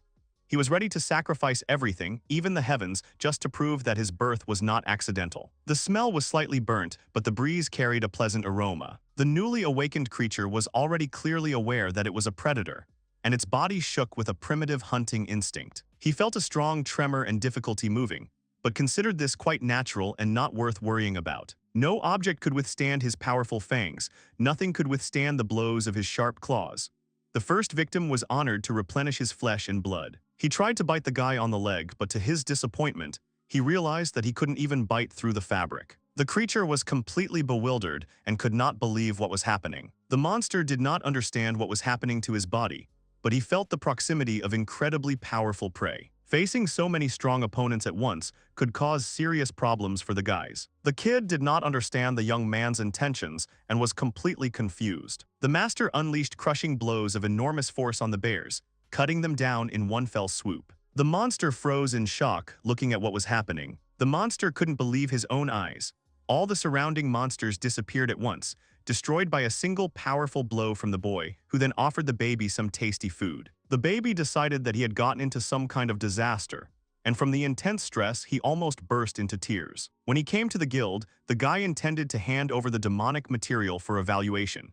The employee suggested putting it on a special table, but the specimen turned out to be too big for the table.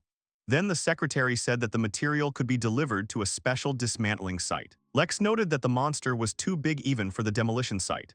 The woman asked in surprise if the guys had really managed to defeat such a large demon. They couldn't just transport the ancient plant to the guild, so they called the assistant leader of the organization. The secretary explained the situation in detail, astonishing her interlocutor with the scale of the event. It turned out that he was a VIP known by Mr. Lex, famous for building roads in the demon forest. This sounded too scary for the guy. Mirisha apologized to the important guest for the lack of preparation of the staff. Indeed, the guy's haul was colossal. The woman knows full well that they intend to sell the demonic materials, so she quickly organized the evaluation and sale procedure specifically for them. The young man said that he had personally dealt with a Class S Naga monster right in the heart of the forest. The woman listened, amazed. The guild's chief advisor decided that she had heard incorrectly, but the boy firmly confirmed the truth of what he had told her. Mirisha was genuinely shocked. The woman was overcome with profound shock and repeated in amazement what the boy had said, unable to believe what she had heard. The other adventurers, having heard the conversation, also began to repeat his words, amazed by the story they had heard. The woman asked the young man if he was sure of his statement. Liliella confirmed his words, explaining that she was next to him at the time of the battle. She witnessed this as an official member of the group. The chief advisor of the guild was interested in how they managed to get to the center of the forest. It turns out that the guys made their way through the air. The woman tried to throw thoughts about the difficulty of the path out of her head and asked to show her the defeated monster. The guys said that the monster was too big and they would have to leave the city. Marisha promised to call in dismantling specialists. All those present were in a state of extreme amazement at the size of the defeated giant, which was once a gigantic tree. It was the famous ancient plant known as the living forest. Marishi-san and Liliella-san's opinions were in complete agreement. Earlier in a past life, the hero played a demon who massively bred giant weeds. Turning to the boss, the guy asked to evaluate the find. Having received the consent of the chief advisor of the guild, the specialists began dismantling. The workers stood in complete amazement, unable to believe that such a huge tree actually existed. The blades of the workers' tools broke and became dull, not penetrating deeper than the surface layer of the wood. The young man explained that the bark of this monster was harder than any steel and could not be cut through with ordinary weapons, leaving Marisha in deep shock. At first, she considered the stories about the super strength of ordinary tree bark to be just a beautiful legend. But now, faced with reality, she realized that ordinary steel is powerless against this bark. The woman interrogated Lex about how he managed to deal with the tree. He admitted that he used a special weapon and strengthening magic. Again, unable to believe it, she insisted on an explanation, but the guy patiently repeated his explanations. The young man regretted that he had not thought to cast a spell of increased strength on the tools in advance, saving a lot of effort and time. The worker was amazed at how easily the material was cut, suggesting that the tool was cutting like slime despite the hardness of the bark. Now the worker could freely cut this massive trunk without much effort. The chief advisor of the guild noted that there was still too much material. The advisor suggested leaving some of the material outside the city under guard and selling the rest at auction. The young man asked if she had been present at the auction where he had defeated the green dragon. The boy's words shocked the woman again. The boy added that the green dragon's rank was low. Marisha preferred not to go into details and decided to put only high-quality goods up for auction. If the young man was comfortable, the chief advisor of the guild promised to immediately send a messenger to the capital. The proposal suited the young man. Liliella spoke hesitantly, wondering if she was suitable as a member of the team since they had doubts. The guy couldn't believe his ears because they had been teammates for a long time and the girl herself would soon be able to defeat such monsters. But she thought that he just wanted to cheer her up. Lex claimed that she would definitely become stronger, and the girl took his words seriously. Together, they went to see what was happening.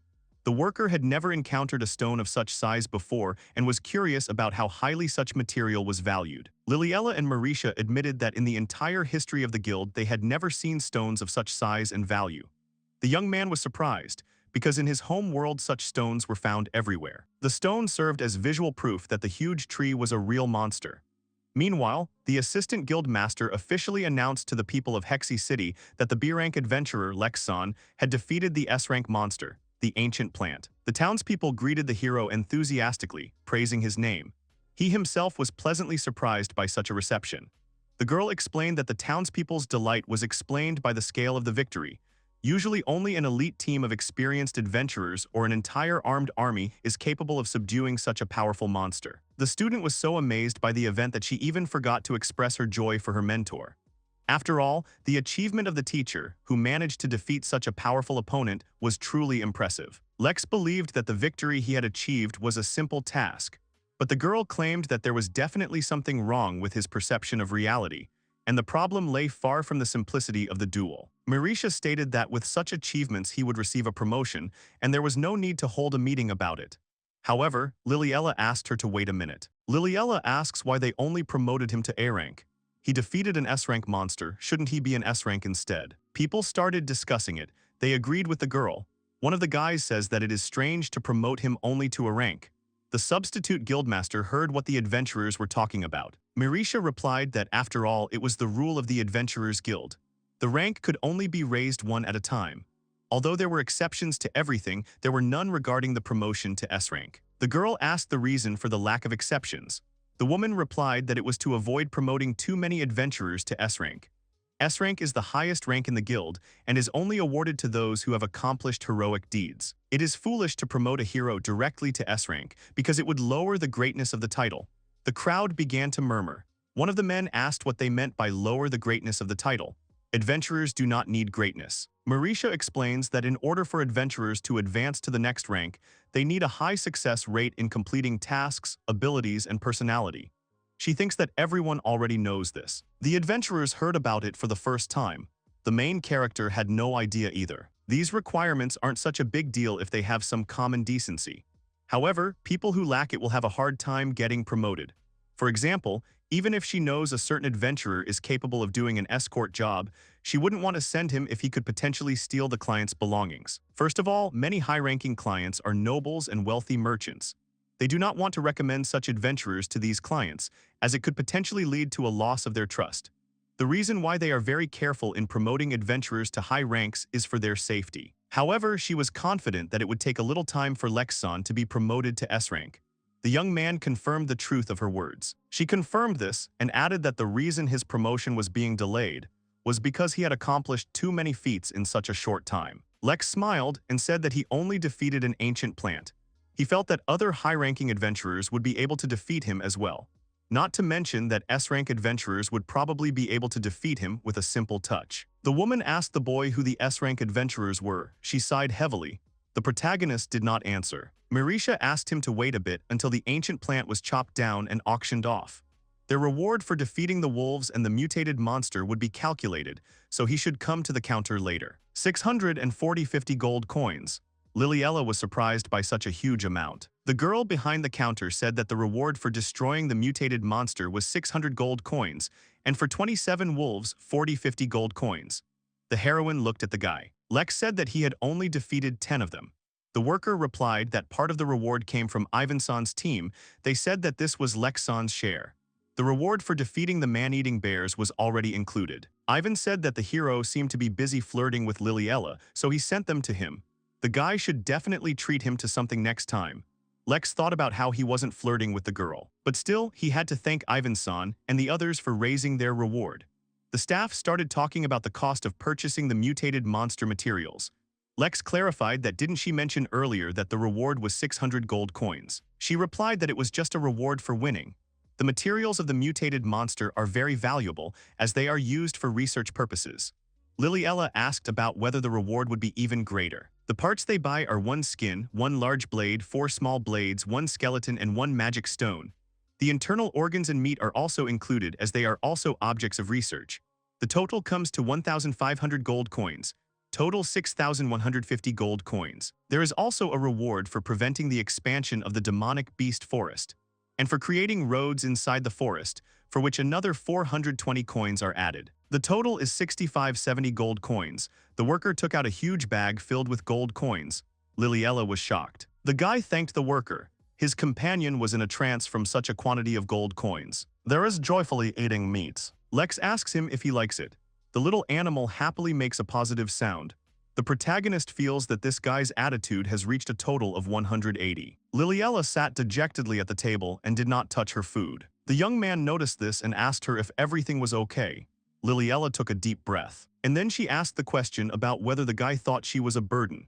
He was surprised by her words and asked why she suddenly decided that. The girl says that she is nothing more than a burden to him, just a weak creature that he instinctively wants to protect. Lex tries to prove that this is not true, but the girl replies that she knows herself better than anyone else. She also realizes that she is not fit to travel with him, that if she stays with him, she will just cause him problems. The young man did not understand what he had to do. He did not think of her that way, but how could he explain it to her? Liliella said that she had already promised him that she would repay the debts. He saved her mother and everyone in the village. Moreover, he even restored their hometown. She does not want to go back on her promise just because nothing can do it. She jumped up from her seat and asked the guy to train her. At least she wants to be strong enough not to slow him down. To achieve this, she will endure any training, even if it is difficult. Lex considered her words about training. The girl added that she would do anything. The young man clarified that she had just said that she would do anything. Liliella confirmed her words. Lex understood her. The girl began to tremble and did not understand what was going on. The young man thought that the girl had decided on her own. That's why he agreed to train her. The monster didn't understand what was happening. To respond to her strong determination, he is going to train her seriously. He will train her to become a first-class adventurer. The protagonist is determined. It reminded him of his past life, when he became a master's apprentice to defeat the demon lord. After that, the training he received was harsh to the point that he regretted those words. And today, Liliella said she would do anything. He was starting to get worked up. Liliella was saying that she would appreciate it if he were a little gentler with her. She sensed danger. Lex replied that it was a funny joke. He told her not to worry. He understood everything. He would train her very hard. The protagonist is sure that she is already mentally prepared for this. Until now, she had been looking for ways to save the people in her hometown who were suffering from the disease. However, thanks to Lex-san, whom she met by chance, the problem was solved. Not only did he save her life, he helped her family and rebuilt the city. To her, he is her messiah. Feeling indebted to him, she decided to join him to repay the debt. Lex-san accepted her as his friend because he is a kind person, and not only strong but also very noble. Trying to be helpful, she decided to go along with him. But later, on her first adventure with him, he single-handedly defeated an S-rank monster. She knew deep down that he was much stronger than her. He easily defeated the mutated A-rank monster and the trees in the demonic beast forest. But even then she thought that she could still help him. However, she did not succeed. The heroes were going somewhere. The girl walked with her head down. Liliella cast aside her dignity and honor to become his student, so as not to be a burden. Lex told her that they first need to defeat the dragon. The girl is shocked. She began to deny what was happening and ask why he immediately set the difficulty so high. The boy told her not to worry. It was just a wild green dragon that was flying nearby. The girl didn't understand anything. Lex explains to her that this dragon is not very strong. The lady clarifies that isn't he already strong since he was called a dragon. The young man tells her to calm down. It is very easy to defeat dragons. She just needs to cut his neck. She, on the contrary, tells him that it is quite difficult. Lex doesn't know what to do with her. Liliella screams that she's the one with problems here. However, in any case, the hero is going to teach her how to easily defeat the dragon, and the next moment he uses healing on him. The green dragon came to life and roared loudly. The guy jumped off him and said that dragons usually fly high in the sky, so she needs to use magic or a throwing weapon to make him fall. The girl is shocked. Lex prepared to use explosive hammer and threw something at the dragon. He continues the instruction, explaining that she should then attack him while he is falling. The boy took off, and she started hitting the dragon. The girl is shocked that he is beating the dragon. Then Lex landed and said that when the dragon fell, all that was left was to cut its neck. He asked if it was easy or not. The girl answered that it was not easy at all. Liliella thought that the guy was hopeless. His training was too high level. It was not what could be called training. At this rate, she'll die in one of his training sessions. Lex told her it was the easy way out. The girl started to get upset that the guy was using the word easy in the wrong way. She didn't need him to teach her an easy way to defeat someone. She needed him to teach her an easy way to defeat something a weak person can handle. Lex said that he understood the girl. The method he showed implies something similar. Liliella replies that this is the essence of all humanity. She has neither magic that can knock down a dragon nor the ability to attack it. Among B-rank adventurers, she is quite weak. The boy didn't believe her words. He said that she had a good fighting sense. The girl added that because of him, she was promoted to B-rank. The reason was partly because of her sword technique, but mainly because of her high mission completion rate and the materials she collected for the guild. Her goal was to find a herb that could cure Elsa's illness, so she sold most of the herbs she found to the guild. That's why they gave her the title of B-rank adventurer as a material gathering specialist. She sold all the herbs she didn't need to the guild, including the expensive ones, so they eventually promoted her. That's why even though she's officially a B-rank adventurer, her strength is lower. Liliella thought that after saying that, she immediately became depressed. After all, an adventurer's rank is not determined solely by their strength. Not to mention, the person in front of her was too different from a normal B rank. Lex understood everything. He decided to help her gain real combat experience to get used to fighting. The girl did not understand how she came to such a conclusion. The young man put his hand on the girl's shoulder and told her not to worry. This time, he was going to teach her his way of fighting properly. Once she learns it, he wants her to fight monsters to master it. There's nothing better than training in real battles. Liliella realized that this meant he was going to teach her something now. First, they will use everything from today's time to learn body enhancement magic without casting a spell. The girl exclaimed that she had a swordsman class. She puts down her staff. Lex tells her that in order to master it, she needs to feel the magical energy.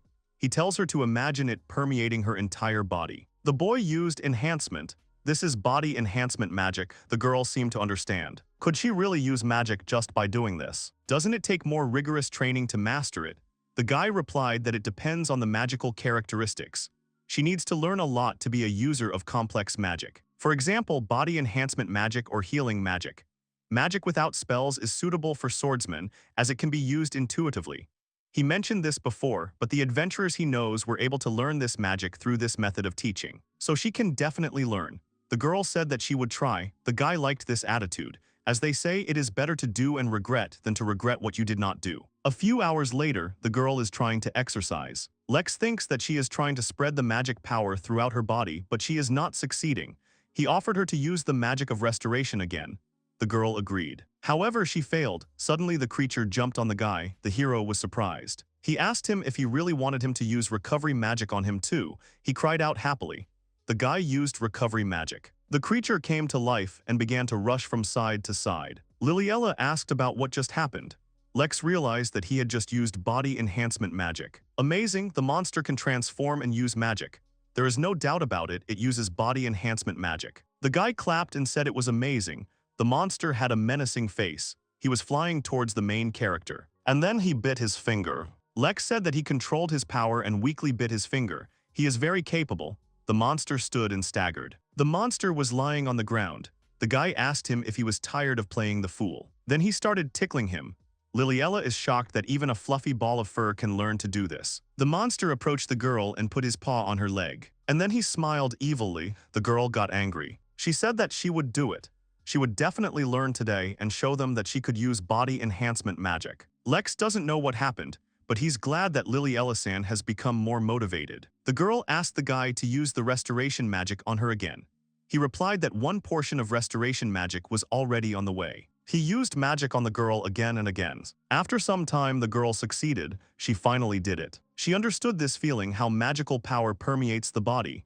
The guy praised her. She still can't fully distribute the magical power and it sometimes breaks, but once she gets the hang of it, she will be able to control it. Lex congratulated Liliella. She thanked him because it was all thanks to him. She rushed to hug him and thank him. The girl said that it was so amazing, she could use magic. Lex said that he understood her and asked her to move away a little. She was too close. The girl looked up and realized what the guy was talking about. At that very second, she jumped away from him. She said that she was sorry. The hero replied that everything was fine. After all, she was able to use magic for the first time. It was obvious that she was overjoyed. The monster was pleased with himself. Lex suggested moving on to the next stage. The girl agreed to continue training at the same pace. They stood with their backs to each other and took a deep breath. The hero said that her next training would be to fight this dragon using body enhancement magic. Liliella shouted that it was impossible, but the guy said fight, not win. The edge of the demonic beast forest. Liliella breathes heavily, and the next moment she uses ice shot. A nearby tree was covered in ice. Lex encouraged the student to keep up the good work. The girl thought about Lex-san burning down the forest while teaching her how to use magic without spells. It's effective. But she was very tired. The hero told her that he could restore non-magical power by transferring mana. She replied that even if she did, he would not be able to restore her mental state. Then the young man suggested finishing the training and eating something tasty in the tavern. After these words, the girl felt relieved. Standing at the reception desk, they were told that their reward for destroying 29 trap plants was 2 silver coins. The girl said that it was not enough. The employee replied that there were a lot of such materials, hence the reward. Liliella understands this. To receive so much after all the work, it is not surprising that ordinary adventurers do not want to stop the expansion of the forest. Then the employee turned her attention to Lex. She asked if it was true that he had stopped the forest from expanding and continued the road into the forest. The guy confirmed and showed that today he had burned this part of the forest and widened the road. The employee said that they had calculated the cost of the ancient plant and the elders that he had destroyed the other day and would pay him the full cost. The guy thanked the girls. He had completely forgotten about it. He destroyed 20 elder plants and received 1,800 gold coins. Lilinet was shocked by such a sum. The young man noted that it was much more than he thought. Someone explained that it was because they made good wood material. It was Marisha-san. Lex asked if they really use these plants as wood materials. The woman confirmed his words. Plant monsters can be used as wood materials, but the material from weak monsters is no different from normal trees. However, elder plants are different. They are high-ranking, so they have high-quality material. Marisha noted that it was good that they brought a lot of them. It is wood material, so a small amount will not be useful. When building a house or a ship, it is better to use the same material. The young man agreed and said that the strength would be the same. In addition, elder plants are rare monsters that live deep in the forest. They are very difficult to kill because they are very tenacious and strong. Unlike normal monsters, each part of them is made of wood, so it is difficult to obtain materials from them. Lex understood why it was so expensive. Mirisha confirmed his thoughts. And for the fact that he brought a lot of them, there was an additional reward, and now the price of wood material from rare monsters is growing. A man needs high-quality monster wood. He will certainly buy the ancient plant that is up for auction. It will be worth a lot. The young man asked about the fact that knowing all this, she advised to put him up for auction. The woman put her index finger to her lips, indicating that the guy should remain silent. And then she said that, after all, she was the guild master's assistant. The Adventurers Guild gets a share of the money from the items sold at the auction. In other words, they also benefit from it. Sitting in the tavern, Liliella eats and drinks something. She says that it is so delicious here, it cures her fatigue. The guy said that the girl learns pretty fast. She probably has good compatibility with water magic. Liliella didn't know that people have compatibility with them. Actually, the guy is going to train her until she can use all 4 basic elements. Liliella noted that it would take a long time. Lex wanted to resolve the issue of the reward they had given. He took out a bag of coins and handed it to the girl. He said that it was her part. The lady was surprised. At that time, the monster was eating a piece of bread. She said there were a lot of them. Lex pointed out that at least she had helped him defeat the elder plants before he fought the ancient. Besides, most of the elder plants were killed by the ancients, not by them. He had simply collected them. In addition, it was she who suggested bringing them. If he had been alone, he would have ignored her. Liliella said that it was thanks to his magic bag that they brought these plants. The guy offered to split the reward. However, the girl would be embarrassed. Without him, she wouldn't even be able to get to the middle of the forest. They started asking. A few minutes later, Liliella received the full reward for 1 elder plant, and for the ancient one, they divided 8 to 2. The hero asked if this was enough. The girl agreed and said that for her this was already a good reward. Standing on the terrace after the meal, the girl looked into the distance and asked what they would do next. Lex did not understand what she meant. She replied that she was talking about their future plans. They had reached the core of the demonic beast forest and defeated the S-rank monster. It was also thanks to him that she achieved her goals, so they had no reason to stay in this city. Lex said that he understood the girl. She was right about something. They had already done most of what was needed in the forest. Mirisha-san asked her to prevent the forest from expanding and to create passages inside, but only if it was not difficult for him. He could stop at any time. The young man thought that the woman had taken care of him, so he thought that at least he would finish the road work. Lex said that when the auction for the ancient plant ends and they get the money, it would be a good idea to move to the next city. The girl was surprised by the words about the next city, and then she was very happy and said that then everything was decided. In that case, she needs to buy new equipment for the upcoming trip. The hero was surprised that she wanted to buy equipment. She replied that she used the cheapest armor and old things to make ends meet. The guy did not know that she had armor. He doesn't remember her wearing any armor when they first met. Liliella said she only had one. She was just watching quests when they met, so she didn't wear it. But she also didn't wear them when they gathered for the party. The hero had a feeling that he had only seen her in them once when they fought Venom Rex. Liliella glared at the guy. She asked him if he knew that armor was expensive even if it was not new. Not to mention that it would cost extra to get the armor to fit a woman like her. On top of that, she planned to go home after testing the new sword. Who would have thought that she would have to go on an expedition into the forest and fight an S-rank monster? Lex scratched his head and said that he didn't know that. Liliella replied that he didn't know that because fighting an S-rank monster is not scary at all for an ordinary adventurer. The guy felt very sorry. He didn't take into account what Liliella was thinking. It was perfectly normal for her to be angry with him. He offered to give her a new set of armor. She asked if he was sure about that. He confirmed his intentions. Liliella smiled and said that in that case she accepted the offer. The guy sighed with relief. Lex said that he knew a good store nearby and suggested going there tomorrow. The girl agreed to go with him because the store he recommended would probably be excellent. Liliella says she didn't expect to fly just to go shopping. She was sitting on her knees next to the huge gates. The girl wondered where they were. It was not nearby at all. The hero replied that they were in the city of Tagai. The girl clarified that Tagai was 5 cities away from Hexi. Lex confirmed it, but they arrived in an instant. Liliella noted that he had not said that they would get there so quickly when it took almost half a day to get there. The monster sat on the girl's hands and trembled. The young lady noted this and said that the guy even scared him and he is always impudent. Lex scratched his head and said that they just flew by, there is nothing special about it. Liliella is surprised that he calls the wyvern attack just flew by. The monster is also outraged. Lex said that it was just a flock of wyverns. They couldn't match his flying speed. The girl noted that the guy really needed a lesson in common sense. The monster agreed with her. The young man whispered that the girl was saying it as if he didn't have it at all. She heard his words and said that she had been talking about it from the very beginning. Normal people can't fly, that alone makes him abnormal. Come to think of it, he hadn't seen anyone fly in this era. That meant the people of Tagai City were surprised because he was flying. Lex realized that people in this era cannot fly. The girl is shocked by his conclusion. She told him that even a decade ago they couldn't do that. So, people in this country living in cities can't fly. The hero decides to remember that. Liliella had a feeling that the hero was misunderstanding something again. Entering the city and walking through the streets through the crowd, the girl asked where they were going. Lex replied that he knows a forge here. He is famous in this city. The girl asked if he was really that famous. It seemed she had heard about him somewhere. The youth thought that Gordov-san's fame had reached even Liliella-san, who didn't care about equipment. Lex announced that they had finally arrived. He said that this was the gun shop they were looking for. The girl recognized the place. This gun shop that took care of his gear. A young man entered the shop and greeted the owner. He turned and asked about the person who had come there. He spoke as if they were friends. Then he recognized the main character, and they greeted each other. Gordov said that he heard that the guy was going to go to another city. How could he help him this time? The young man said that he had gotten hold of new material, so he wanted to borrow his workshop. The man was glad to have the opportunity to teach him new techniques. He closed the shop and told the boy to use it as they wished. Lex said that he didn't have to close the store. Gordov noted that this was a rare opportunity. He couldn't miss it. He didn't want customers to distract him.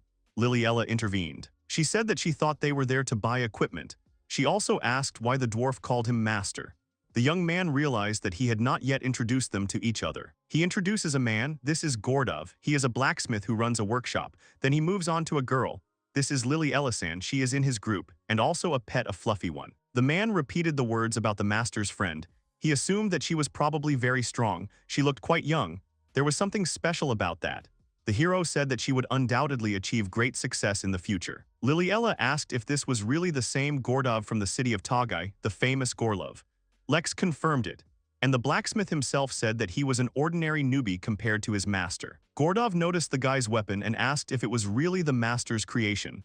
Lex confirmed it, and the blacksmith asked to take a look. The hero replied that he didn't mind and then asked Liliella if she minded. She didn't mind. Both heroes held out their weapons. After examining the weapons, Gordov couldn't believe it.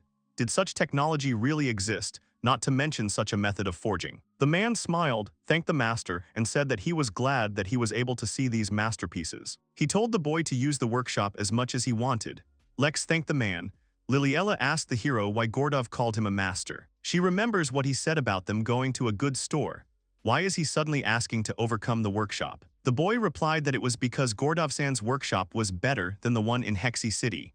The girl understood what a good workshop meant. It was a good store. The blacksmith blushed, became embarrassed, and said that the master was flattering him. Lex reported that everything was fine and he was going to start right away. He took out the necessary material from his inventory. Gordov asked if it was really wood material. The guy confirmed it and said that it was the material of an ancient plant. The man was surprised that this was the same legendary ancient plant. The young man suggested that Gordov hit the material with a hammer. The blacksmith was surprised but decided to try. He took the hammer in his hands and swung. When he hit the tree, nothing happened. The blacksmith did not understand what it was. This wood material does not break, not to mention that it is as strong as iron but lightweight. Lex notes that it is harder than iron. It would make good armor, light and strong. Gordov could not even imagine that such a material existed. He trembled with delight.